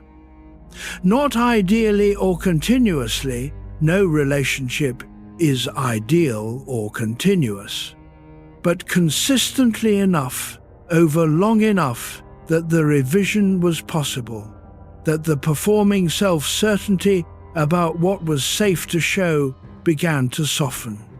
What he was doing with his contemplative practice, he was also doing, in a different register, in the relationships that mattered most. Both were forms of the same work. Both were creating the conditions under which the genuine self could be, gradually and imperfectly, more available. That is the project. Not completion, direction. The direction is toward more contact with what is actually there, in the interior and in the encounter with others. That direction, maintained, is enough. Chapter 27, After the Fire Continued. Viktor Frankl, writing about his experience in the camps, described a paradox that has application far beyond the extreme circumstances he was describing. He found that the people who maintained their interior freedom, their capacity to choose their response to conditions, even conditions of radical unfreedom, were not, typically, the ones who maintained the most external possessions. In the camps, external possessions were stripped away systematically. What could not be stripped away, what the most devastating conditions could reduce but not eliminate, was the interior relationship to the conditions. The person who had derived their sense of self primarily from what they owned, what they had achieved, what the external record of their life showed, that person, stripped of the external record, was in a particular kind of crisis. Not just the practical crisis of the situation, the identity crisis of having lost the props on which the self was resting. The person who had cultivated, in whatever degree, a relationship with the genuine self The self that was not stored in the external record was in a different position. The external loss, though devastating in practice, did not produce the identity crisis. The self was not primarily located in the lost things. Huxley's fire was not the camps. The comparison would be obscene. But the structural observation applies. When the house burned and the library burned and the manuscripts burned, what Huxley discovered was that his sense of himself was less dependent on those things than he had thought. The performing self had been attached to them. The genuine self was, it turned out, less dependent on its own archive. The fire revealed the weight he had been carrying, and the revelation was, in its way, useful. Not because loss is good, because clarity about what actually constitutes the self, as opposed to what the performing self has been leaning on, is always useful. And the clarity, once achieved, does not require the fire. It can be arrived at more gently through the practice of attending to what is actually there when the external props are not in the foreground. That is what tonight has been. A gentle version of the clarity without the fire. Chapter 3, Brave New World and the Life You Were Given, continued. The world controller Mustafa Mond is the most chilling character in Brave New World, and deliberately so. He is not a villain in the conventional sense. He is highly intelligent, extremely well-read. He has access to banned books that the general population is not permitted to read, and he understands with complete clarity what the world state has done and why. His argument, delivered in the final section of the novel to the savage and to the reader, is this: human happiness has been achieved. The price has been human greatness. The capacity for depth, for genuine love, for art that matters, for the kind of searching that produces something true. These things require suffering. They require the encounter with genuine difficulty, genuine loss, the resistance of the actual world against genuine desire. Strip the resistance and you produce contentment. You also produce something that is no longer quite human. The savage, raised outside the system, chooses the right to be unhappy.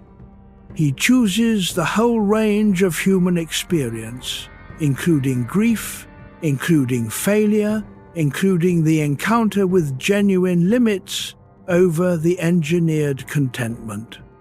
It does not end well for him. Reality, encountered without the cultural resources to metabolize it, destroys him.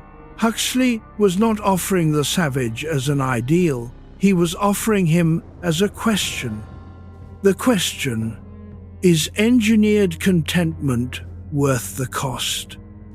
And its companion: do you know, with any precision, which of your satisfactions are engineered and which are genuine? Most people don't know. Not because they are stupid or inattentive, but because the engineering is very good, and the genuine and the manufactured are mixed together in proportions that are hard to sort. The work of sorting is the work this night has been doing gently, without hurry, in the direction of a slightly more accurate reading of what is actually yours. Chapter 26, Huxley and the Fire, 196-1, continued. There is a letter Huxley wrote to his son Matthew in the weeks after the fire that has been quoted by scholars studying his late life. He described the loss of the library with a precision that was characteristic. He had lost, he wrote, approximately 9,000 books. He estimated the financial replacement cost. He mentioned specific volumes that were irreplaceable, annotated copies, first editions, letters stored with the papers. And then he wrote something that his biographers have found slightly puzzling. He wrote that the fire had also, unexpectedly, produced something he could only call relief. The word is unusual. Not the relief of a narrow escape, the relief of a weight lifted that he had not entirely known he was carrying. The library was, he reflected in the letter, a kind of armor, the accumulated evidence of a life spent in serious engagement with serious ideas. It had, over the decades, become something more than a practical tool. It had become part of the performance of being Aldous Huxley, the intellectual, the man who had read everything, whose engagement with ideas was not just genuine, but visibly, provably, extensively genuine. The fire stripped the proof.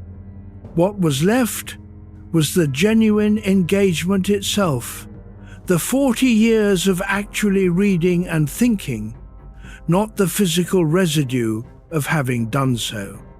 And what the genuine engagement had produced, the quality of mind, the orientation toward the questions, the attending self that had been cultivated through all of it, that was not in the library. That was in him. This is a precise distinction. The skills, the habits of mind, the accumulated understanding, none of these are stored externally. They are stored in the person. The books were tools that helped build them. The tools were gone.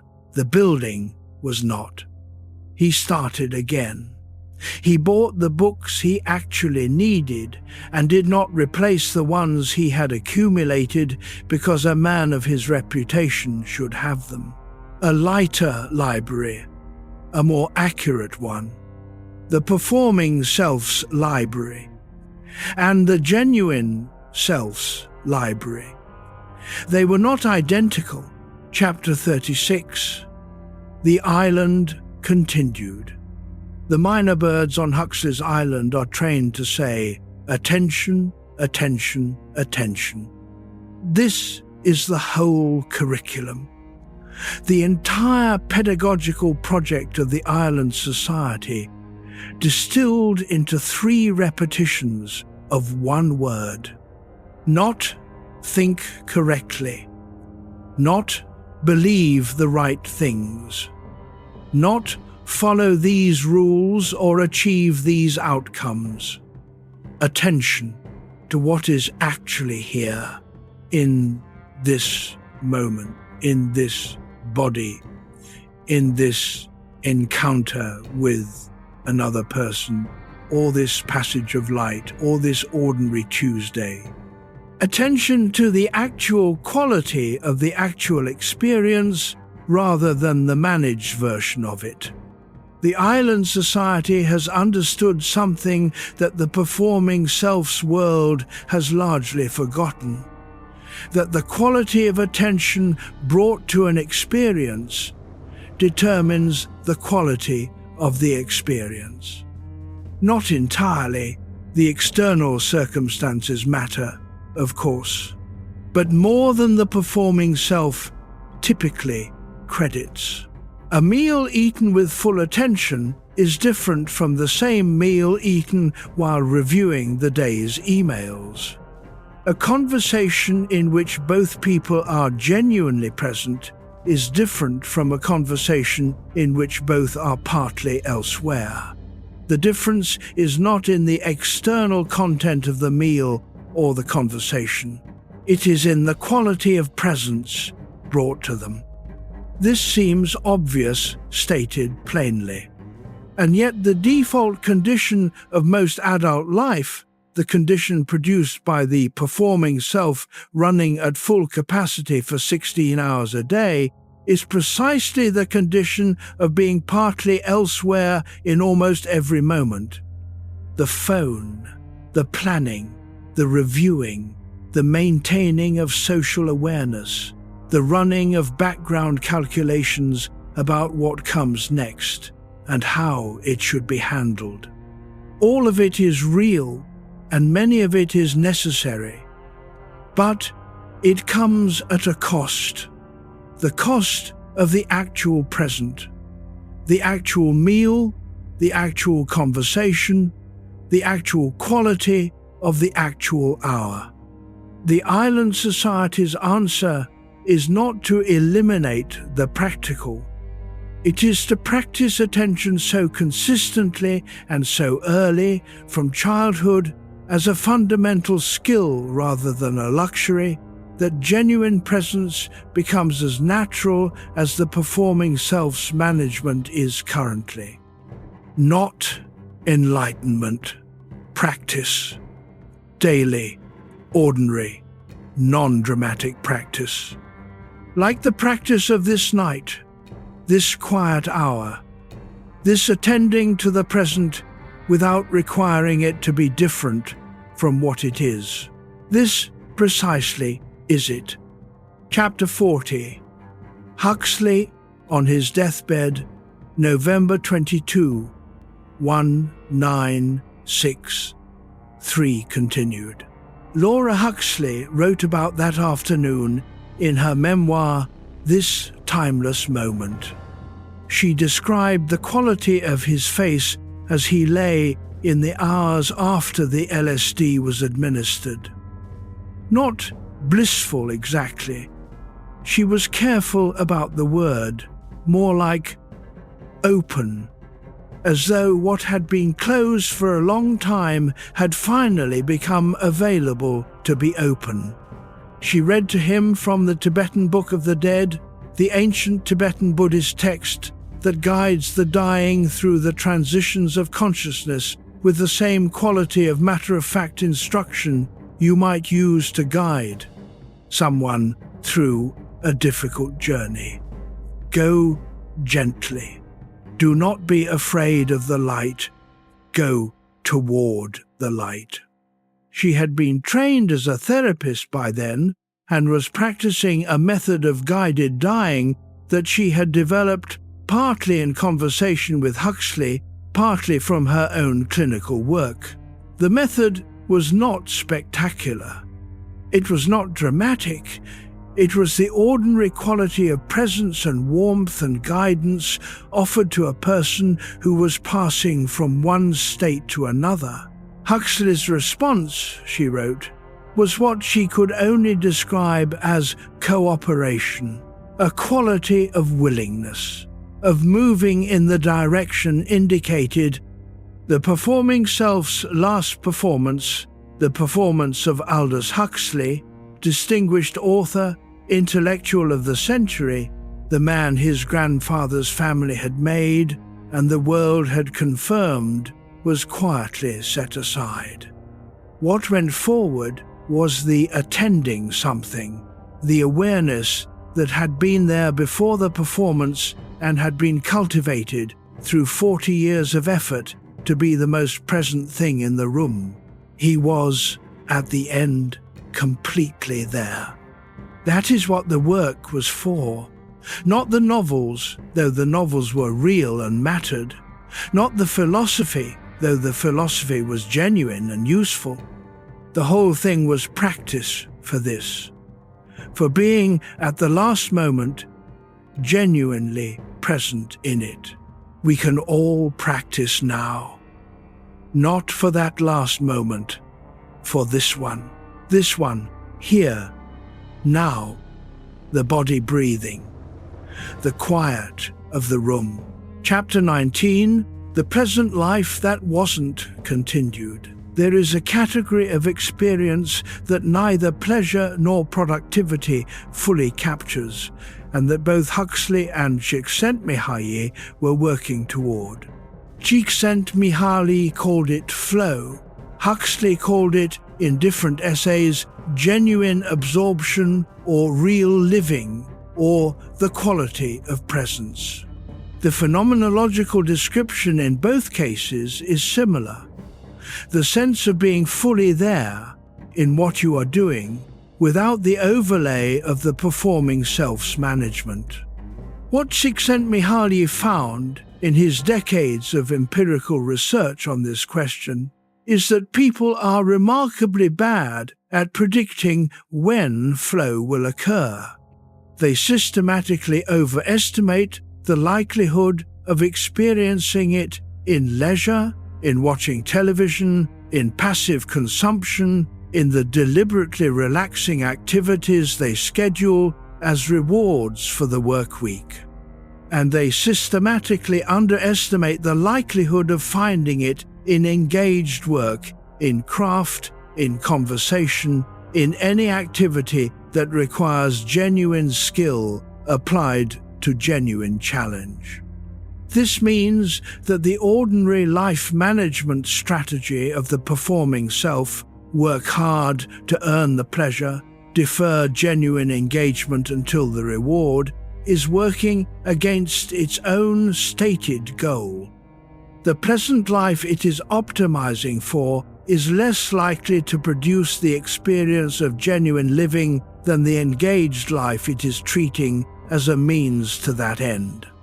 The misunderstanding runs deep. It is not about intelligence or laziness. It is about a systematic mismatch between what produces the felt sense of being alive and what the performing self has been trained to pursue. The performing self was trained to pursue reward. Reward, in most of the environments that trained the performing self, meant external approval, concrete achievement, the visible markers of a successful life. What produces the felt sense of genuine living is different. It is the quality of absorption, the complete presence, the total engagement that leaves no room for the observer, let alone the management of the observer. That quality is what Huxley was trying to recover, not as an alternative to the life he was living, as the thing he wanted the life he was living to be made of. That is not an unreasonable want. It is, in its way, the most reasonable want available. Chapter 30, Kierkegaard's Three Stages, continued. Kierkegaard's relationship with Regin Olsen deserves more than a biographical footnote. He had been engaged to her for 14 months. He broke the engagement in 1841. He was 28, she was 18. By all accounts, she was devastated. He managed the break with deliberate cruelty, not from malice, but from a complicated calculation. If he made her hate him, she could move on. If she loved him still, she would wait for someone she could not have. She moved on. She married a judge named Schlegel. She lived to 80 years old. She outlived Kierkegaard by half a century and read everything he wrote and understood, eventually, that much of it was about her. Kierkegaard's stated reason for the break was that he could not offer her what she deserved. Not because he didn't love her. He loved her completely. But because he knew that the life of marriage, the life of the settled ethical stage, would require from him a kind of continuous self-disclosure that he was not yet capable of. The performing self and the genuine self were too far apart. Offering the performance as a husband would be dishonest. Offering the genuine self would require first locating it. He broke the engagement to go find himself. He spent the next 14 years publishing, under various names, the most sustained examination of the self in the 19th century's philosophical literature. And at 42, he collapsed in the street and died, having given away his money and made his peace without having resolved the question to his satisfaction. The question was worth everything. Huxley found this admirable and slightly heartbreaking. Kierkegaard's intensity, his willingness to sacrifice the obvious human goods in the name of an interior project that never fully resolved, was not Huxley's temperament. Huxley preferred to work more quietly, less dramatically, with less collateral damage. But the underlying question was the same. The willingness to take it seriously, even at cost, was something Huxley recognized as a form of integrity. The question is worth taking seriously. You do not have to break your engagements or give away your money. You only have to take it seriously. That is enough. Chapter 33. Open Loop 1 Resolved. Continued. Here is what is genuinely difficult about the realization that you did not agree to the life you are partially living. It would be simpler if there were someone to blame. If there were a person who had made the decisions, who could be identified and confronted and asked to account for themselves, the situation would at least be morally legible. The conventional narrative of the inauthentic life involves some specific agent of the inauthenticity: the controlling parent, the oppressive institution, the suffocating culture given a proper name and a face.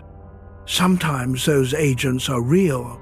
Sometimes the inauthenticity is imposed by something genuinely external and genuinely resistible if one has the resources and the support. But mostly, in the ordinary lives of ordinary people who were not dramatically oppressed, but simply formed in the way all living things are formed, there is no one to blame.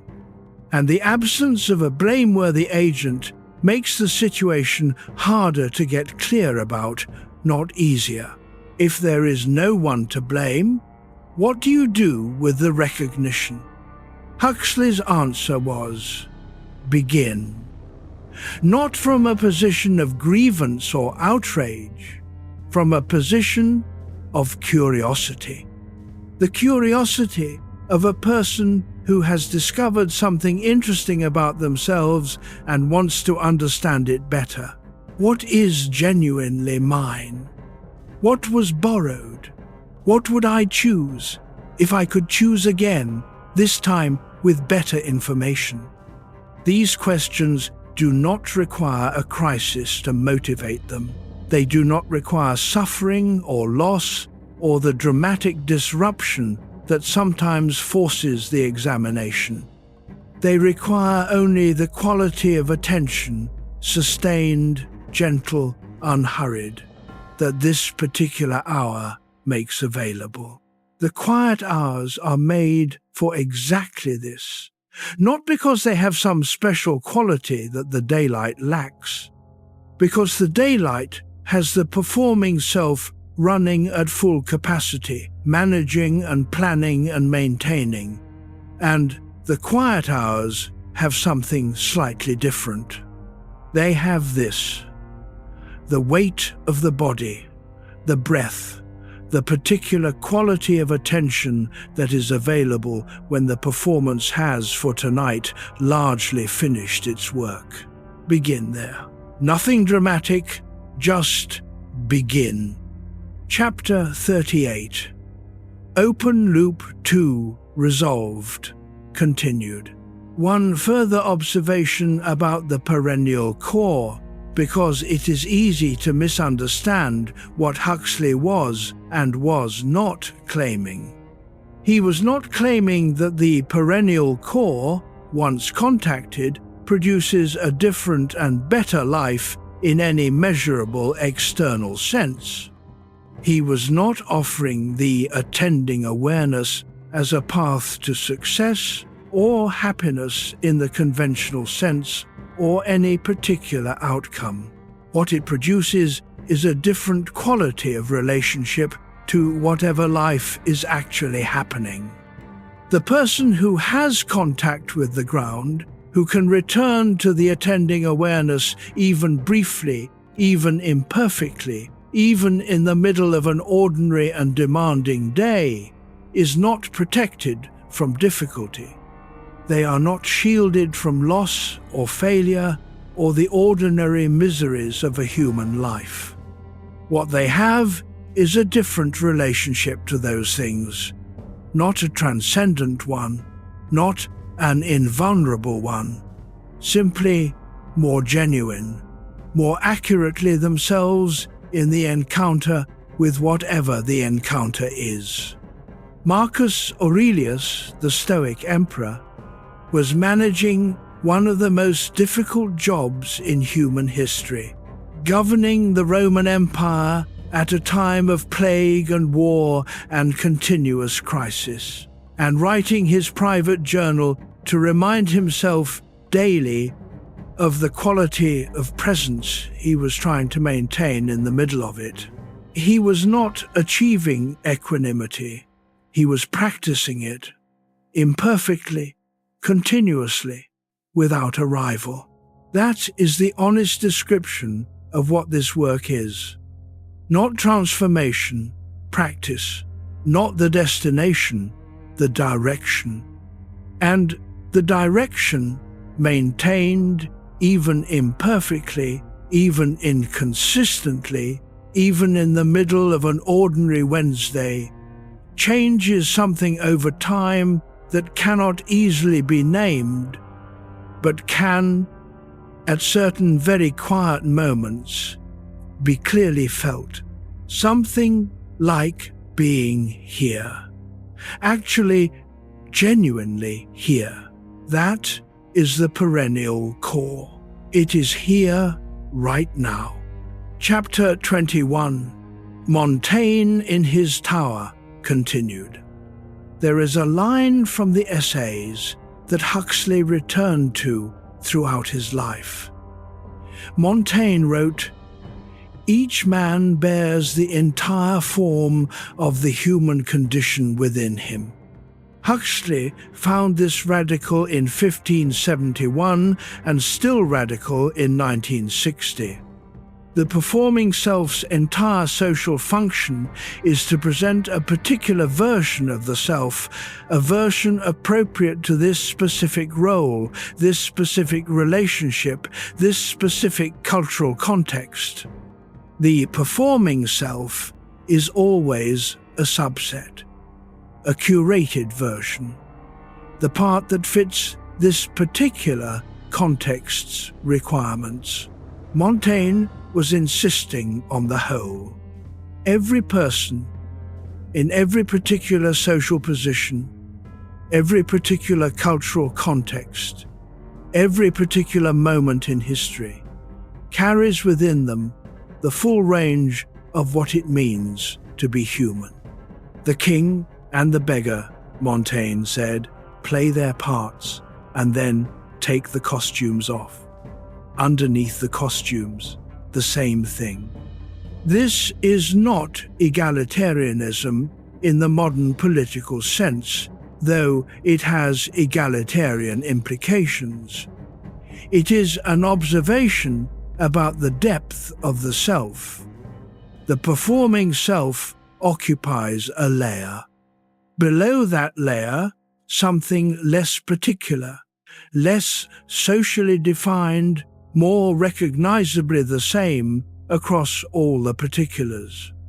Not the same individual, the same kind of being, the same fundamental architecture, present, aware, desiring, capable of suffering and joy, finite, curious, afraid.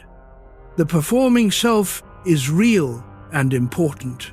And it is the surface of something that is common, something that, when contacted, produces the specific quality of recognition that genuine human connection is made of. You have felt this. Everyone has felt this. The moment when the performance briefly stopped, in a conversation, in a moment of genuine crisis, in the particular quality of honesty that sometimes arrives very late at night. And what was there instead was simply two people. No roles, no management, just presence meeting presence. That moment is what all the philosophy is pointing at. Not as an ideal to be achieved, but as a description of something that is already possible, already available in the ordinary human encounter. Montaigne found it in his tower, alone, writing to a page. Huxley found it in his morning practice, in his best conversations, in the late work. You have found it in whatever moments of genuine encounter your life has offered. It is always available. The tower is wherever you stop performing long enough to be there. Chapter 24, The Telephone Game of Identity, continued. Girard's mimetic desire has a specific quality that is worth sitting with. It is contagious. When you are in the presence of someone who deeply desires something, who carries that desire with a quality of conviction and intensity, the desire becomes more attractive. Not because you have assessed it and found it genuinely good, because the desiring itself is the signal. Desire points, and when a desire is pointed at with sufficient intensity by someone whose judgment you respect, something in you begins to point in the same direction. This is the mechanism of fashion, of cultural movements, of most of what passes for aspiration in a given generation. It is also the mechanism of individual life management. You are more likely to want what the people around you want because the people around you are the models of desiring that are most immediately available to you. Huxley's observation, which this time he was making not about advertising or propaganda, but about the ordinary social environment of intelligent, educated people, was that the intellectual world had its own version of mimetic desire. The things that were valued in the intellectual milieu of his time and class, a particular kind of publication, a particular kind of recognition, a particular kind of social position, were desired not primarily because they were intrinsically valuable, but because the people he most respected desired them. He was not exempt from this. He was honest about not being exempt. What changed as he aged was the capacity to notice the mechanism, to catch occasionally the moment when a desire was arising, and to ask, is this mine or is this pointing? The catching is not liberation. The mimetic mechanism does not stop operating because you have noticed it, but a notice mechanism is slightly less automatic, slightly more available to examination, and some of the borrowed desires, on examination, turn out to be genuinely good, worth keeping, this time not because they were given, but because they have been examined and chosen. The examination is the difference, not the content of the desire, the quality of relationship to it. Was this chosen or only inherited? That question, asked gently, over and over, in the quiet of very ordinary moments, is the whole of the work. Chapter 37. What the 2am version of you already knows, continued. The philosopher Charles Taylor made an observation that is relevant here. He noticed that modern life has a peculiar relationship to sincerity and authenticity, that it frequently confuses the two. Sincerity is the match between what you feel and what you say. Authenticity is the match between who you are and how you live. They are related but not identical. A person can be completely sincere while being profoundly inauthentic, can genuinely feel and genuinely express desires that are entirely borrowed, that belong to the performing self rather than the genuine self. The sincerity is real, the feeling is real, and it is still not quite the self underneath. The 2am version of you knows the difference, not always, not reliably, but more often than the daylight version does, because the 2am version has less access to the social context that confirms the sincerity as authentic. At 2am, alone in the dark, the confirmation is absent. What is present is just the interior. And the interior, given the chance, tends towards something slightly more accurate than the day's sincere performance allowed. Huxley called these moments breakthroughs of the real, not because they were revelatory, but because they were simply less managed. The real, whatever that means for this specific person in this specific life, is always there. It does not need to break through so much as be allowed through. The break is in the management, not in the real. The moment the management relaxes, in sleep, in the approach to sleep, in the very late hour when the performing self has largely run out of steam, what is there is simply what is there. Breathing, present, attending to something, noticing. That attending something, that is you. Not all of you, but the part that was there before the performance and will be there after. It has been there the entire night. It is there now. Let your breath be easy. Let the body be heavy. Let the room be what it is. The 2am version of you already knows what it needed to hear tonight. It has heard it.